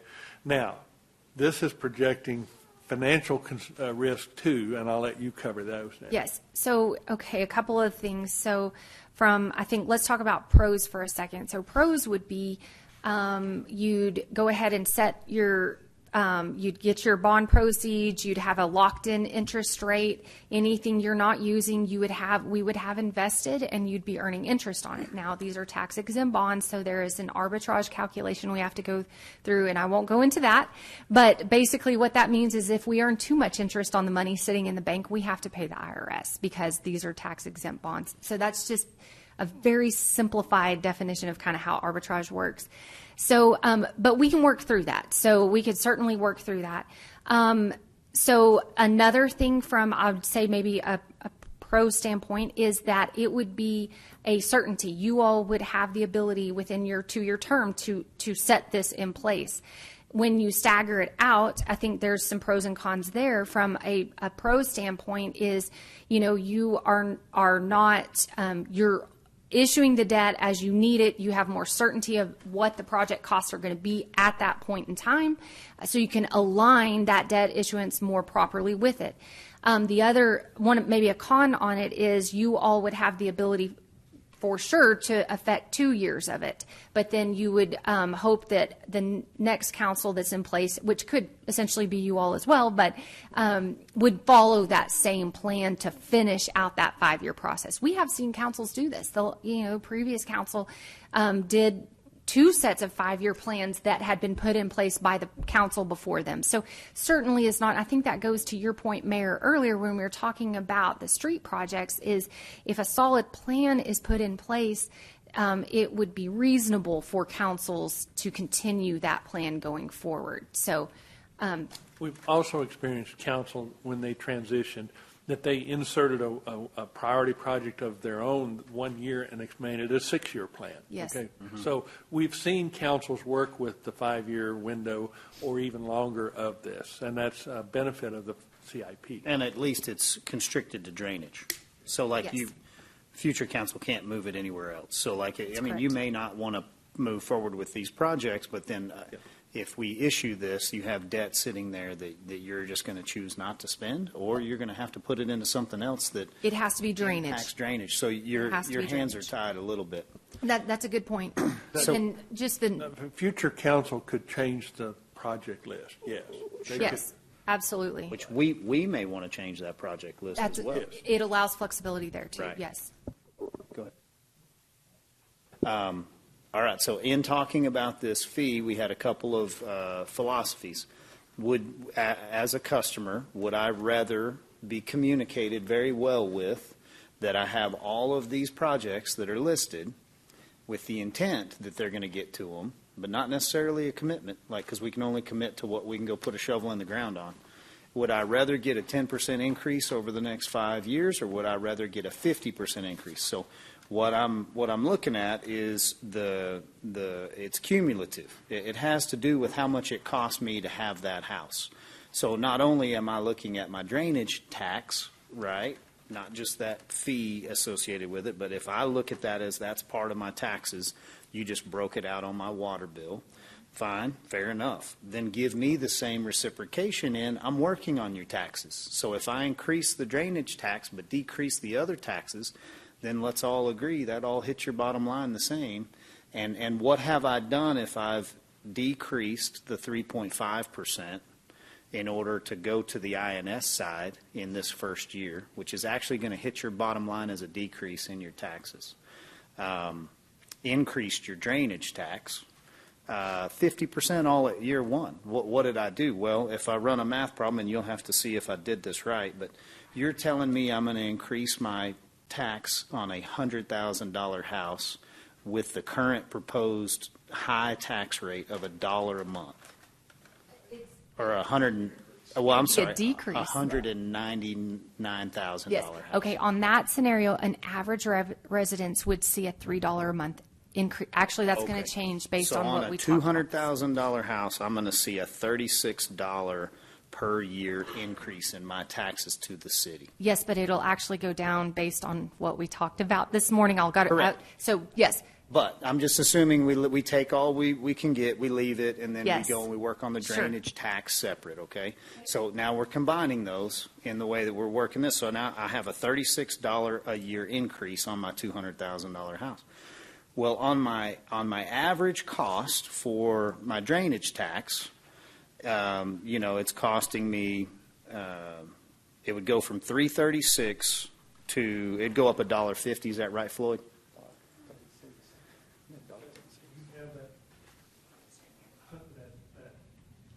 I'm assuming we're somewhere around $1.70 per month increase. You're talking about this, Floyd, that we handed out last time? Okay, so on the, hang on, let me get to it. Are you talking about the 18% increase? Oh, no, I'm the talking about the 47, 50 the 47% increase would go, What does that move? it would go that from typical? $3.36 to $4.94. Okay, so 336 to 494, let's call it It's $1.50. $1.58 a month, sorry. So Yes. $1.50 times 12 is 18 bucks. There you go. Okay, so I'm charging you $18 more annually, and I'm reducing $36 annually. So your net gain is $18 annually if we're getting down to the, It's $36 increase. Are you talking about on the tax did I rate? do the math wrong? Because we said $3 per month Increase on an Increase. average home, yes. at the given rate. Yes. Let me say it again because maybe I'm Yeah, confusing okay. myself. I'm sorry if I'm 12 complicating months it. in a year, $3 a month, $36 per payer on an average $200,000 house increase, right? $36 $36 per year. increase per year, yes. Per year. Yep. Okay, $1.50 a month increase, 12 months, $18 increase on the drainage tax, right? So if I pull that number down, 1 million, what does that do to that $36 a year increase? How yes. much did that reduce that down, and how much did I offset my $18? And I know we're talking pennies, but it matters, right, Jesse? It doesn't? Okay. We're talking about 4 bills on one statement a month. And so, We're thinking about raising all of them up anywhere from 5 to 8 or 9 to 10%. and That hits an individual, which is a small property owner, one person living in that building. They're paying that price increase, and when we have a cost of living going up at 30%, we're saying we're gonna raise the city costs to the citizen another 18-20%. So, and you're not giving them any more service. Your service isn't improving. right. So we've got to improve those services. We've got to have dumpsters that don't have holes in the bottom of them, have lids on them. We've got to pay for the cost of service.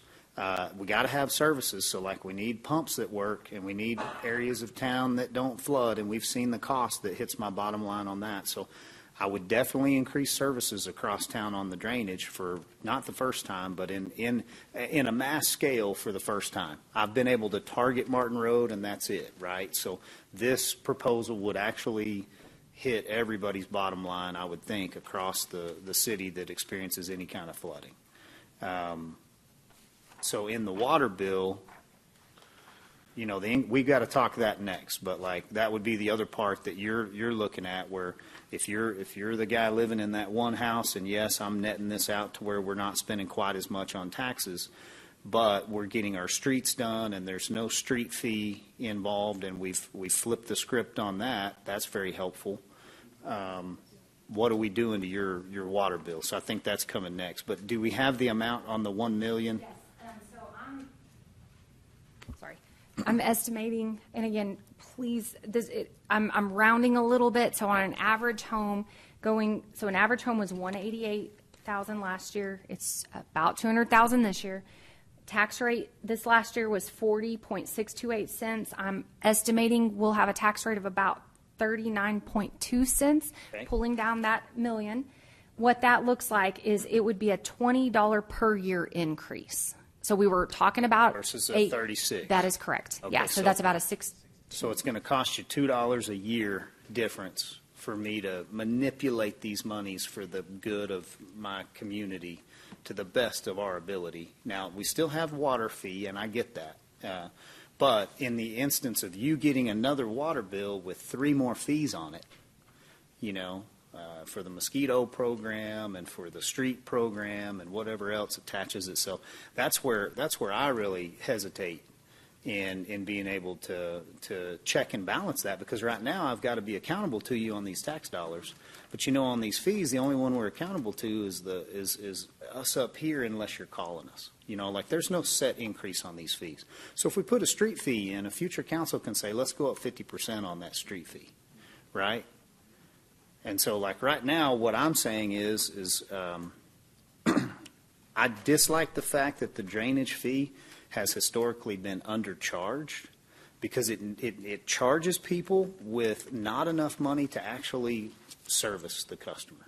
And so I'd like to correct that one thing, but then I'd like to prevent the other fees from being able to come in to the system where there's less control in the accountability to our constituents. So discussion quickly on drainage fee. I'm leading this, I'm steering this conversation. I like the 50% increase. I don't mind if you tell me 5 years in advance. I'd just like to know that that actually gets it done. And in year 6, I shouldn't expect something. And I don't know that we can communicate that very well, but I can tell you if we put 50% increase on this, I don't have the abilities to go do more projects than this. I don't think, unless something changed. So I'm not trying to raise your drainage fee in year 2, 3, 4. Now, something else could come up. Yes, sir. Could we tell the city that building violates? We're considering all things. We understand, but then keep in mind, it's not the city's authority. It's the authority of the state that allows you to build on your own private property as long as you're not within a certain floodplain. So some of it is my ability to control how you construct inside the city limits. But a lot of it is your ability to be a personal property owner, and we like personal property rights, where a government can't tell you everything. So there's a balance in there. Council?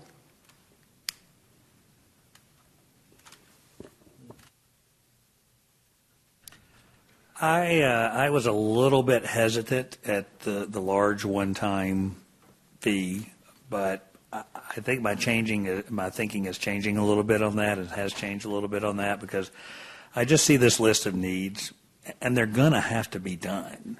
I mean, I don't see anything on here that we say, well, maybe that problem will go away and we'll never have to do it. So we have a chance here to, yes, maybe dip our toe in it, see what we can get done, come back again, come back again, come back again. But that's not going to change, the needs that are on this page. So, and to your point, I think yes, when it started, it was not funded at a level. But I'll still, as I always do, go back to the communication part of it. So I think that's the part of it that I think we have to focus on as well, is making sure. I mean, when we've got these projects out there, there should be a sign said, "This is your drainage utility fee at work." I mean, this is your money, and this is the investment that you've made, and people should get sick of seeing them all over town because we're doing all these projects. But right now, sometimes it may be, and maybe we have those signs and I just haven't seen them. But I think this is an investment that's worth it, and I think it's the right way to proceed. Yeah, I would agree. I think it's the best use of funds with the least impact to the citizens. I mean, for $2, if we're lowering that rate and we're, increasing this, but for a $2 net with the projects that we're going to be able to do and leverage that cash, and I think it's a win-win all the way around. We get a lot more done without on the backs of the constituents.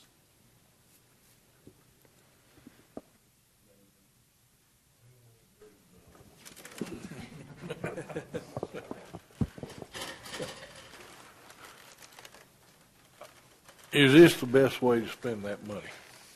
That's my question. On the money we're going to collect, is it fixing these things or fixing the complete infrastructure? So Yeah. The other one. I mean, So the option 4 had a list of projects, okay, which is very similar to what is on this list. yeah. So the way I can, if we focus on, like we did on 2016, when we put the neighborhood quadrant projects in there where the seal coat went in front of, I said in front of the house that's paying for it. Your biggest bang for your buck is the dredging, getting us back to an area where we can have ongoing drainage. Obviously, your Lawrence Lake and your Playa Sevens came up in the recent event as priorities and impact our public at a very high level. Whoever has the flooding event in front of their home, Tom, is going to tell you put the money there, okay? What's the percentage of the population? Of The people that get flooded? well, again, that's it's very low. You're asking, It's very low. yeah, I mean, what you're actually looking at is, don't get me wrong, I feel sorry for those people that get flooded. But at the end of the day, I'm fixing a very small portion when I'm trying to help the whole. And when you're looking at this kind of money, is this the best place to spend that money? So your traveling public, the Fulton Bell 15-inch storm helps that traveling public.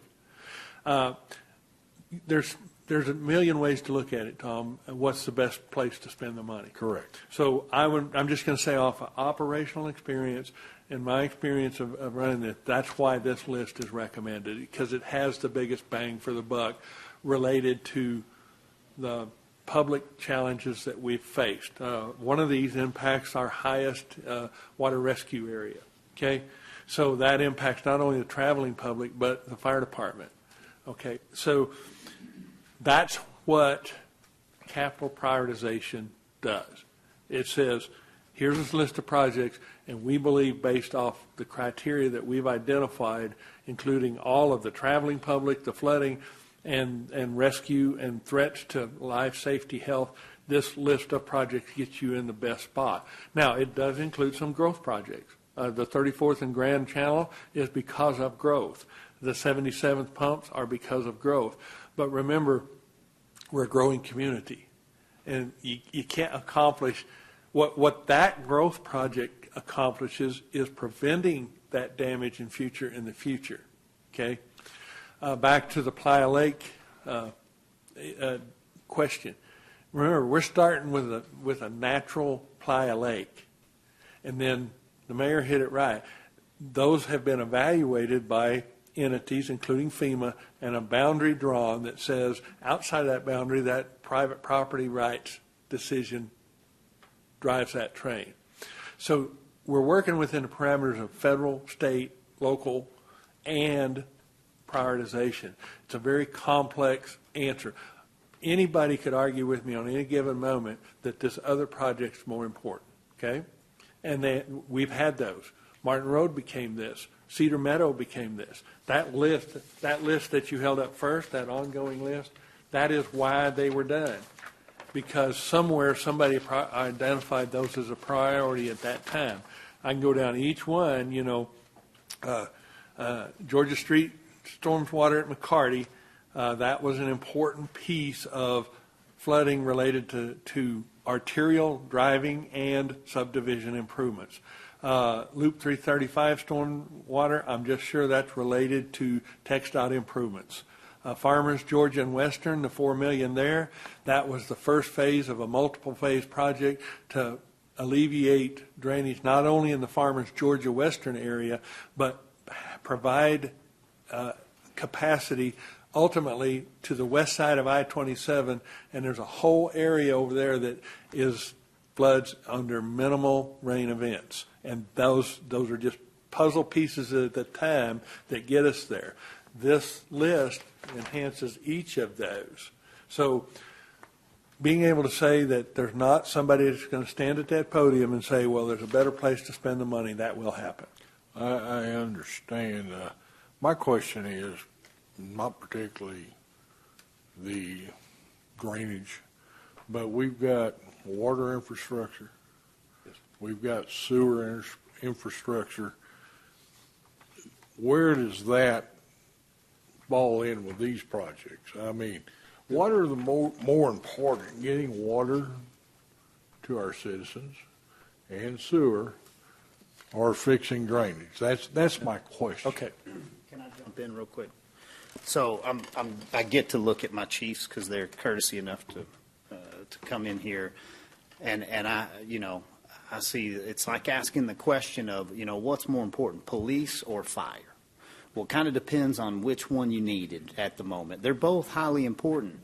So, like, I can't one year say, well, police are more important, and then the next year say, well, fire's more important. We saw fires this last year, so let's police less. This is not a good balanced budget in the way that we're working together. So drainage does not compete with sewer and water. They're separate entities. Now, what competes is Mr. Fremer's utility bill at the end of the month with his grocery bill. That's what I have to be mindful of is, did I take $5 out of his grocery bill that he can't afford in order to help the good of the public. And so I just go back to the drainage fee. And I'm not saying this, but it is a black and white issue. If you're going to be in the business of preventing drainage, you have to charge an adequate amount of money to put the infrastructure in to help protect that community. Now, we can't protect it from everything, but we wouldn't have a sheriff and a deputy and call that a police department.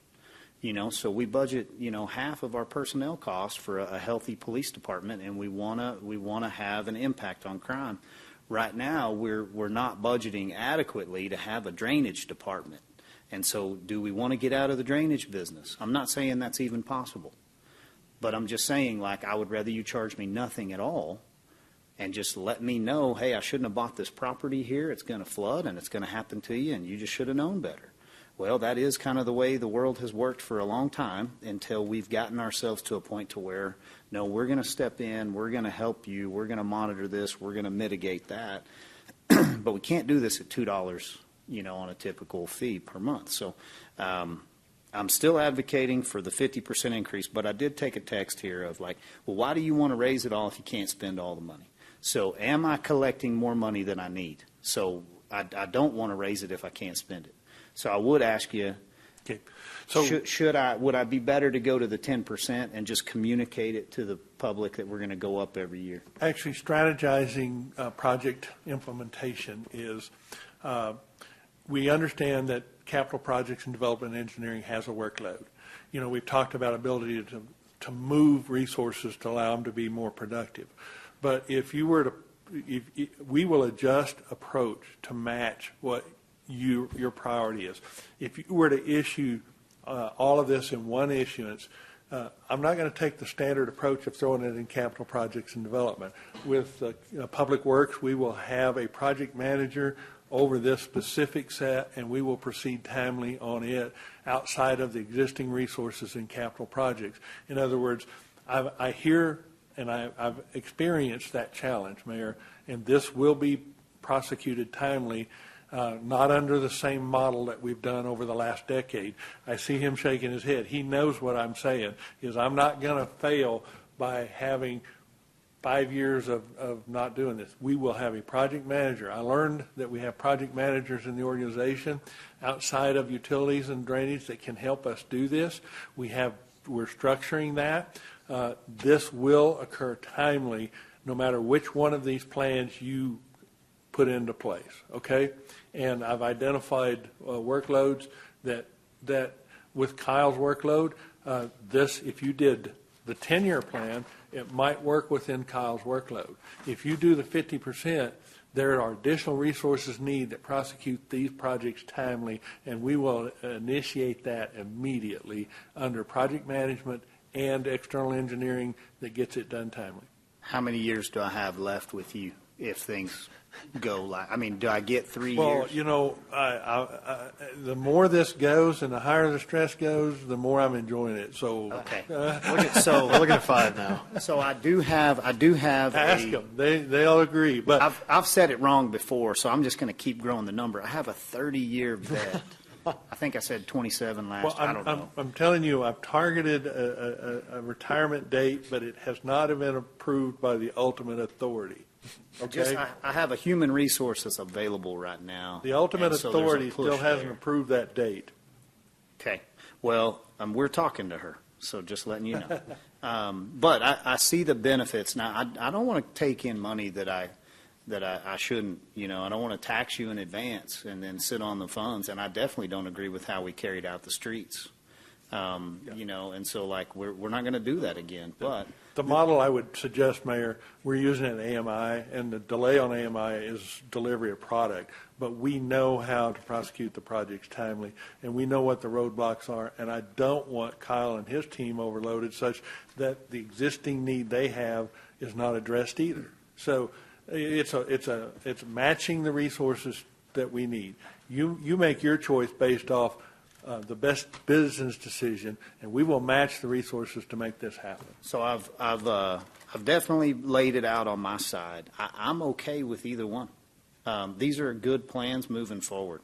So if we communicate correctly, we tell the public up front, hey, you're going to see 10% increase on this. then they already will email me that. Like, it's going to hit the same whether I'm taking payments or I collect it all at once. It really doesn't hit any different. It's still a tax. I still don't like it. Why am I paying for that guy across town when he should have known better? Like, we're in that business. We as a community have taken this on. This is the system that we have, and we have some regulatory guidelines that we have to abide by. And there's liabilities involved. So I would just assume charge and deliver on that. But either one of these works. So I'm good if staff or council can recommend it. I'm going to put myself out there and just tell you, I think I can work your tax bill down enough to where it's a $2 a year average on that $200,000 house, including this increase on the drainage.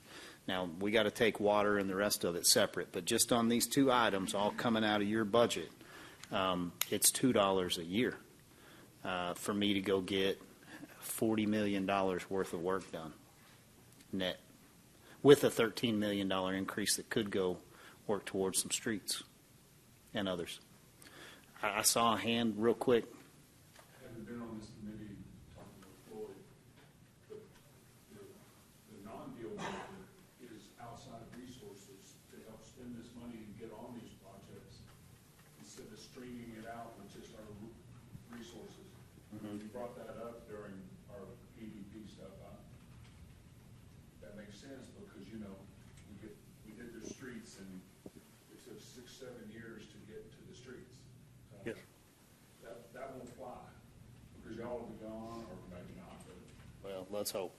So, No, and you add in Councilmember Simpson's request. This would be communicated. There would be follow-ups. Much more of that than you saw in the 2016. so let's go back to Councilman Sherlin's issue. I get that you got to separate drainage from taxes, but then it's all your money at the end of the day. So it is a competing. Now, I can't compete what's more important, fire or police. That's not in my scope. But what I do want to say to you is this money well spent? I mean, this is the best return on your investment for long-term growth for Amarillo, you know, because it does provide for future arterials. It does provide for future growth. It will allow us to manage some of these other developers that are growing within our city limits that are causing us problems. Like, I have more problems coming my way than I'm getting to right now. And I can't just continue to daisy chain these things together. And this last flooding event showed that. So I don't know if I don't know that the best question to ask is, should we spend the money or not? I feel like we almost have to, or, you know, propose a different solution. But I think it's how we spend the money or how we collect the money that probably matters in this particular instance. So, Councilman Sherlin, you have anything else that gives you, you know, some drawback on this, or? No, I'm not opposed to spending money. I'm opposed to how we're going to spend the money. Got you. So you just want a little bit more control on where that money's directed on those projects. Correct. Understood. Go ahead. Well, I was just going to say, I feel like that's really a better scenario. If you issue it now, y'all will be the council that helps us figure out prioritization on those projects. So if it gets approved September, we're going to roll right into that first year CIP, lay everything out, work through the inflationary aspects of it, and have a solid plan that y'all would oversee. Alan, how much time you got? You got to go right now? Just a couple minutes, yes, sir. Okay. I So, apologize. in the way in which we structure this fee, does that matter to you, whether you're getting it? Because, like, if we 7 days later, you may not. Well, no. Hey, I am your interim public works director regardless, and frankly, I'm still a citizen after this time. So it does very much matter to me. From a public works, from a drainage operation standpoint, I don't think it does. I like what Mr. Freeman said in regards to by getting it all up front. This council is the one who is able to help prioritize those projects. And I think Mr. Hartman pointed out that there is a plan for addressing them in a timely manner. So from that standpoint, I think I agree with you with the higher rate initially. Just get it going. So let's talk ourselves out of this, or let's move forward. 50% all at once. We communicate to the public, hey, we're not raising your fee. We've got the money. We're going to charge you the adequate amount. And when we go do all this work, you'll see the benefit in it, and then we'll reevaluate it. What else is needed? Because I know this doesn't get to every need. Or let's go forward with 10% and let's try and communicate that. So staff needs direction on what you want brought to you September 12th. I would tell you one thing I think, and it's our system is set up this way where this board changes every 2 years. And what I think has happened a lot over times is just put ourselves on much more short-term thinking. Because for whatever reason, we don't want to think long-term. We don't want to, we don't want to, and I think it's the system we have, and I'm not proposing changing it, but I just think it is too often, we're just myopic in the short term for whatever reason. And in many cases we should be. But as I look at this, and I look at this type of commitment, I've got to ask my question, do I feel comfortable committing our community? I'm only here for 2 years. Is this something that I feel strongly enough to commit ourselves to make sure that it happens? I do in this case. I just think, and as people have seen what's going on and knowing the fundamental things that we've got to be able to do, I would not have a problem doing it all at one time and committing to this. And the question is, somebody else could get elected and they could change it. Well, that would not be and it could happen. But I think, I would hope that we would just kind of think long-term and strategically about the major issues that we face. Other issues, maybe they could be decided on a every 2-year basis, and they can change, and we can change how we do things. But I think this is pretty much of significant importance to the community.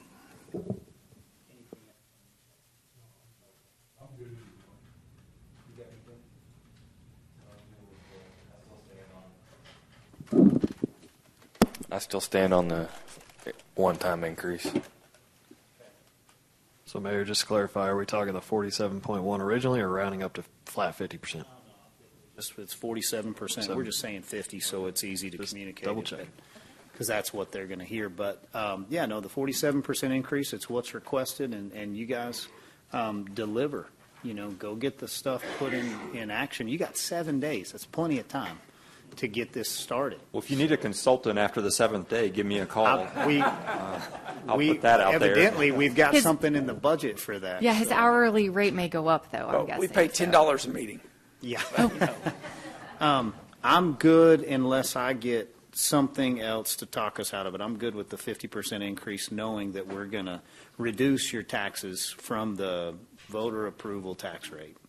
And comprehensively trying to communicate that to our community, at least in year one.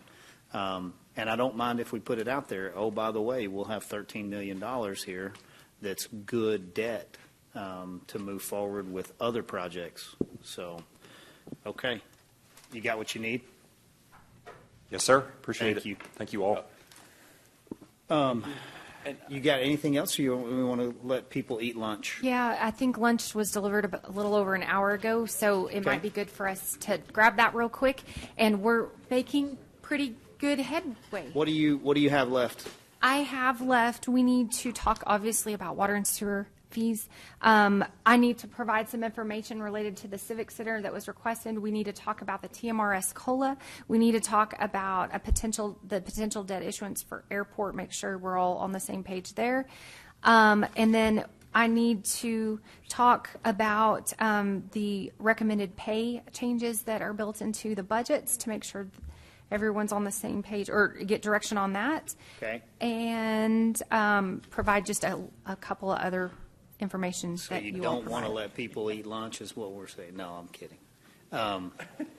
Okay, so let's do COLA. I tell you what, does anyone have to be gone by 2 on council? Can you stay till 3? I could stay, sir. Anybody got to go at 2? Okay, let's give ourselves till 3 to get through as much as we can. Let's talk COLA first, because this is a big part of the puzzle. You're not really going to figure out the rest of everything until you decide this year, next year, whatever you're doing. So y'all comfortable eating in front of everybody? We just go grab them and bring them back in here? Do you want 15 minutes to try to eat and chew quickly? Let's do that. Okay. Hard to work. Okay, so we're going to take 15. We're going to take a quick 15 and be right back. Thank you, guys.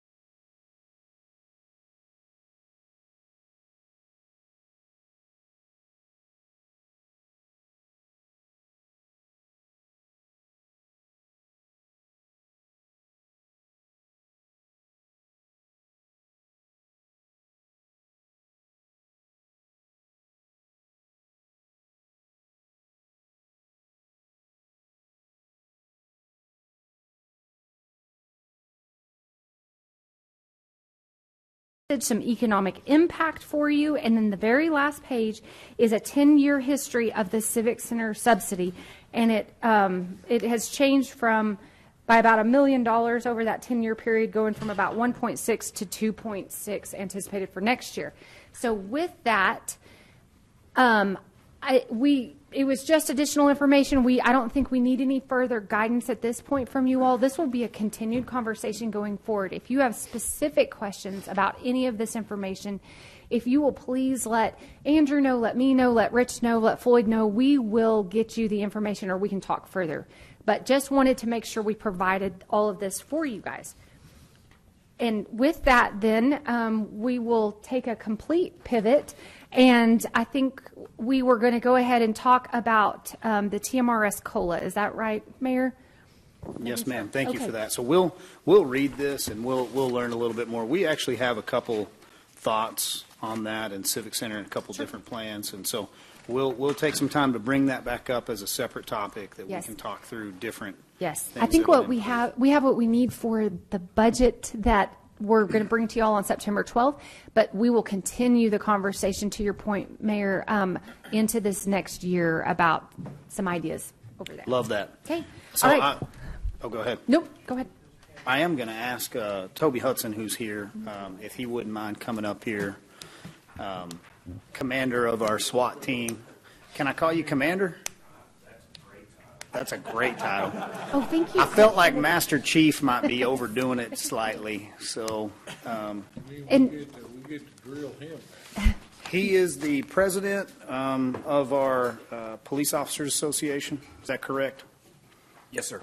Okay, and so he's been key and instrumental in working and spearheading all this, and so I think he has everything that we need in the form of answers to our questions, and Mrs. Storrs can lean into all the financial complications and consequences of what this decision will do to a budget.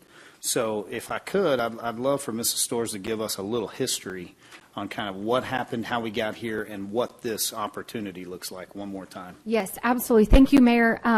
So how did we get here? So back in about 2010, DMRS did a hard look at their investments. They did a study of kind of their actuarial valuations, which determine the rates that cities have to pay in to ensure that we have the benefits that are promised to our retirees upon their retirement. So that is a calculation that's a form of the income that they made during their career, years of service. There's a few factors, and then there's how long they might live. There's a lot of factors that go into it. So when they did that in 2010-ish, they made some significant changes to make the plan even stronger, as far as fiscally stronger, I will say. And so by doing that, it changed some of the actuarial valuations, and it created a large increase into the rate that cities had to contribute into the plan to continue as is. At that point in time, we had a 70% repeating COLA for all of our retirees. So what that means is each year as CPI comes out, our retirees would get equal to what 70% of that amount is, and they would start receiving it on January 1st, at least 1 year after their retirement. So when this happened back in about 2010, the city of Amarillo was faced with a very challenging decision, and so city council decided to opt out of providing that repeating COLA. And I don't have those numbers right in front of me, but we were looking at our contribution rate going up somewhere, I think, around 25%. To keep that in perspective, right now the city of Amarillo pays in 11.8% per employee on each pay period. And so, as you can imagine, that was almost doubling what we were putting in. We did not have the funding in the budget for that. So city council had to make a challenging decision to pull that out. So ever since 2011, our retirees have not received any kind of an increase. So they have been on a fixed income of whatever they were receiving that point in time. And then anyone who has retired since then has received a flat amount that has not changed at all. And as you know, inflation has been occurring, especially pretty heavily in the last couple of years. And also, Social Security benefits, some of those things have gone up. Our retirees have, and again, to clarify, our retirees in TMRS are all of our civilian employees and our police officers. Our firefighters have a separate pension plan. So all of those in TMRS have had flat benefits since 2011. So I believe there were 3 different occurrences where the Police Officers Association, the City of Amarillo, others from the state had teamed up to try to get some legislation changed at TMRS. The way the law is written is if you drop a repeating COLA, the only way to add back in the repeating COLA is to go back and catch up all the COLAs that you missed for every person you missed back from the last time you had a COLA in place. That had created a financial barrier for the City of Amarillo. So with the Police Officers Association, with some representatives here in our area, and the City of Amarillo, we took, I think it was the 3rd or 4th try at going to the state legislator, and we were amazingly successful this last state legislation round. And so they have given us, and I'm sitting here probably stealing all of Toby's thunder, so I'm sorry, but they have given us, they have allowed us to have a 3-year window that is basically it alters state law for 3 years, and then it'll go back to the way it was. So what that means is any city that is opted out of a COLA has the opportunity to add back in a COLA without going back and catching up all the COLAs they missed. So as you can imagine, that's a pretty large number, catching up all retirees from COLAs going back to 2011 till now it'd be 2024.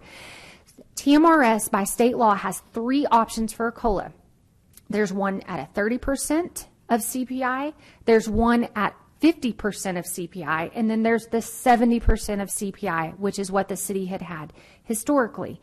So all cities in Texas now have a 3-year window, so it could go into effect, and you can only one time a year opt in. It only goes in effect once a year to add a COLA, because it's always done on January 1st. So the City of Amarillo, along with the rest of the state, has 3 chances to do something with these COLAs with this carve out on state law. 1/1/24, 1/1/25, and 1/1/26. So TMRS has stated that they just need to know essentially before the end of the prior calendar year. So I wouldn't recommend before, like on December 31st, but essentially if action is taken before December 31st, it could go into the following January 1st. So let's talk about numbers real quick, and then I'll pass it over to Toby to talk a little bit more from their stance and kind of a recommendation they have brought forward. So we're talking about 3 options here, or we're looking at 3 options here. So a 30% COLA, and again, so if CPI is say at 5%, it would be 30% of a 5% increase, or a 50%, which would be, I can do that math, 2.5%, and then or a 70% of 5% CPI. So to add in a 30% COLA without this catch-up feature, what we're looking at with the most recent numbers TMRS has provided is, from a general fund standpoint, we need about $2.5 million. So, and I talk about general fund, and Toby and I have talked a lot about this because this applies to the whole city, but the largest barrier the city has from a funding standpoint is on the general fund. That is where the bulk of your employees are at. That is also where the largest dollar amounts associated with retirement funding go in, and that's through your general fund. So, and as you can see, $2.5 million is what it would take to do a 30% COLA on beginning 1/1/24. To do the entire city, you would add an additional $1 million. Now, the bulk of that's probably going to be through our water and sewer fund. Some will be in drainage, some will be in airport, just wherever we have employees. Okay, so that would kind of be spread out across those. To do a 50% COLA, we're looking at about $4.6 million to the general fund. For the whole city, and that total amount comes in around $6.1 million. And then for the 70% COLA, we would be looking at about $6.9 million to the general fund, and the total city cost would be about $8.9 million. So let me clarify a couple of things, and then I'll pass it back over to Toby. So one thing that we did verify with TMRS is you have the option to go up on the COLAs. You can't go down, okay? And then also the legal interpretation is once the COLA is put in place, the way state law is written now, unless there's a change coming forward, the legal interpretation is we couldn't pull it back out.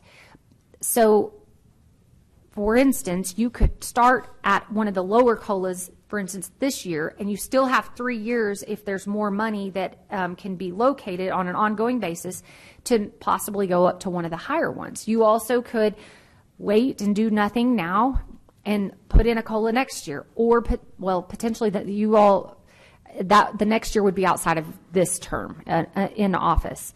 And then the other item I wanted to point out was, sorry, I just forgot. Let me pass it to Toby now. Actually, I say that. Let me pass it to Toby. But let me first just say, do y'all have questions about these are not one-time dollars. These are repeating annual dollars. So when we're talking about the general fund numbers, so it's 2.5, 4.6, and 6.9 million for the three options. Okay, we have to locate an ongoing funding source. So really, that's your property tax. It potentially could be your sales tax, but it has to be within a known amount of sales tax, not a speculation amount of sales tax, if that makes sense. Once that funding source is dedicated to fund one of these COLA options, it's in place. As long as you don't touch that money going forward, it's in place going forward. When we first started talking about this, I told Toby and Norm and all the others that we worked with on this, we really had 3 hurdles. They were able to work with CLEAT and with our representatives to get over hurdle 1, which was changing state law. That hurdle we had not been successful with at I think 2 or 3 different times. The second hurdle was that we imagined for the property tax rate to even cover any of the options, we were probably going to have to go to a voter approval tax rate election. So where you went above that top end rate and you'd have to take it to an election. So I had told them, I said, okay, hurdle 2 is talking a council into going to an election.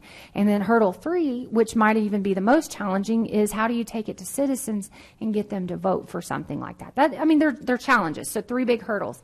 We are now looking at, hi Norm, we are now looking at, we've overcome the first hurdle. The second hurdle really doesn't even exist at this point because we do have some capacity within the tax rate that we did not ever dream we would have.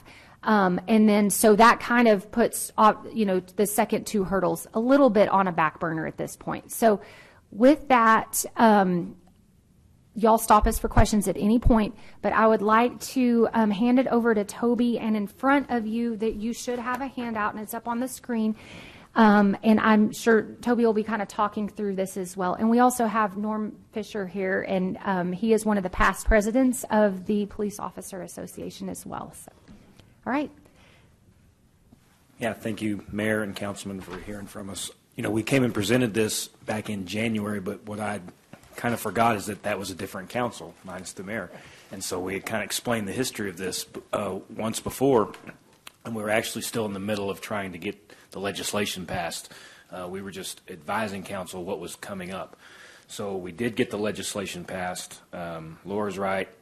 In 2011, 2013, and 2019, there were attempts to get legislation passed to get past this catch-up provision, and they failed miserably. They either died on the floor or in committee or didn't even make it to committee. There were a lot of people that were opposed to this, mostly because the way the catch-up provision was built into the law, it was actually built in to kind of hold cities accountable and keep them into providing those raises to retirees. so if the city got out, obviously they had to pay the catch-up penalty, so most cities didn't get out. Amarillo wasn't unique. There were 26 TMRS cities that sometime up until now have opted out. I don't have the entire list of cities, but Garland, Grand Prairie, Abilene, several cities our size, budget-wise or population-wise, were in that, and a lot of other smaller cities. So this wound up affecting a lot of people. Like I said, there was a lot of opposition to some of this stuff to just make sure that all cities were staying responsible. So that's why the law is built with a short window. So it's basically a mulligan saying we wish we wouldn't have got out, or we didn't have the ability to catch back up. Okay, you guys can start over, but after this, the rules still apply. So that's what this law does. It expires. Our hope and our goal, obviously, is to get back to the original state where Amarillo's COLA was, because this is not only affecting retirees, this affects retention and recruiting. I know when Norm and I started as police officers, we probably were young enough we weren't looking at our retirement, but it takes a few years to figure out, hey, I'm going to have to retire at some point. What's this going to look like? And so that starts becoming a major recruiting piece in keeping and retaining not just police officers, but city employees all over the place. So this will definitely affect maintaining good employees and keeping them in Amarillo as far as competing with other places and other cities. So it doesn't just affect retirees, it affects all of us. Now, we had a large group of retirees here this morning. We timed some of them out. Some of them had to go for various appointment stuff, but it really does affect these guys. And I can tell you, just some of the people that showed up in this room today are people that mentored me, people that some of them actually watched me grow up in this town, and probably can't believe that I'm a police officer to this day, but these guys were instrumental in my career. Some of them worked in schools, some of them worked in SWAT, some of them worked all over the place, and did a phenomenal job, and we kind of owe it to these guys because when they were working, they believed that they were going to get a small cost of living raise. Now, 30, 50, 70% of CPI, which is roughly inflation, is never going to match. So they're always going to be falling a little farther behind. But these guys have literally been on a fixed income with no raise since whatever day they retired. Yeah, if it was prior to 2010, then they haven't received a raise since then, or since they've retired since then. So it's a major component. I know you guys are going to have to find the funds to pay for it. So we did go through, and the APOA wanted to kind of give you guys some options because I don't think it was up to us to just demand a fully funded 70% COLA right off the bat. So we wrote in some options, basically building up from the lower rate up to the top. Of course, our option one would be a fully funded 70% COLA. That would be back to where we started, basically in 2009, 2010.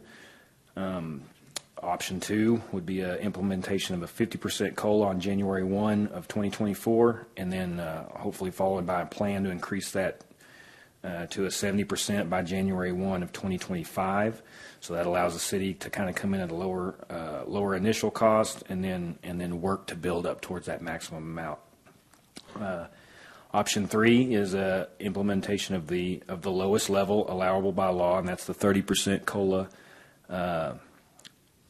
to start on January 1 of 24, and then build that to a 50% by the next year, and then a 70% right before this law basically expires. So it would still get us back to the starting point. It would just take us longer to get there and allow you guys time to look for ways to budget and fund that. So again, those are just options for you guys to consider. I don't know if city staff has come up with anything different than that, or if you guys have any kind of idea for something different than that. I would just end by saying, of course, the immediacy of this is pretty important to us. not only for the retirees, but Amarillo really led this charge down at the state legislature, getting this passed. It was a pretty big deal through, at least I know, the police labor organizations down there in Austin, not just CLEAT, which represents us, but some other labor organizations had to come together. We all had to sit at a table and kind of work out the details of this. It affects a lot of cities, affects a lot of retirees and employees. So because we drove that train, I would be disappointed if Amarillo wasn't the first team to jump back in and say, you know, we solved this problem, or we got this window available, and so we're all in. Some of these cities weren't even aware that this was going to happen because, fortunately, the city staff and us work together on this. There are some cities that are opposed to this because they don't want to pay the extra money. So this was a joint effort between the city and the Amarillo Police Officers Association. But more importantly, we want to make sure this is sustainable. So we don't want the city to have to drop this again. And that's my understanding that that's still possible. You may understand something different. So I think that one is still a little bit questionable. It would probably come down to attorneys fighting it out. I'm looking at Brian nodding his head. So I think there's maybe a couple of interpretations of that. So, yeah. But I think to his point, though, is this, I think for sure what I'm hearing is this was an important recruitment and retainment tool back all these years ago, and felt like it was kind of removed without much the city could do at that point, you know, but it is such an important recruitment and retainment tool, but want to make sure that whatever's done, that it's not going to cripple other areas, I think, you know, because the city's such a big operation with so many moving parts. If you take too much from one, it can certainly offset and hurt elsewhere. And so I think that's where certainly what I'm hearing from this group, and it was very interesting. I learned a lot through this legislative session. I will say that. Apparently politics run a little bit different at the state level, but but it was only because I know, like, CLEAT, which is the state police association, I'm probably saying that wrong, but they had been adamantly opposed to the other versions we had brought forward in the previous years that Toby was talking about, and they came alongside this proposal this time. So it was a very unique situation that it just seemed like maybe the stars aligned and the right people got on the right page at the right time. And so again, love that they put a 3-year window in place, so it's not, I mean, hey, this is your one chance and that's all you get, but it does allow, and I think by their illustration here, there's some different options we could talk about. And Andrew and I say Andrew has probably brainstormed some other ideas that we could even talk through as well. So I mean, there's several versions of this we could talk about. But, you know, one thing that I think we need to, you know, and this goes back to the very start of today, you know, we had talked about sales tax. We had talked about a $2.4 million number in sales tax. As I mentioned, we need a known sustainable revenue source to support this. I am a little hesitant to say that $2.4 million in sales tax might be the right one. If we were about 3 weeks from now, I might be able to say that, but I think there's still a little bit of uncertainty there. We also talked about property taxes earlier today. Based on, I think, the model that council is looking to move forward with, we had talked about how in the maximum tax rate, there was 4.9 million, but $1 million was already built into the budget, so we're talking 3.9. Well, now the model that council has recommended is, okay, now drop that down even another $1 million, because we're going to look at doing some debt issuances to address some street projects and do a grant match for the one street project. So now, instead of 3.9 million more that we had some wiggle room on, we're probably at about 2.9. So with 2.9, going back to what we were talking about, that for sure could get you potentially the 30% COLA at this point in time. I don't know, we could stretch to a 50. I think we would need to talk about pros and cons of that. Andrew, do you want to elaborate a little bit? Yeah, so we also got with TMRS about as far as timing to get in between January 1, and as Laura mentioned, you have till the end of the calendar year. So one other option might be adopt the budget in October 1 with the 30% approved. They know they have it. And while y'all work through this working budget, we'll have a couple more months, see how sales tax doing, see if there's other opportunities, and then you could come back again and give us direction potentially to bump up maybe to the 50% COLA, all by January 1. So it's basically 2 bites at it to get it to January 1. Just a fourth scenario to consider.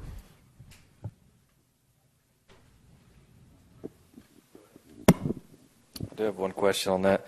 So when we're looking at these 3 years, right, 25, 26, and then 24, those 3 years, I mean, say we adopt a 30% COLA or a 50% COLA, you know, and say we can't go to 70 until 2027, is that feasible, or is that 3-year window it for as far as bumping up the raises?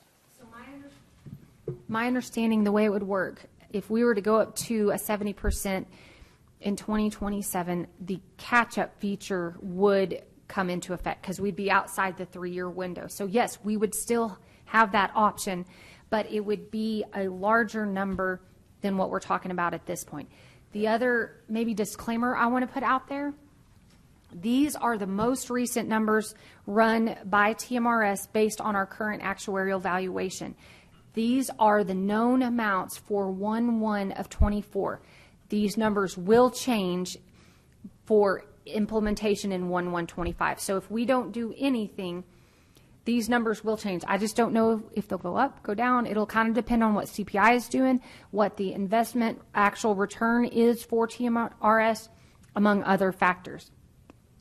So these are the absolute known numbers for 1/1/24 implementation, but just want to make sure that you all are aware that these numbers will fluctuate somewhat when we're looking at these same amounts this same time next year.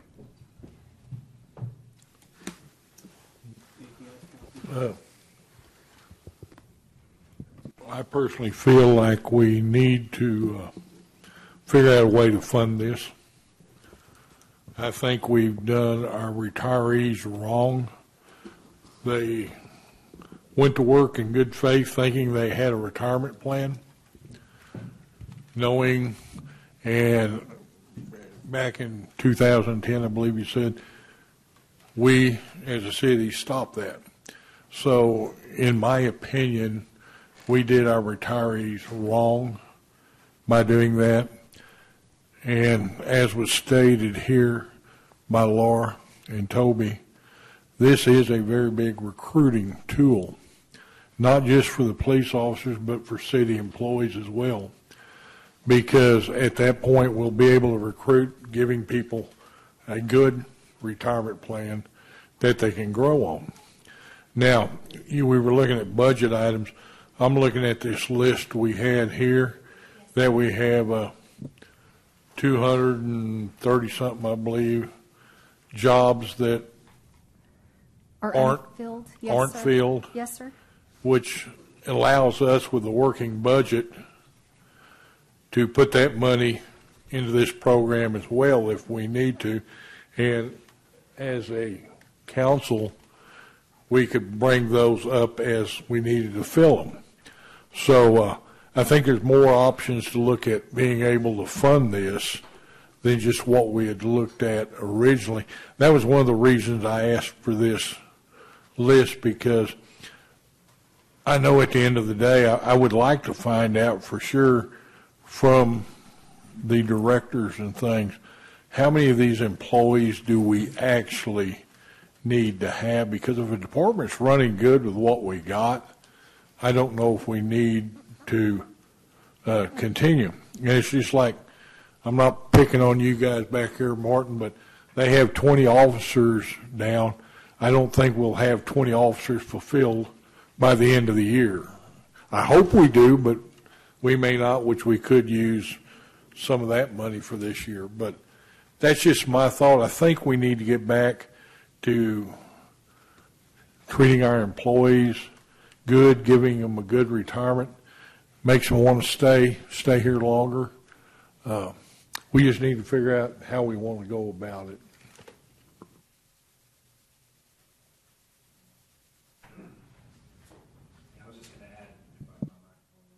Hang on just a second.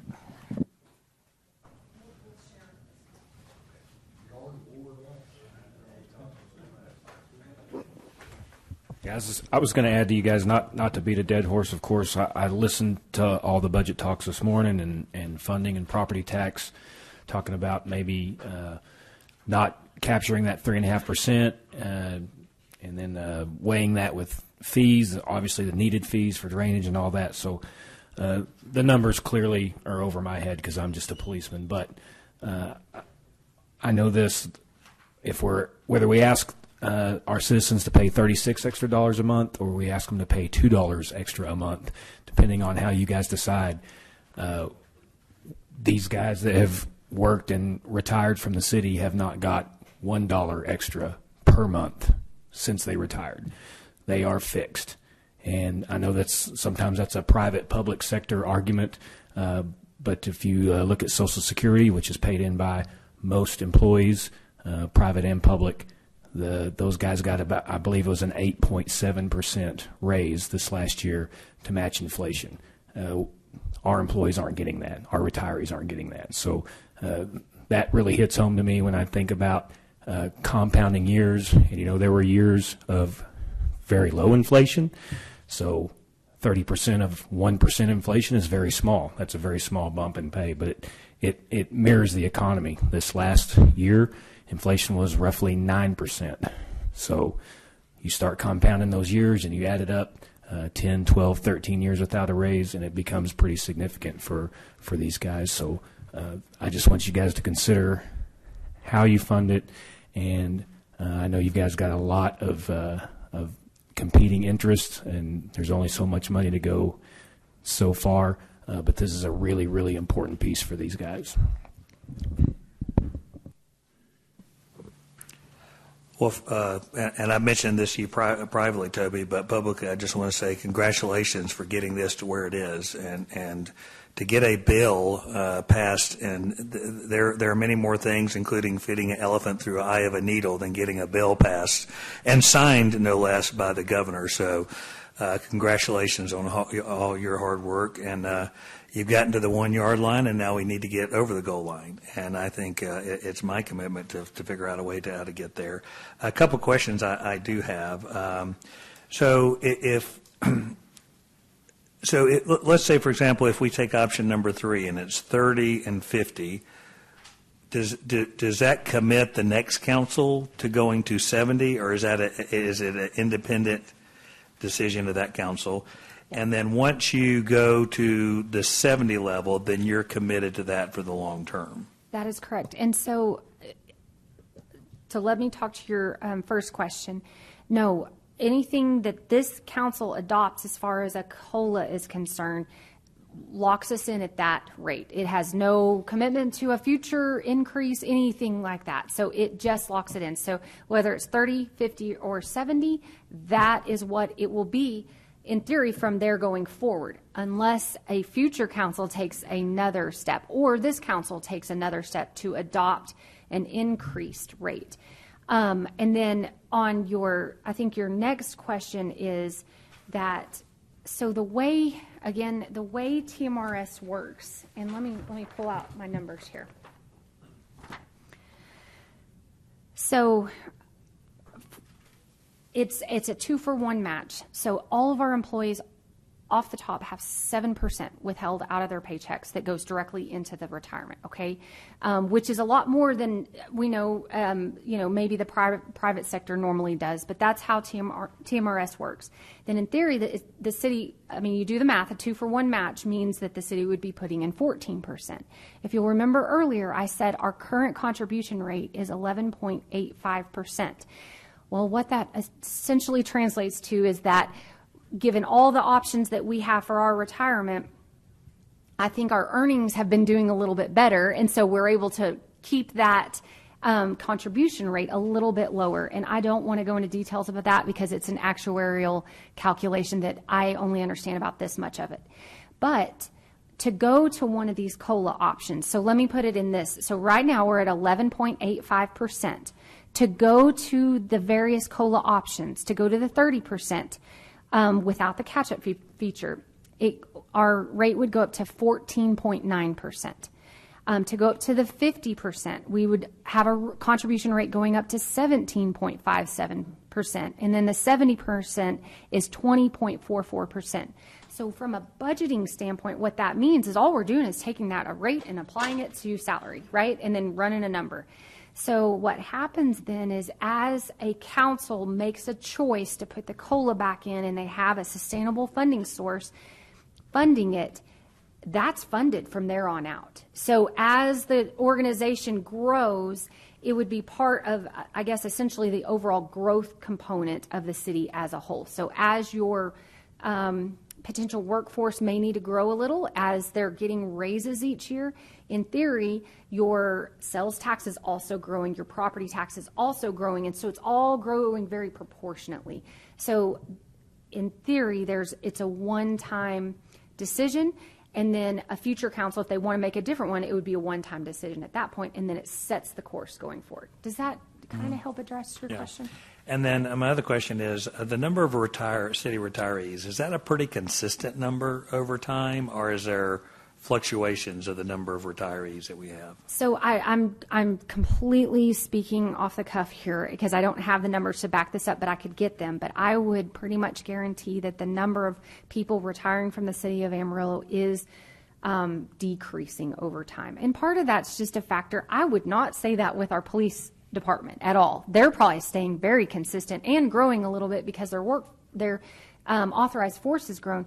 But then overall, if you look at the patterns of employees, they've changed a lot over the years, where people would get into a job and stay in a job until retirement. I think we've seen some change in that, especially since COVID. We've seen a lot more movement around jobs. I think some of our younger generations are not staying in. So maybe to your point, we may see a little bit of a slowdown in retirees going into, or city employees going into retirement, where we may see a little bit of growth from the PD side, but I don't think we're fully growing altogether. So really any fluctuation, this number is going to be based strictly on the CPI adjustment and not so much on numbers in fact, going if anything, in. It may be fewer numbers of people that are. Well, and the other thing too is the way that these contribution rates are calculated is that you are funding the retirement of that employee and that employee, this employee, that employee, any city employee over the life of their career. Okay, so as you have more people working for the city, you're putting more dollars in specifically for that person that in theory will satisfy what their need is throughout retirement. And again, it's very complex calculations. The other things that we see affect the rate over time are things like as mortality tables change. So as the population as a whole starts living longer, that can change some of these numbers a little bit, these contribution rates, because now instead of, the average lifespan, I'm making this up, but the average lifespan of being 80, that now it's 85. Well, that's another 5 years, that we got to factor in. The actuaries have to factor into contributions going into this plan. The other thing that can affect it is obviously investment returns. And that's changed a lot over the years as well. And so, there are definitely some factors. I do not anticipate any big changes to TMRS like what we saw back in, again, I want to say it was around 2010, 2011, where they kind of revamped everything. We're not anticipating anything like that again.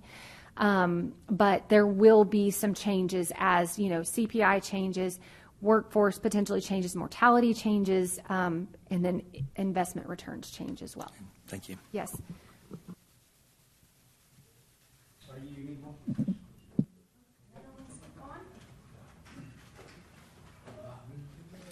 With TMRS, is there a vesting period? Like what? Yes, there is a 5-year vesting period. Yes. Okay.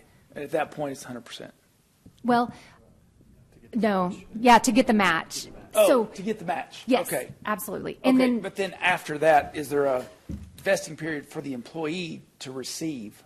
Yes, you can do, the city's adopted a 20-year retirement. So 20 years, any year, or any age of service, you can retire. So at that time, though, you're still contributing. You're contributing your 7%.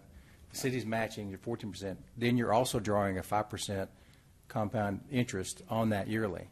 So to let you know, too, that the thing that helps the fund is people come and work for the city for 5, 10, 15 years, and they leave. They don't get their retirement. Well, the city doesn't get their money back.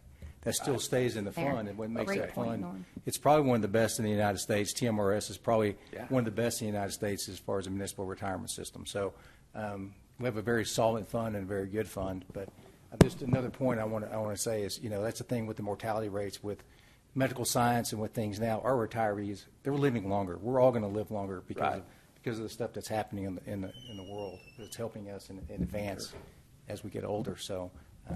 Well, and that is a fantastic point. And I wanted to elaborate on one point that he made. So what the city has is there's two factors. So there's a 20-year retirement. So at any age after 20 years of service, an employee can retire. Also, at the age of 60 with 5 years of service, because you have to have the 5 to be vested, at age 60 with 5 years of service, you also have the option to retire.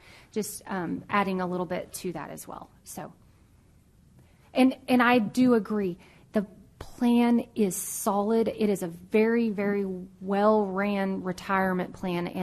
And the city of Amarillo is very fortunate to have this benefit that we can provide to our employees. And again, I know we've talked about this quite a bit. At times, we can't always compete with private sector. But this retirement goes a long way because I don't know that private sector can always compete with a pension because pensions have essentially gone away, So we are very blessed to have this, and I think if we can do anything related to a COLA, it's only going to make that benefit stronger to help our retirees, but also for recruitment and retainment. So to go back and just double check. After you factored everything in across the board, all departments considered. Yes. General fund, 2.9 million. 2.5. 2.5 million for the 30% increase. That is correct. Or for the 30% with the COLA. Yes, the 30% CIP. 30% of CIP is what you'd be adjusting. Exactly. And then you were 4.what million? 4.9. 4.6 Thank million. you. Y'all have better memory than me. At Yes, the 50%. 4.6 on the 50%. Yes. Okay. So steering the conversation just a little bit here. The perception is we have 3 years. So we have this year, then we have next budget, then we have the budget after that. And when you kind of go through that a little bit, you realize, well, actually I have 2 years. I have this budget and I have next budget. Somebody else could have the other budget, really. And then when you factor in the account of it's like any business or any even household budget. If you don't allocate something and you don't put an intention on where the money goes, for some weird reason at the end of the year the money's just gone. So we don't want to make a habit of loosely allowing budgets to just sit and remain, thinking, okay, we're going to do a good job of saving those monies and not putting them where they go. Our working budget idea is a really good budget idea, but their comfort needs to come in the fact that we have some intentions about where the money's going to go. We've already identified potential projects and priorities. We just haven't had the time to go ahead and know, well, this is number 1, that's 2, and this one over here is 5. So what we're having to do is look at it today. Do we have the ability to say, okay, well, this is 1, this is 3, and this is 5? We really don't. So we need the additional time in this working budget sense, but with the intention of knowing that we're going to identify these things, throughout this first year, and then the second year budget's going to be even smoother. And we would hope to identify even more efficiencies and things like that. What Councilman Sherlin is saying about the 230 vacancies and what that equates to dollar-wise, I think that's something you could look at over a year. I'd hate to look at that with less than a year. I'd hate to go 2 or 3 months down the road and get some sense of confidence. Hey, we're going to be good where we're at. Let's just freeze everything and capture these monies in our budget and go spend them. You may not have the right level of service if you do that.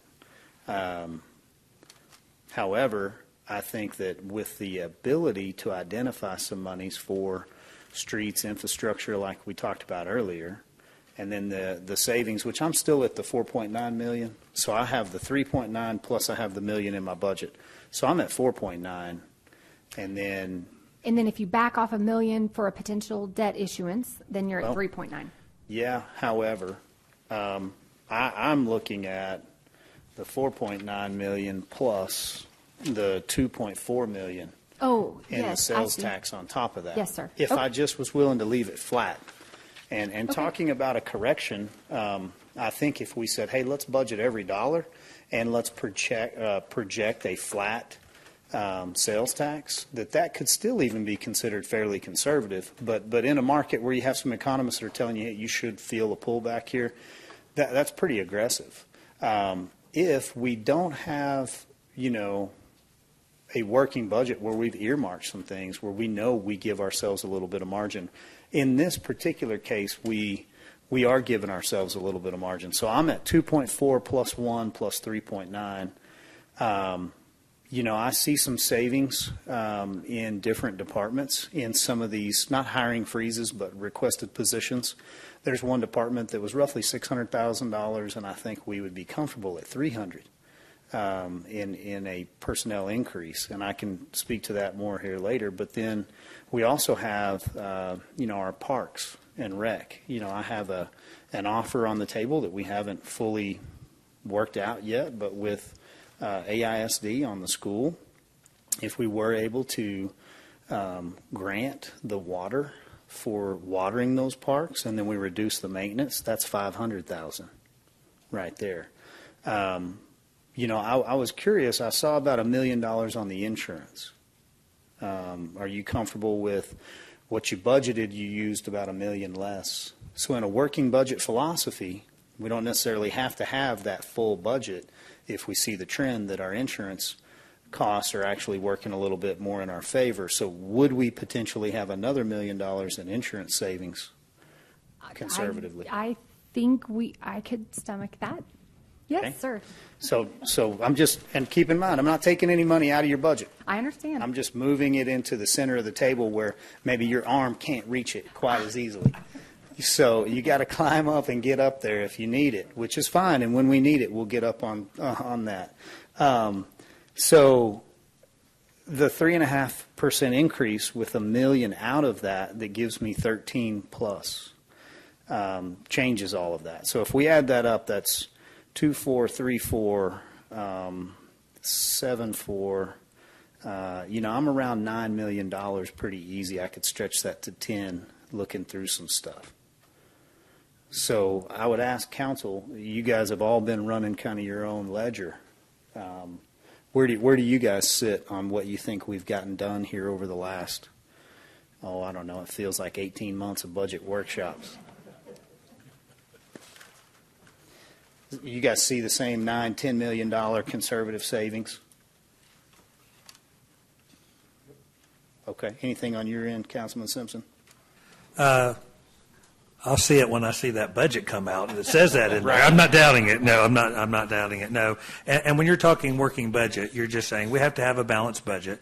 But what we're saying is we're going to have a working budget that allows us to reserve some money to look at doing things so we're just not tying up every dollar that we're spending, but gives us an opportunity to be able to impact things because things could change throughout the year and different priorities can come out.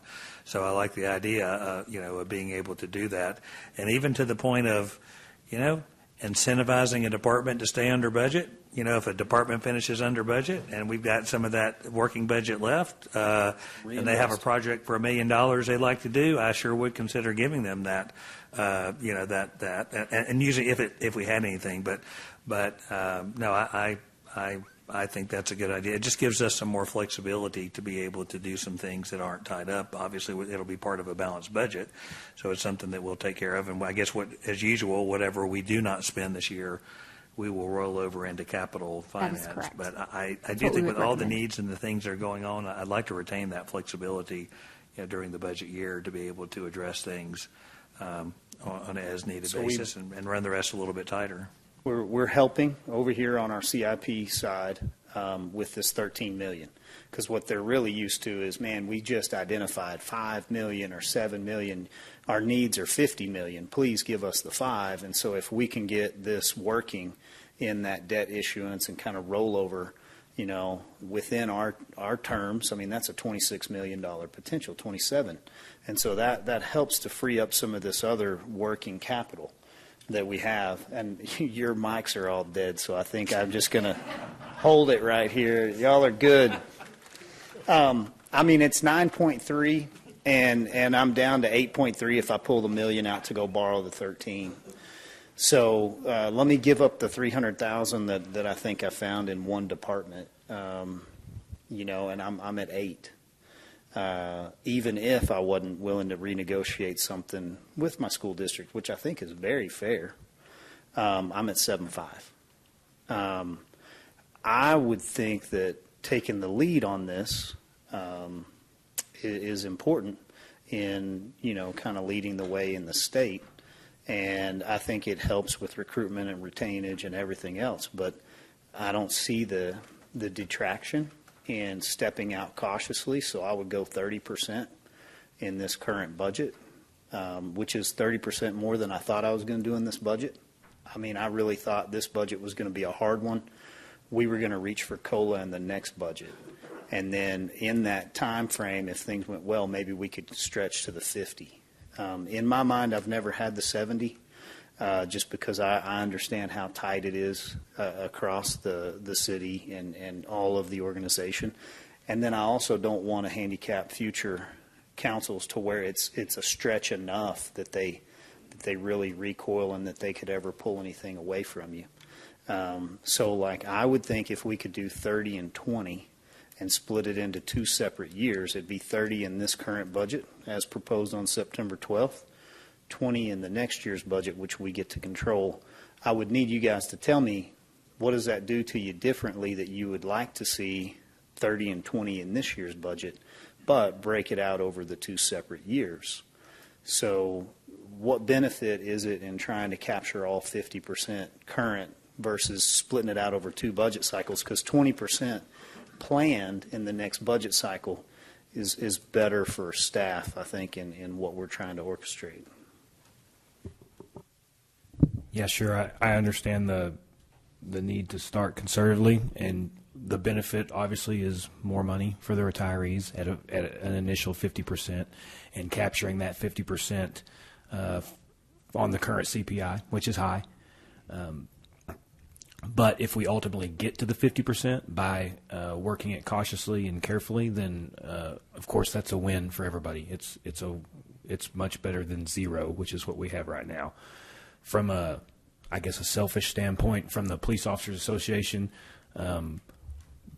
going into next budget talks and budget year will be a meet and confer year, which is when the association and the city start negotiating a new agreement, labor agreement. So we would have competing interests. Obviously, we started this COLA issue, and we want to further that, but we're also going to have to work for current employees, too, at that time. So that's what it looks like for us, but I understand it's much bigger picture from you guys. Got anything to add to that? I don't have the numbers of what the differences would be between the two. I don't know how it would affect anybody, but I think the base level is just getting us in the door at the 30%. Just getting us in the door right now is better than nothing, because I think, like I said, you guys will set a precedent by jumping back in and helping these retirees out. And that's just, all the city retirees, and just helping them out. And I think if you just do that right now, that'll help them, and then you guys can look at the numbers next year, what they're going to be, jumping to 50. So I would ask if council, anybody opposed to trying to get in to this at 30% in the current budget with, give me the 8.3 million. Let's just say that that's factual, and we can start at that high of a number. Tell me your number again. 8.3. I took the million out, I got all the way up to 9.3. I can rerun them if you need me to. Yes, I will sit down with you and maybe we can compare Yeah, numbers that's too. sales tax, that's your million, tax. plus that's the additional property tax. Yep. So that's around 7.5. There was 300 in a department that I can identify. Okay. And then there's 500 out of parks Got because that. we're going to shift that over to water and sewer on the water billing Mm-hmm. fee. What were you at? Excess. What about the excess that we're bringing over from previous year budget?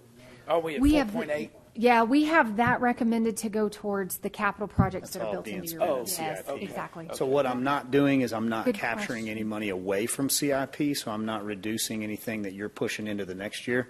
Previous council worked hard. They've got that money going. You know, if we can agree where it's all going, maybe the prioritization of it's what we talk about, but we leave it alone. And then I think that might have even pulled in the $1 million for the insurance.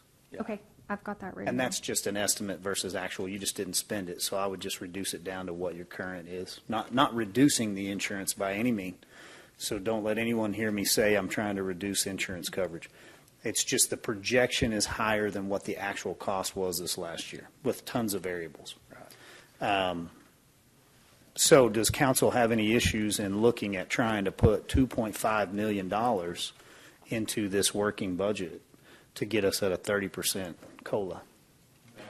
No. And I think, to your point, even next year with the meet and confer, I think you're going to see from this council, we're really for the employees. We're trying to get employees better paid, so we can retain. So though you're saying, you might be working against it, we're all on the same team. But all working within the constraints of limited resources, right? So if we had unlimited resources, it'd be great.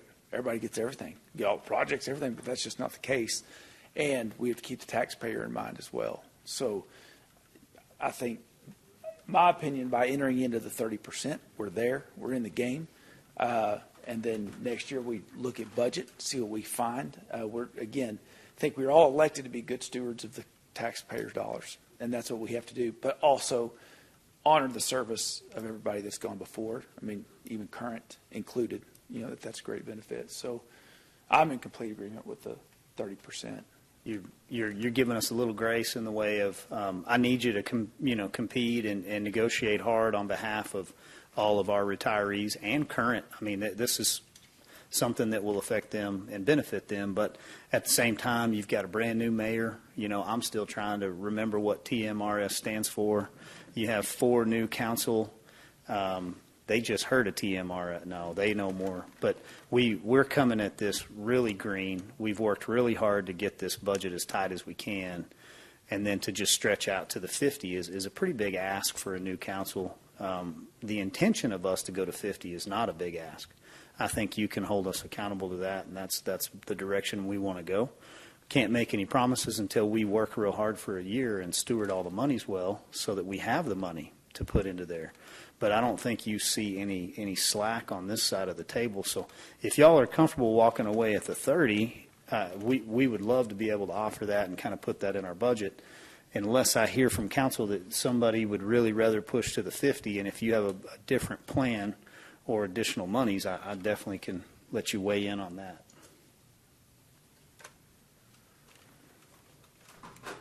How does that hit you guys? You okay with working with it for now?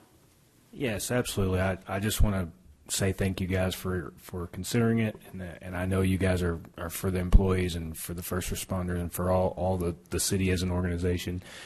While you're trying to be responsible, especially this early in your term, and make sure that you're not overstretched. So I know that's a tough ask on anybody to come in just a couple of months, figure out a multi-million-dollar budget, and then piece it out and get new asks in the middle of that. So yeah, this has been a long time coming. This has been a problem here. So anything that we can get in and stay in and then work to increase is a huge win for these guys. I just want to say one thing. We were only able to do this because of Representative Fort Price. Fort Price was on our side the entire time. He fought hard in committee. He showed up with us to committee. He sit down, and we had to rewrite a bunch of this legislation, and he had no problems doing that. And he showed up for every event and would constantly text, email, and keep me and Toby and Laura in the whole loop of everything that was going on. So we're going to lose a real great man in Austin by him leaving at the end of his term. But I just want to let you know this is the reason it was possible, is because of him. So just let y'all know that. We really appreciate y'all's time. Thank y'all. And we will continue as we work through this working budget. If funds become available and we're going in the right direction, I don't want anybody to hear me say that we can't do anything for a year. We're just making a commitment for next year's budget. And we're going to work this budget every month. So really appreciate y'all's time. Thank you guys for being here. Yeah, I'm disappointed we can't do more. I wish we could do 50. I wish we could do 70 right now, and I hope all the retirees know that we're supportive of that, and we'll figure out a way to do the best we can. But hopefully feel good about getting to this point. So we're going to keep working. Thank y'all. Appreciate it. Thank you, guys. Okay, Mayor. We've got two things. I could do one thing very quick. Both of these are Floyd. It's going to be the Floyd show. We need to talk water and sewer fees, and then, I know. So the other item we need to talk about is there is a proposed $3 million debt issuance for airport to do those hangar repairs that are tied back into that lease. And again, those revenues are proposed to be paid for, the debt service amounts are proposed to be paid for out of existing revenue, airport revenues that have been historically going towards some advertising costs. But as Mike Connor mentioned, I think yesterday, it's all starting to run together, that he felt this was more important to go ahead and to get those hangar repairs in place. So any thoughts on that? The current lease revenues, $500 plus a year. That is correct. So the $3 million property improvement for the rail system, we do have how long is the tenure of the lease? Do you know how long they've been there? I don't know, but I can find out. Oh, gosh, they've been there a while. And so it's a renewable. It's typically on a 5-year cycle, but I don't know where we're at in a 5-year cycle. I think it was renegotiated a couple years ago. What we would ask, and I say renewables, renewables. What I'd want to know if council would like to direct is, I think with this amount of money going out, we might want to, not just put that out there and leave the lease untouched. So let's say it's a 5-year lease and we're 3 years into it. Well, let's sign another 5-year lease and put the $3 million into it. They should be happy with that, I would hope. And then, we're not asking for an increase in the lease amount, or if it's built in where over every year it increases a set amount. So are you asking us to renegotiate the lease to pay the debt service on the $3 million? No, I'm just asking to extend the lease to protect this amount of debt service. Okay. So if I only had a year left on a lease, I'd hate to go put $3 million into it, and then for some reason they were to pull out. Now I've got property for lease that maybe didn't need the rail system. So this is pretty specific to their needs. No, we'll get that, and we'll update you, and that's not a problem that we have this in that manner. And they've been leasing from us for 30 years. So I don't think it would probably be unreasonable for us to request a lease term of 20 years, because that would be the term of the debt that we'd be issuing, would be 20-year COs. And so if that seems reasonable, we could approach them and see if we could align those together to kind of lock it in. Thoughts on that? Didn't he mention they might be wanting another hangar yesterday? Yes, they have approached us over the last few years that they have been wanting to, they have approached us for some assistance on constructing another hangar. But yes, I think they would like to expand if they could here. Yes, they need more space. Questions or concerns on that? If we're able to align those, you guys are comfortable with a debt issuance? Any reservations on any of that? No. Okay. So would encourage you to work that lease, make sure it's fair on both sides, and then bring it back. Now, are you needing to bring that back in budget, or are you bringing that back at any time? Yes, anytime. Okay. And we would, yes, we could time the debt issuance with the negotiating part of that. Yeah, we could do that. Good on our side. All right, that one is done. So the last thing I think we need to talk about, unless anyone else has anything they want to talk about, and if you guys wake up in the middle of the night, y'all probably don't do this, it's just me, that wake up in the middle of the night and thought, oh my gosh, I forgot to ask about this, or did we talk about that? If something like that comes up, please send me an email or text me or call me and let's talk about it. So don't lose sleep over anything that we may or may not have talked about or talked about multiple times in the budget. So with that, as a reminder, on your water and sewer fees, if you would like to turn in your book to, let me pull the page real quick. We have a built-in 5% rate increase into the water and sewer fees, and that was to address the ongoing inflationary costs that we're seeing in that area. And those are outlined on page 33 and then on page 34 in your budget books, what current rates would look like. And again, it varies based on size of meter. The top two on page 33 and the top two on page 34 are the most common residential size meters. So just kind of keeping that in mind. So that is what the rate would look like with a 5% rate increase. So with that, I'll hand it to Floyd for any expansion on that.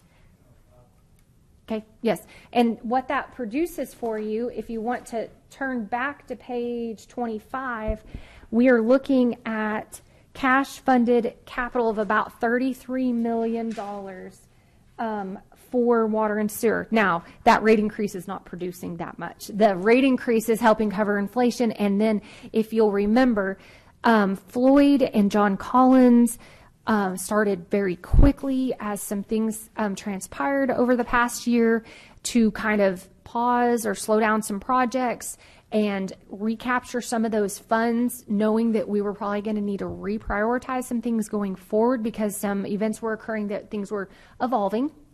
So a lot of this cash-funded capital was basically unfunding prior approved projects and bringing them forward with a new priority. Is that fair to say, Floyd? That's the Hollywood Road project. There you go.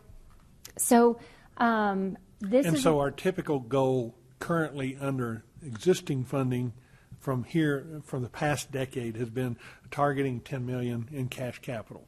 And we're wanting to, over time, get that to 15. Now, have we gotten there? Typically not. No, I think we've been closer to about 12. But yes, Floyd and I are always kind of working on trying to build that up. It's just a give or take. You know, how much can we squeeze over a certain period of time? So the other thing that, as a reminder, and Floyd can expand upon this, is as we know that there are some things that need to be addressed with the wastewater plant, this budget is not built to address all of that. This budget is built to start design and kind of the research side of all of that.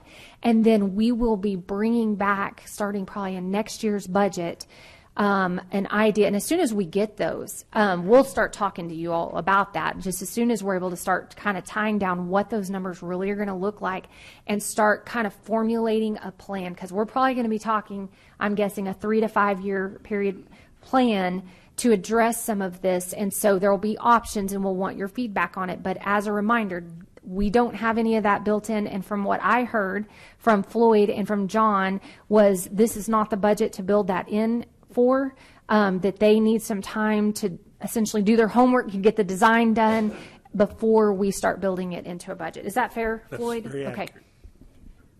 So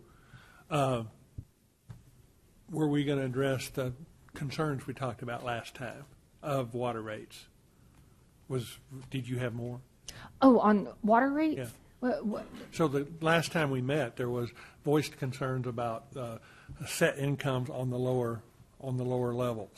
Oh. And were we going to look at anything other than across the board 5%? And we can certainly talk about that. The other thing that is built into the budget is, as a reminder, we have built in an amount to change utility billing software, which has just continued to be a struggle for us since we implemented it back in 2018. And so with that, in conjunction with that, we would like to complete a water study a water rate study is what I should say. Sorry, a water rate study that is ongoing that we might be able to bring better recommendations back to that point, Floyd, right. As far as, the tiers or the base rate, and if there's some options that maybe you all could look at on the base rate. I mean, we don't have to do a flat 5% increase across the board in this one by any means. But if we do choose to do something across all, we will certainly follow up with the results from a water rate study with some options, on base fees versus the tiered rates that are used more for conservation efforts. Now, my question was more, that is where we were at. Yeah. Is the council interested in having any discussions about that now versus when we get the expert input? Yeah, maybe. So, how much is this water rate study going to cost? I think it was 50,000 or less, and we've already have it approved in the budget, and it's already partially underway. Man, I mean, can we understand where we are just with our own data in the way of if we're going to end up, after we get a water rate study, still wanting to go towards, look, these users that are on this very low tier are the ones that are impacted most by $2 a month.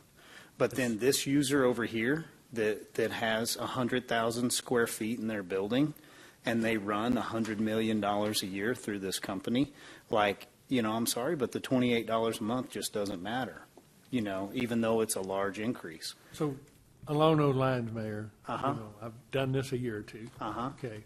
So instead of having to pay an expert, if you left the base connection fee for a 3/4 and a 1-inch residential meter at the same rate it is today, and you adjusted all the other rates at 6% instead of 5%, you probably gain $20,000-$30,000. Okay. Just based off my knowledge of history of running this system. Net 20 or 30,000 Increase, yeah. increase? Yes. Versus In- what if you move them all 5%? If I did a straight across the board, 5% across the board, What's my net?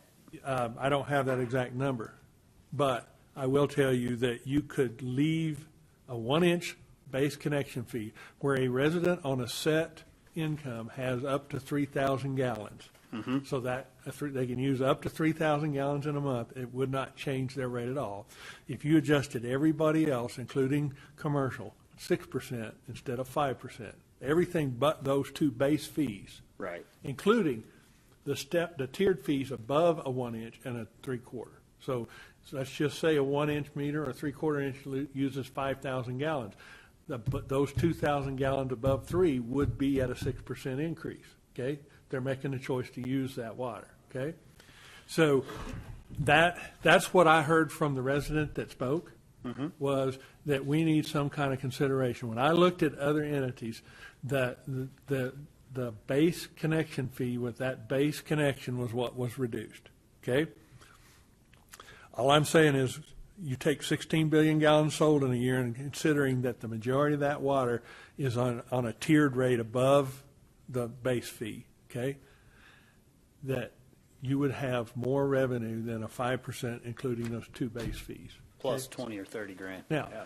Matt, from Laura and Matt's consideration, I'm assuming there's 50,000 plus meters of those two size on that base fee, and you would lose $1 a month per meter by not raising that.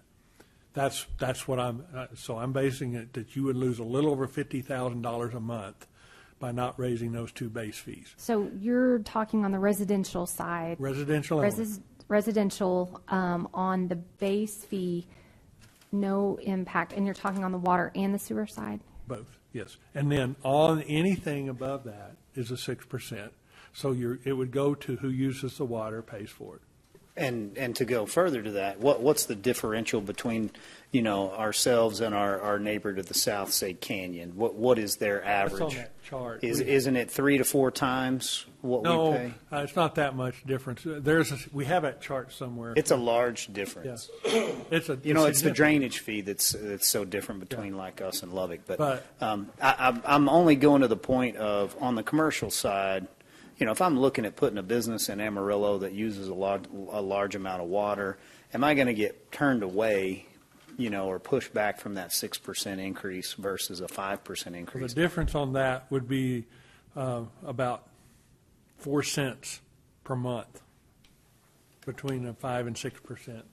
Not on a large commercial. For a commercial. For the commercial. For the commercial or for the Per residential? thousand, per thousand. So if they used, 10,000, it's 40 cents. Yeah, okay.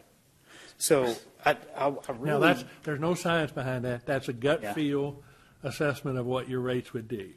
And okay. that would, in my opinion, we would see the coverage of those increased electric expenses and those professional services that we saw in the budget with that revenue. Well, forgive me for having a gut feel of what I think $50,000 in 3 months of study would do, but I kind of have the gut feeling that I'm not going to get any better data to make a decision here on what our intention is with this water bill.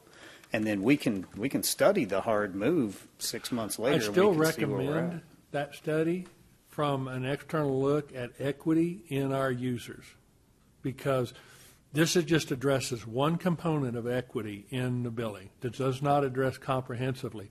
Are we equitable between commercial and residential? Are we equitable between 50,000 and 30,000? There's a lot of things that consultant can And look also, at and also understand. equity between the water rate Yeah. and the sewer rate. Yes. Yeah. So, yes, what are our expenses? Exactly. Where are our expenses landing versus where we're charging the fee? Is it related to that? So I think there's value of the consultant. This is just if to address the concerns today, instead of moving forward with just a flat across the board 5%, if you wanted to, that would address fixed income, as long as those fixed incomes knew that it's limited, that benefit's limited to the first 3,000. Once they go above that, they're paying an additional 6% instead of 5%. Okay, just a question. How does this consultant give us more data than what we have already? Is there not somebody that can compile it that we have? I mean, this is just a question, like complete ignorance here. I feel like we have all the data. Why can we not see the same stuff? Some of that, I'm saying, is related to comparing to comparable cities, other data out there related to similar entities that use, one time 15 years ago, we did a coordinated study with Glendale, Arizona, and that was because they were very similar in size in those. So the consultants have access to external data that we can bring in and compare. Is that not all public record? Typically, yeah. So we could get it. Yeah. It's just a matter of manpower, maybe. Yes. That may be a better answer for like, why we get a consultant. We just don't have the time or the manpower to do it. Yes, so I think that's probably a fair statement. So again, and I'm just being real here. I mean, we talked about this last weekend was done to compile a report, on someone's time off. We are constrained, and it takes a higher level of expertise. This isn't something that we could hand, a project we could hand to, just any level of employee in our financial area. I also know that there are certain modeling tools that are already built, but those consultants have those, and so what I appreciated through the last water rate study that we conducted is they could build out various options, like, okay, well, what are you wanting to see? Where are you wanting to focus certain things on? And it was much easier to run different scenarios just because they have all of that already built. And so I think we could probably get there, and my mind is still, or my eyes twitching a little bit from Floyd's math, but I trust him. This will cost us less than watering that park. I understand that. And, but I also know he manages the projects that would be constrained if we don't hit revenue projections. So I'm great, and so, but I do think there's a lot of value. And the other thing too is these consultants are not only looking at Texas water rates they're looking across the nation. I know actually the consultants we worked with last time, they look at water rates across the globe. And so because sometimes they can bring you ideas that we may not even be aware of as well. So I do think there's some value. We do sell 16 billion gallons of water a year. Yes. So you divide that by 1,000 and you do that by 1%, and there's some revenue there. Man, And I'm recruiting Floyd to come over to our financial team. Yes. So, yes. Yes, exactly. We're going to consult with him on the financial And side. when's Yes. the last time I I did trust you. something that got me less money? That is true. I trust you, Floyd. I trust you. If he thinks this is sustainable, I will go back and prove up the numbers and then sleep better at night. But I'm comfortable with that I recommendation. just think it's something you have an opportunity to think about doing. I think it's a good working budget item. I say we put it on the back burner. Let's not go spend $50,000 that we don't necessarily. Did you already do it? We're already under contract. Yes. Oh, dang it. But I'm talking about in But- this current budget, because we don't have that finished for this budget discussion. We don't. I mean, we could pause. I think I don't even know, maybe spent maybe $10,000. I'm just throwing Will that you number out. research that? Check and on we could it. stop. Let's see where we're at, and if it's a amicable pause and hold off, then what I am interested in doing is seeing what staff can do without spending more than 30 minutes worth of time and thought on it. If it is the 3/4 and 1 inch, and we can apply that sewer and water, and we can hold that at a 0% increase for the first time in how long? How many years have you moved it? Every year for a while. One of the last 12. So for the first time in the last 12 years, we keep that held at a 0% increase. We then would move everything else up to a 6% increase across the board, unless my expert tells me like he doesn't like that, then that's not going to function. Then I would entertain that in this current budget. We move forward with Absolutely, that. we could do that. And then if you want to bring the evaluation and the consultant back in, then you bring it back in during the year. For future For looks. the next year, if we need to make a correction, and if we have to make a correction, will we overcorrect it on the side of considering what our, I'd say, lower income and the ones that would be hardest hit by that increase, erring on the side of trying to protect that water bill, as they've seen electric and everything else continue to go up substantially. Yes. So let me make sure we're all on the same page. So what we're talking about is leaving the base rate flat on all meters or just the 5/8 and 1 inch meter? Only on the 5/8 and 1 inch. Okay, which would get the vast majority of your residential customers, I would assume. And that would include, in my opinion, would Okay. include Yeah. 99% of your fixed income residents. I think There's a that few is of them on a bigger meter, but very few. very few, I would think. Yeah, y'all, here, 5/8 is, yeah. 5/8 were used a lot, I think, originally in the community, and then some of the newer developments, I think, are 1 inch doing the became 1 the inch. standard in the 80s, 1980s. And then all we've got to do is review in a future council meeting of, do we really need an equitable evaluation of sewer and water rates in other capacities? Or did we just see and kind of witness, and we can see that data on that we covered 99% of our population in that one metric? Now, I understand there's lots of metrics. That's 99% of your fixed income. Correct. There's very few that would have a larger meter. So we can identify, I don't know that there's a data mechanism to identify them specifically as fixed income. They'll self-identify as that. Sure. But what you see is that 99% of or more of your residential meters are 3/4 and 1 inch. There's very few above that. But the Very six- few. Now, six- there's a lot of commercial and others above that. Mhm. So the one nuance of that, just to be aware of, that your outside the city services are 1.5 times your inside. Mhm. So you're actually on the 3/4 and 1 inch, you'll be given, the increase won't apply to a residential outside the city as well. Agreed. So the question would be, did we want to have two separate tiers, one for outside the city and one for inside the city? And if what you're telling us is that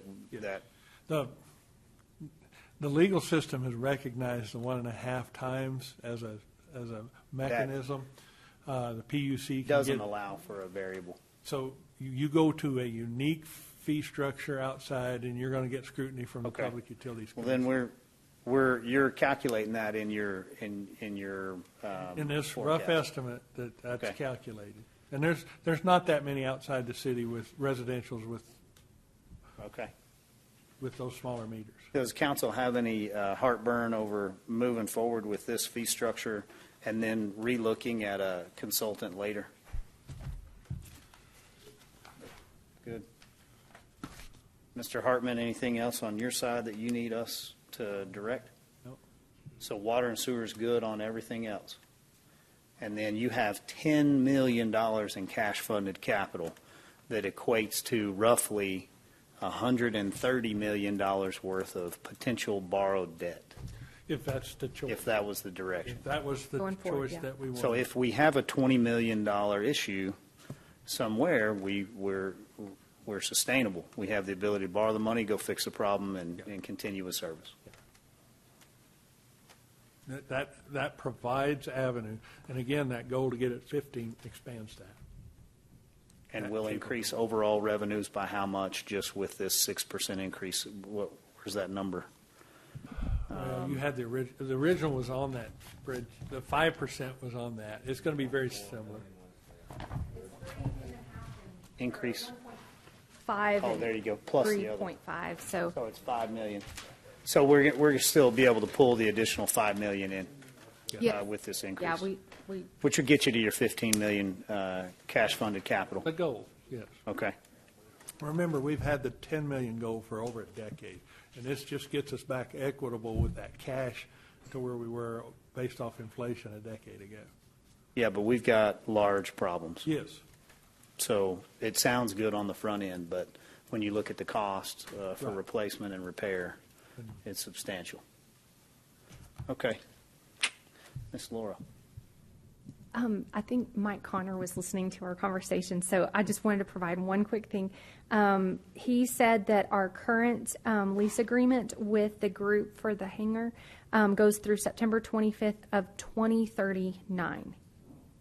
So we're already out there quite a ways. So I think that should provide some great assurance already, but we certainly could look at, adding a few more years on with this I was debt thinking issue. it was a 5-year lease or Yeah, something no. like that, in the way of the ROI just on what their lease agreement is. I think since they've got a long-term relationship, should be good. Okay, I'm going to say okay as is. And thank you, Mike, if you're listening, for getting me all this information. So, Mayor, with that, one other quick thing I just wanted to triple check from my end is you and I, can we compare numbers for 2 seconds after this and make sure that we're on the same page? And then let me real quickly go through maybe expectations from council's standpoint and staff's standpoint to make sure we're all on the same page. We have a deadline of September 12th. You all will see the budget again on September 12th. We will give it to you before then. What our goal is going to be is to take all of our notes and all this direction that you guys gave us over the last several weeks, and we're going to incorporate changes into the budget book that's before you and that is filed out on the city's website. What we will do is, I'm thinking just as we've been going through, there's enough places that we're touching. We may have essentially version 1 and version 2. So I'll get with y'all separately once we have version 2, which will be the final version, ready to go. If you happen to want a fully printed copy. Otherwise, we'll have it out on the city's website. And what we plan to do is at the first of it, kind of have a summary of everything that changed from version 1 to version 2. So we can very transparently walk citizens through, hey, this is what you were looking at before, and this is what you're looking at now. And what you're looking at now is what's going to city council. So as soon as we get all that together, then if there's feedback from council on anything, we'll just kind of work through all of that. We will give you enough time to review it to ensure that you all are comfortable before we start asking you to make any decisions on anything. What we have to do, and I'm almost positive on this, and Brian and I will research this, because you set your proposed tax rate at the voter approval tax rate. When we do our first notice about the budget, I think we're going to have to post that rate. Then at September 12th, y'all can say, hey, we want to pull that down. And I'll have that final calculated number, and then y'all can vote on that number, bringing it down that will save that $1 million essentially for a future debt issuance. Okay, so we'll walk through all of that. And then you'll do a first reading on that tax rate on September 12th and a second one on September 19th. Now, just because you vote on something on September 12th doesn't mean you can't change it on September 19th if you want. You just got to let me know so I can work through numbers and all of that. But I think we're all on the same page here. So really appreciate that. And then you will have a public hearing on your budget on September 12th. So what I'm planning to do, and I will probably work with Andrew and with the mayor separately to kind of coach me on how much or how little probably to bring in a presentation, because we would never get through a public meeting with this whole book. So we'll kind of hit some highlights, maybe some big things that changed, and then allow citizens to come on September 12th and talk for or against the budget. Then we will also be posting for a public hearing on the tax rate for September 19th. So once again, they can come back, and they're almost hand in hand. So citizens can almost essentially talk about either one on either of those public hearing dates. But you will take action to vote on the budget and the tax rate on the 19th, and then we can be done. And so I just want to commend all of you for how patient you've been and how willing you've been to learn and go through all of this and ask questions, and certainly stretch us at times. And appreciate y'all very much. This doesn't end, the conversation doesn't have to end today. We are still available. If y'all have any questions, any concerns, any thoughts, go ahead and bring them to us.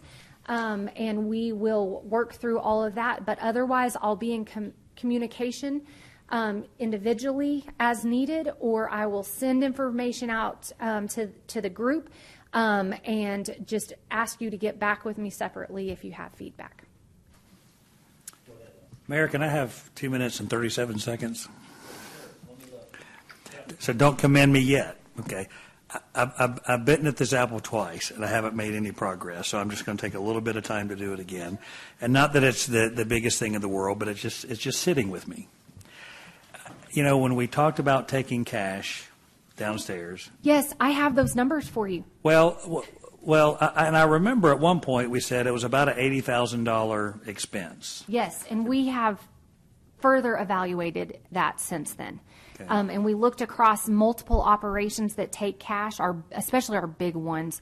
Right. And we did identify that we could potentially reduce the number of positions in our utility billing area, which is by far the most cash handling department. Right. And that could potentially produce an additional $250,000 in savings on top of the $80,000. Well, I guess as I thought about it, there were two things. One is, again, and I know maybe every government in the world doesn't do this, but most businesses do, which is use ways to pay your bill that cost me the least. But we still have people that come in. That's our most expensive way to take the money. So either A, if we do not do that anymore, if there are savings to that, or B, if we charge a fee to people who come in and to pay their bill in person, then that helps us pay for all this non-essential. So I don't know, whatever we can do with that. And the other thing that as we're building the new city hall, as we look into this, that I'm not and I understand the theory of drive-throughs, but I'm not a big fan of them on City Hall for a couple of reasons. One, we are going against our design standards for downtown, of which we do not allow other businesses, or that's a recommendation. I don't know where we stand on that. But I just don't think downtowns are the best place for that. And again, we're just encouraging people to use our most expensive way to pay their bill. And again, maybe others, but I know most other companies, organizations, no one is taking payment at their place of business for their bill. So I don't know. I'm not sure if my fellow council members have any heartburn or one way or the other about this, but I don't know. It's just something that either the savings and just having the drive-through is something that I just question. And if we're looking at saving money on the construction of that building or using it elsewhere or reallocating it, I just really don't see the need for it.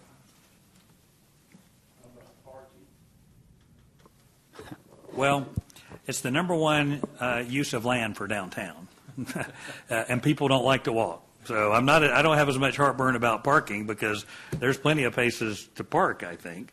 It's just that there's not enough places right in front of the business or place you want to go to every single moment of the day. But I don't know. I don't know if anybody else has any thoughts on that. So I definitely can hear you out on the drive-through with the 3 different lanes and all of the cost in for, all the equipment and then definitely the personnel that it takes to man all 3. If you don't need that, are you going to end up with bodies sitting there? Probably not. So we can definitely look at that. I would push back on trying to get rid of cash, just in the way of we just don't deal in cash. We're all digital. There's some issues, some hurdles to get over there for what we do and who we service. So even in a retail setting, it's difficult to tell customers, hey, we don't take that. We only take credit cards. But then in a municipal setting, it's dang near impossible to tell somebody that, yes, you're a customer and you're a resident and that qualifies you to be my boss. However, I'm not going to allow you to give me a form of currency that is valid. And so there's some limitations there. And so how we balance that, where we don't spend a whole bunch of money dealing in cash that we don't have to, or how we encourage, there's all sorts of stipulations on that. So what we would need to do, take that. I know you've come at it a couple times. So what I'm going to say is you're not going to walk away from it without a solid answer and maybe an improvement on it. So let's look at it, and let's take City Hall as an example of what can we improve on that design structurally, what can we minimize or change, and then in the way in which we do customer service, are there ways to improve upon some of the expenses associated with dealing with cash, even in the way in which we transport money back and forth. Yes, ma'am. Yes, and we have come up with some other ideas of potentially how to manage the cash, as far as, an armored car service potentially. I think I maybe mentioned to somebody in here that some cities use the city marshal to courier their cash, which we already have on hand. So we potentially could look at something like that.